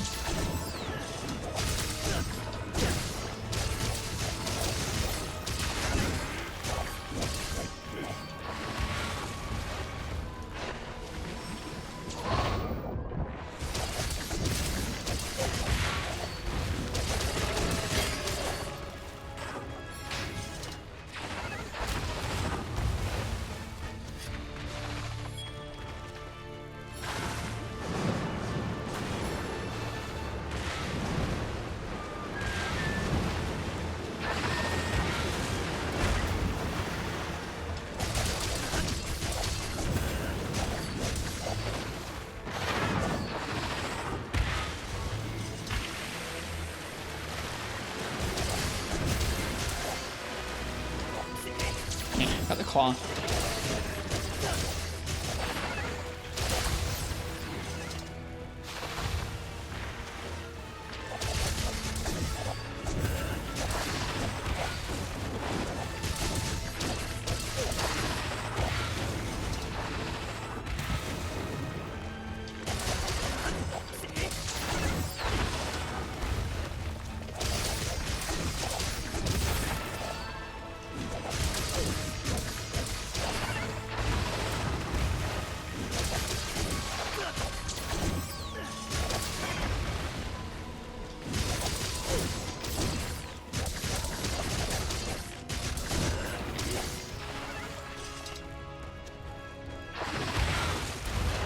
Protective polish is pretty busted, isn't it?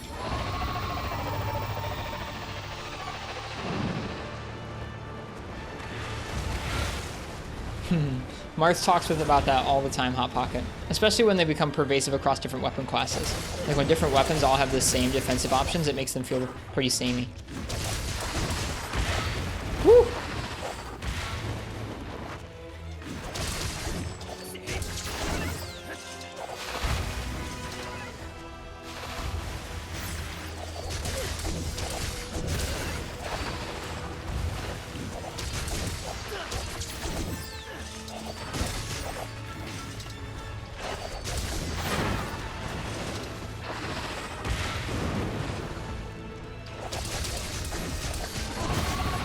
Oh no! Ah, I knew it was coming. What a good run so far. It's weak. What the hell? We'll try and get back to adrenaline range. I was feeling really clean there. Hurts.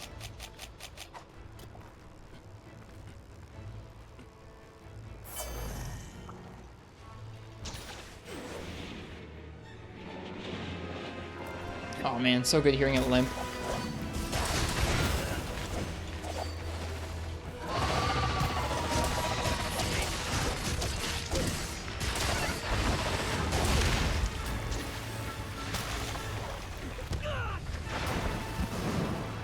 Alright, now we can only get hit by certain small moves.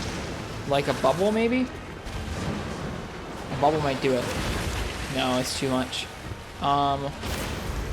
Oh, I had Blast Plate. Gosh darn it. I think a second bubble might have done it, but we had the Blast Plate on, so we got double that damage almost. Too bad.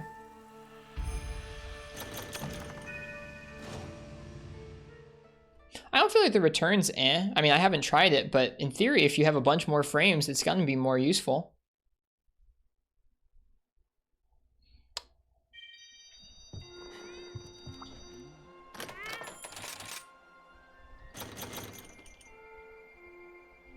Full bubbly dance talisman.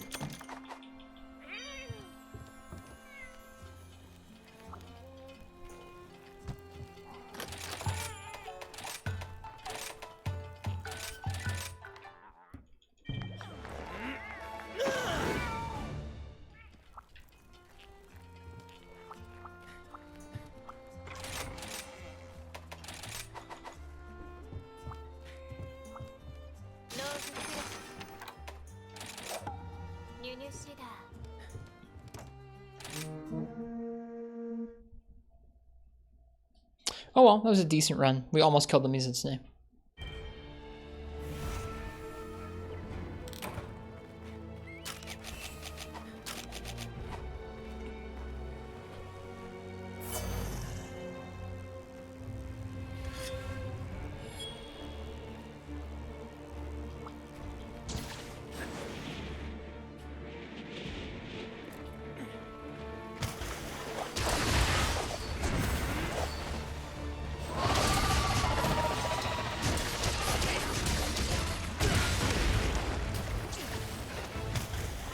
What's that, Martz? They jumped over us, lol. Come back.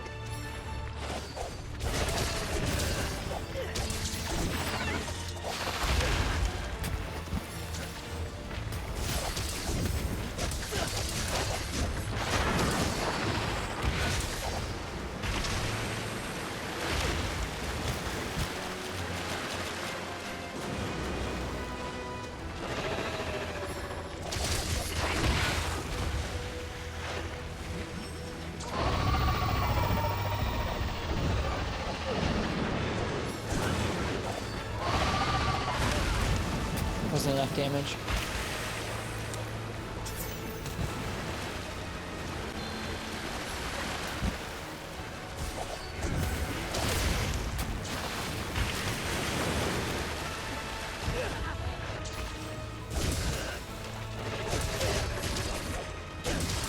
No! I didn't mean to commit to the 6-fold strike. Back, how close did you get while I was away? We had another attempt where we almost finished off the Mizutsune. It was limping. But we didn't quite make it.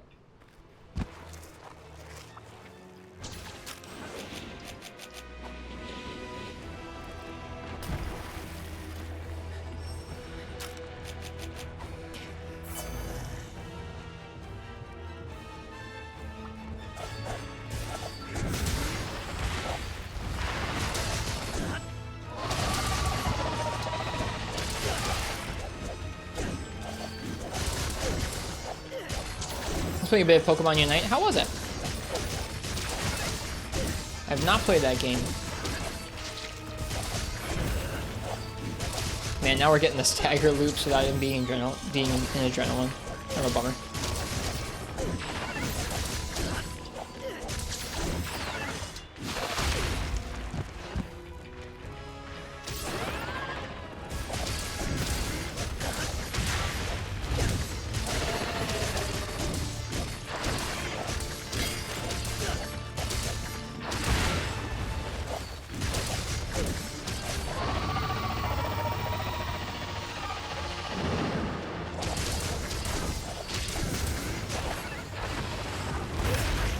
That attack just does so much damage. Oh my goodness.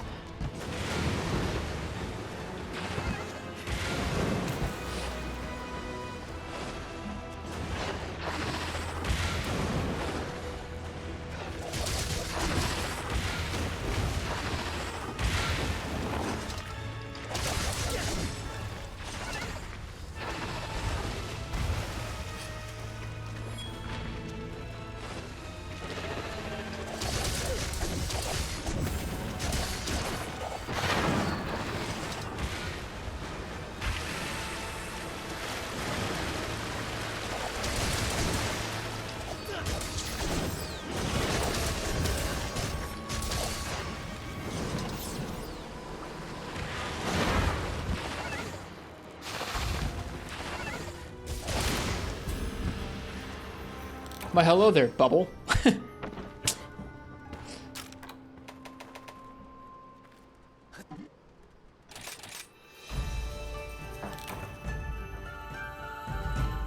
Yep, I don't think this quest is getting done tonight, but I'm gonna keep trying.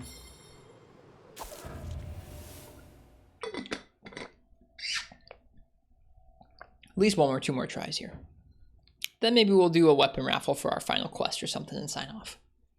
Sounds fun. This has been a nice night. It's been a tough quest that we're doing. I don't think I've gotten that much better at it tonight. Gotten a little bit cleaner at the Mizu matchup. We had a really clean run on Rathalos, which felt good, but we'll see.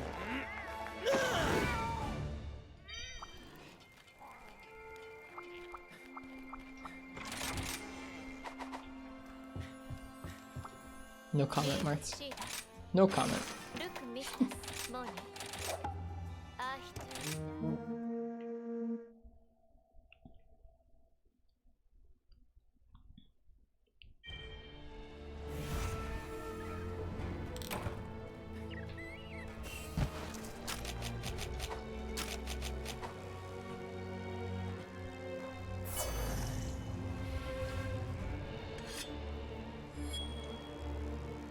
How would you differentiate old staggers from new staggers, Hot Pocket?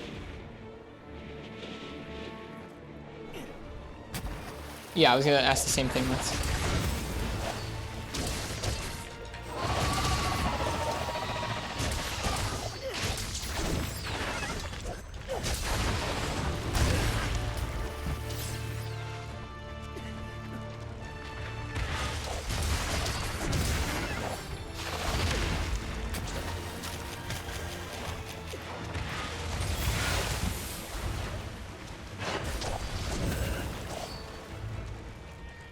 It's still the same. Aerial staggers work a little differently in this game, but staggers are still staggers.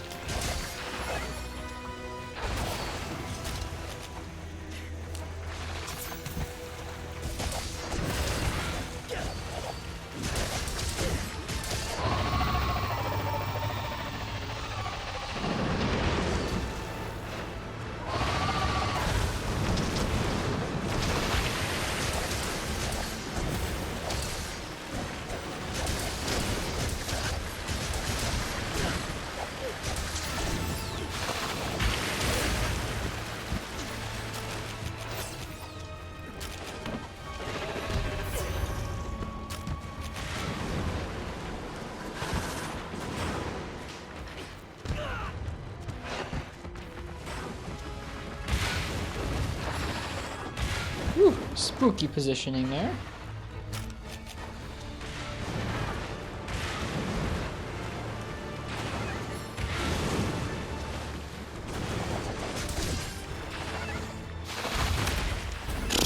Dodge right into that.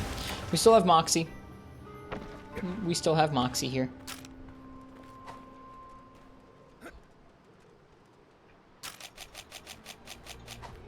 We didn't use it there to get down to our HP. Alright, good night, Uchi. You have a great week too, buddy. See ya.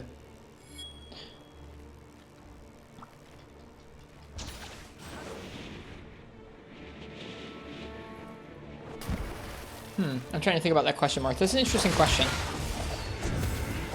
When we think about it, it's kind of like thinking about if you take out exhaust, right? I think that to a certain extent, fights without any exhaust or any staggers would be kind of boring. They'd be tough. So it would definitely be like a certain kind of unerring challenge, but I think it would kind of be a little boring. If you think about just hitting a wall for the whole quest, obviously a monster is more interactive than a wall, but if you think about just attacking a thing, all the quests without any visual feedback of how you're doing, whether it's like getting tired, it's getting broken, there are staggers associated with it, I think it would get kind of boring. And there is a lot of skill that comes from exploiting staggers or expecting staggers, knowing when to go for big attacks because you know it'll stagger the monster.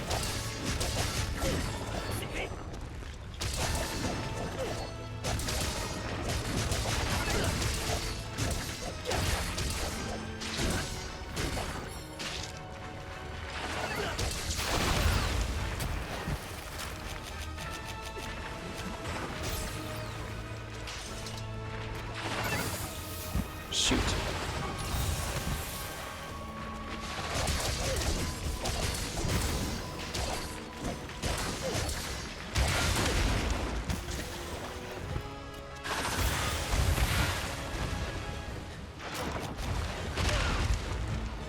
Just jumping into damage over and over to try and find the right amount.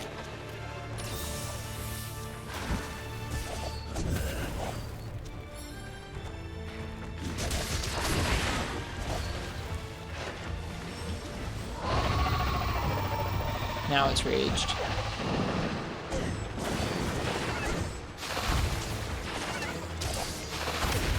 There it is.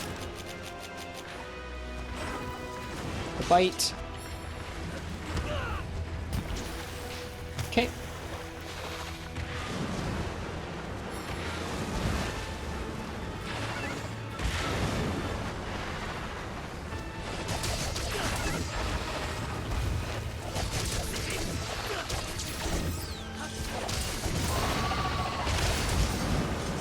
was lucky. That was also very lucky.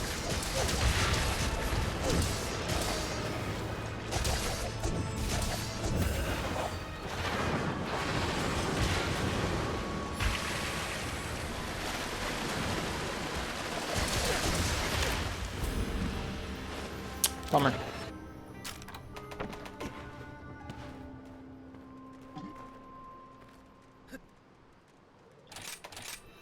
Didn't do my math well enough. Whoops. Take 2 sets of beans. Why not?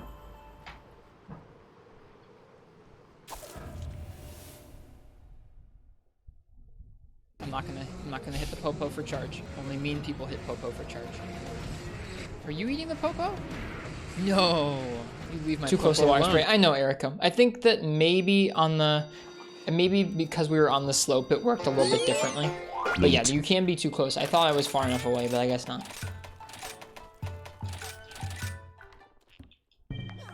Popo for charge. You can hit monsters to charge up your charge blade, and we did not hit popos to charge up our charge blade. Neat.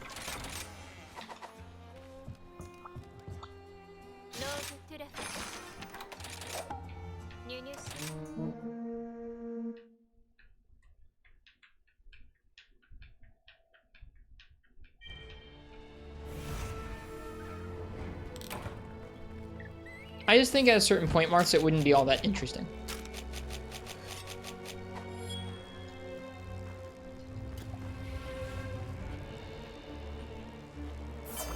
Tigrex was hitting the popos.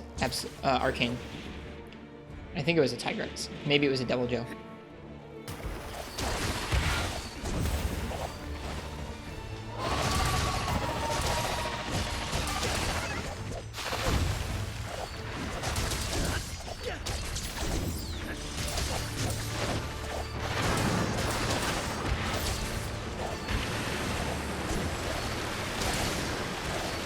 Hit me, my goodness. It didn't hit me.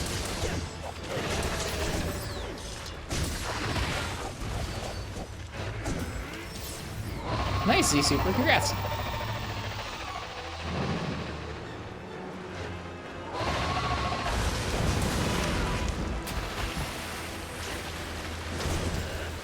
As a result of that Hot Pocket, I think he's a poor fight because a lot of weapons don't have the kind of burst damage to properly manipulate that. You're counting like, okay, I hit a round slash from Sword and Shield 7 times on his head. Now I can safely go for slightly more damage. That's not a great fight. I still have my issues with that fight years later. Like, I mean, I can deal with Tigrex and Freeman Knight now. I don't think he's a good fight.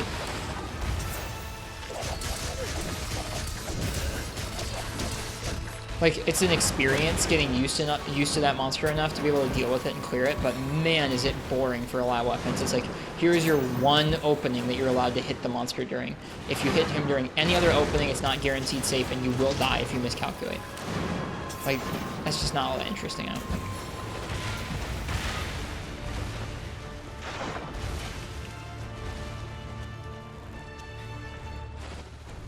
It's certainly exciting and exasperating in some way. I just don't think it's a great fight design is all.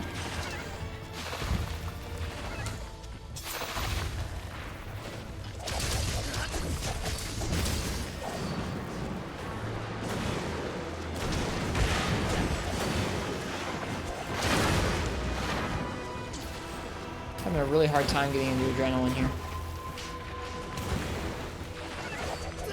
Shoot. Yeah, for Greatsword and Hammer, it's really something. Picture like dual blades, though. For you, it's like, okay, how many tiny little swipes can I do on his face before I know I can do an actual demon dance and not die? Which, like, it's skillful, but it's like, you're only able to hit, like, outside of when you know he's gonna stagger, you're only able to hit those little hits on him once or twice in, like, a specific opening if you want to be safe.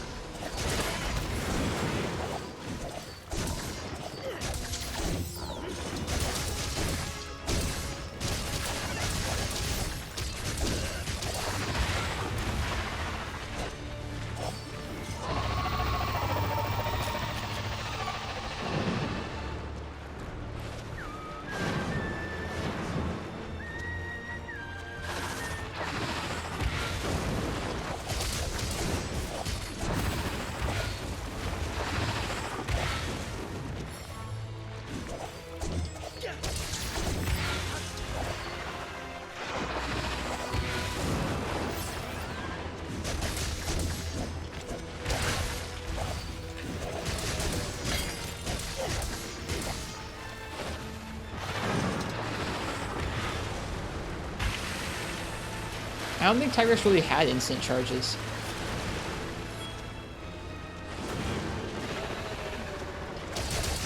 He has charges, but I don't know if they're instant charges.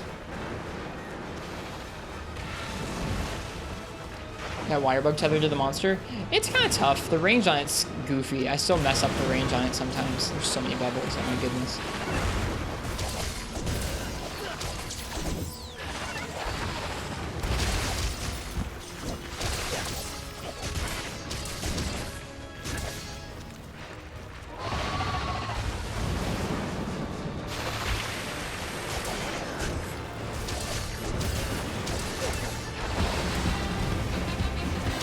June the Fae, thanks for the follow.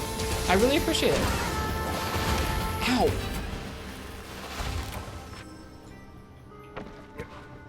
Do wonder about that though. Mazirian has a video where he controls Tigrex's movement as dual blades very effectively and gets frequent hits. It's dependent on element and the rank of the quest. I think that video is of a high rank Tigrex. So G rank Tigrex will be different all on top of that.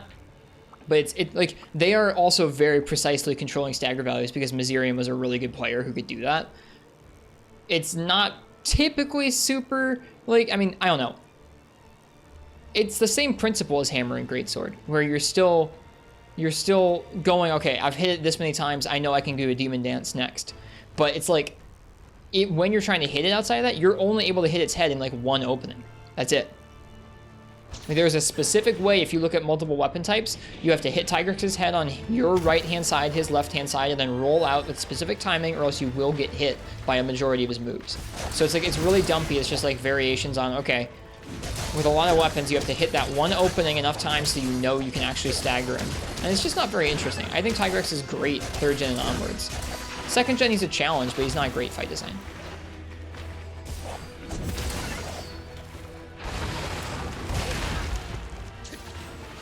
Or play Lance. Lance is way worse, dude. Dude, guard is stinky in 2nd gen. It's not good for Tigrex.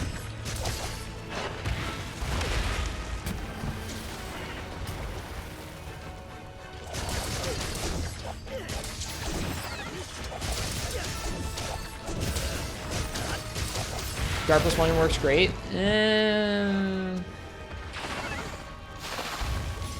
wouldn't say it works great. You can not die, but I mean, like, you can't tank all of his moves with guard 1 and hope to actually be able to like counterattack properly. You can survive encounters with him with guard 1.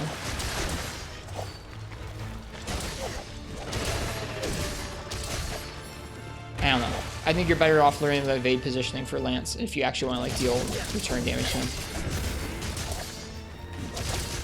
No, I did read it, but I'm not going to read it out loud.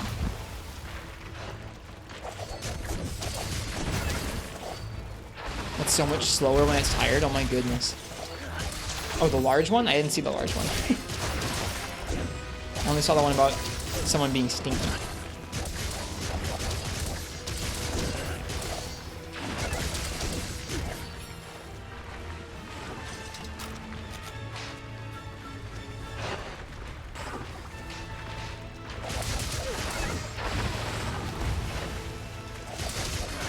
That's it. Okay, I remember you saying a long time ago, I think that you think monsters having an unbalanced matchup chart is good. Something like different weapons should struggle with different monsters in a playthrough. It incentivizes learning more than one weapon and gives a unique experience to each weapon used in a playthrough. Is G Freeman Knight Tigrex just too far? It's not just G, Marts. It's any Tigrex in Freeman Knight. It's not like when he's in low rank, you can hit him different ways. In low rank, he does less damage, but he still speeds up just as much, and there's still only one opening for most weapons. He's just not very dynamic. I think there's a difference between this is tough for this weapon to get in on, and this weapon gets literally one opening until you count your staggers and go, okay, I can do something that's more greedy now. That's just not very interesting. It can be tough and it can be challenging, but it's just not interesting, or really all that fun for a lot of weapons, I think.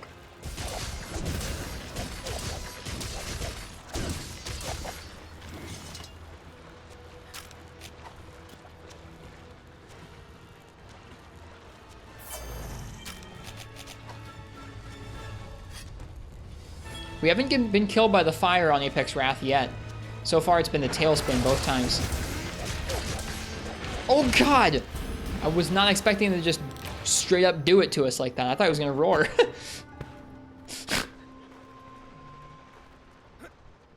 I wouldn't call it an easier matchup.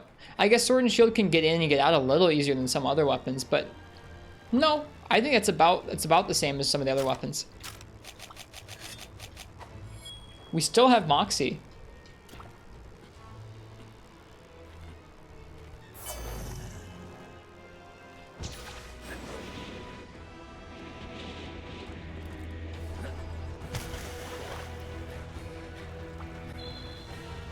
Longsword Tigrex is a good matchup. Yeah, Longsword Tigrex has a little more options than some of the other weapons.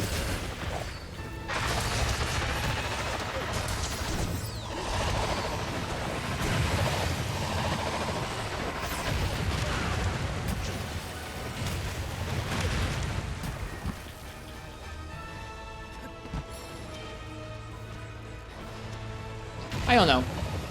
And like I said, I can learn to deal with him. I just think he is overly strict for something so early in the game, and I think that he really doesn't feel all that dynamic. Like when you think about your favorite monsters in the series, there's like lots of different ways. Like it might not be like you always can get in lots of different ways on them. You might have to wait for certain openings, but you have different openings, right? Tigrex has one during most of his during most of his moves, he has one opening where, like, after the moves, you jump into one specific spot around his body, hit him once or twice, depending on your weapon, and then get out a very specific way to avoid being hit by the majority of his moveset. The other openings are, hey, he's taunting, or hey, he ran into a wall like a dummy.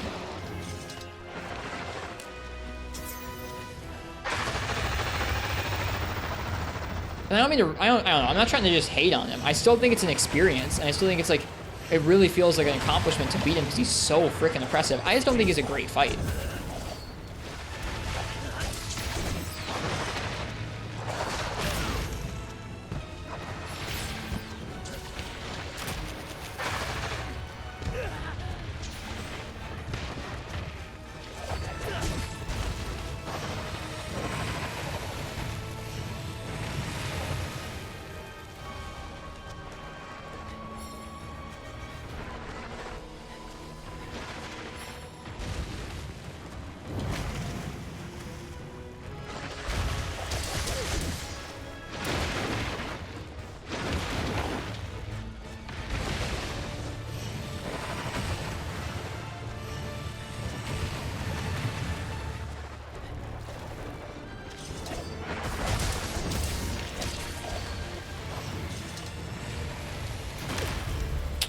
Well, that's that. I think I doubled back on myself a little bit too much there and screwed myself over. That's probably where I'm going to call it. It's 3 in the morning. That was 5 hours, or not 5 hours, 4.5 hours of attempts at this quest. And some Dongo singing. We did better on Rathalos earlier. Earlier we lasted on Rathalos like probably at least 5 minutes. Yep, the Discord can be a great place for those kinds of conversations. It's true.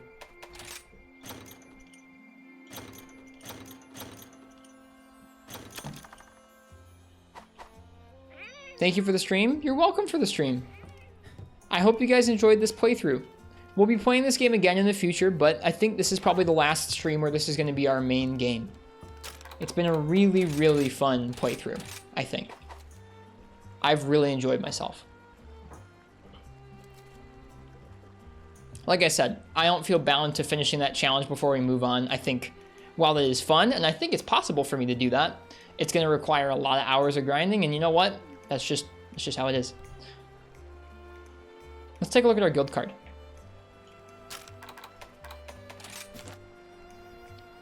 Let's take a look at that weapon spread. Let's see. I feel decent with greatsword, decent with longsword, good with sword and shield, good with dual blades, good with hammer, decent with hunting horn, decent with lance, decent with gun lance, decent with switch axe, almost 3-star with switch axe, I'd say.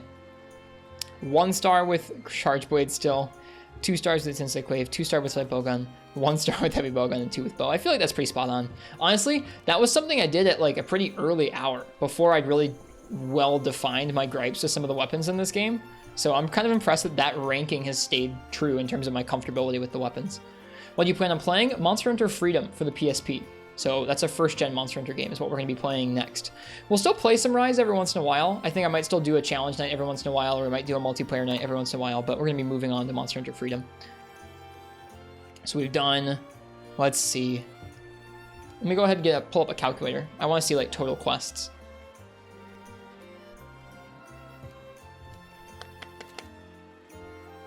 Okay, so Village Quest is 217 plus 80 plus 491 high rank hub quests. Holy crap. Plus 49 arena quests plus 67 rampages is 904 quests. I did miss your waste, FPS. Nice waste. That is huge waste, dude. Nice job. Oh, I guess it has it right there. Total slain 947. Total captured 211. 947 plus 211 is 1,158 monsters slain. Playtime 552 hours. Quite a few. As for weapons, not quite everything is over 50, but we're close. This is maybe one of my better weapon spreads. Let me go ahead and actually take some screenshots here. So I'll probably post these up.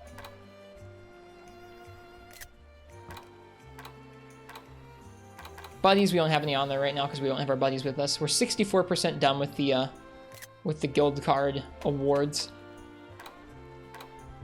Decent chunk.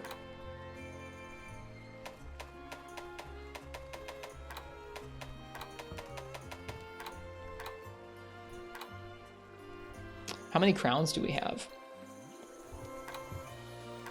Not that many gold crowns. Some, but not a lot. Yeah, that's how I would say it. Some, but not a lot. Gold Crown, Apex, Mizu, and Arzuros, though. Kind of cool.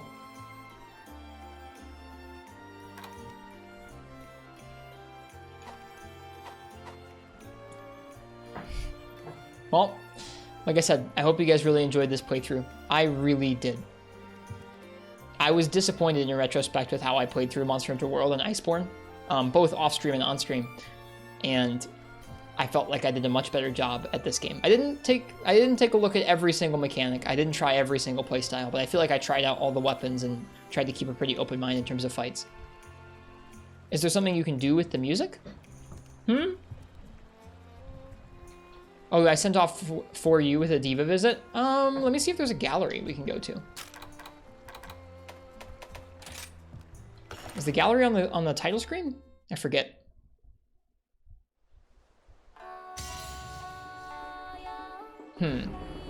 Galleries in game. Whoops.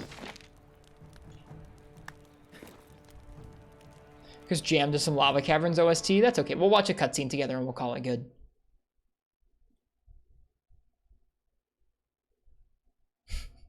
And then y'all can watch the clips of me singing the Dongo song and laugh your butts off again. Where is the gallery?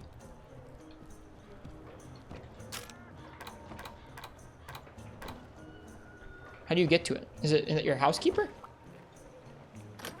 Oh, yeah, there it is.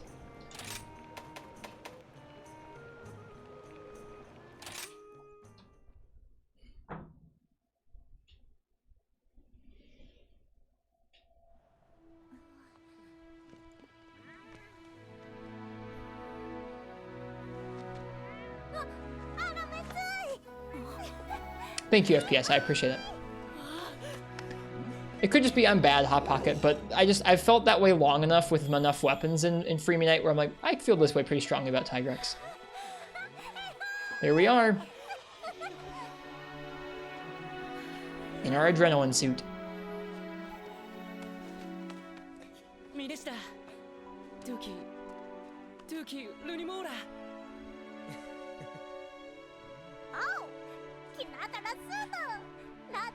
Yep, we're done for this game. We're done with this game for now. It's been a really fun time. And I'm happy that I liked this game.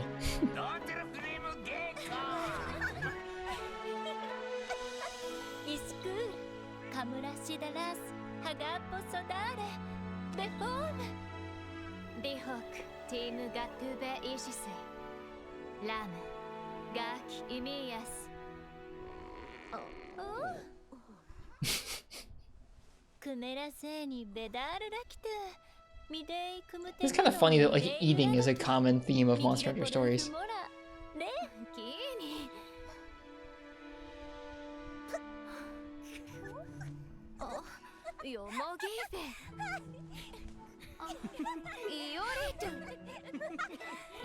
Not doing the event quests? I'm not going to come back and like do the event quests regularly, no. If they were more substantive, maybe, but even then, no. I like focusing on one game at a time.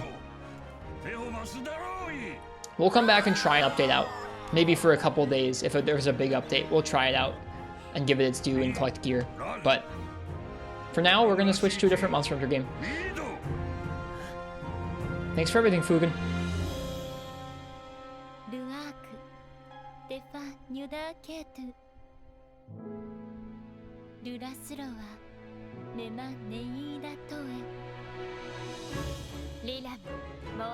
I like these scenes. They're good.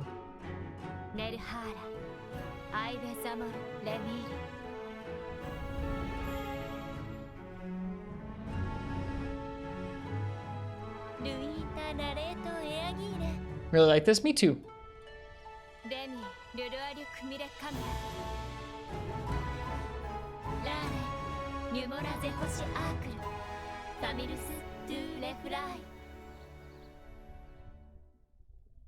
And that's that.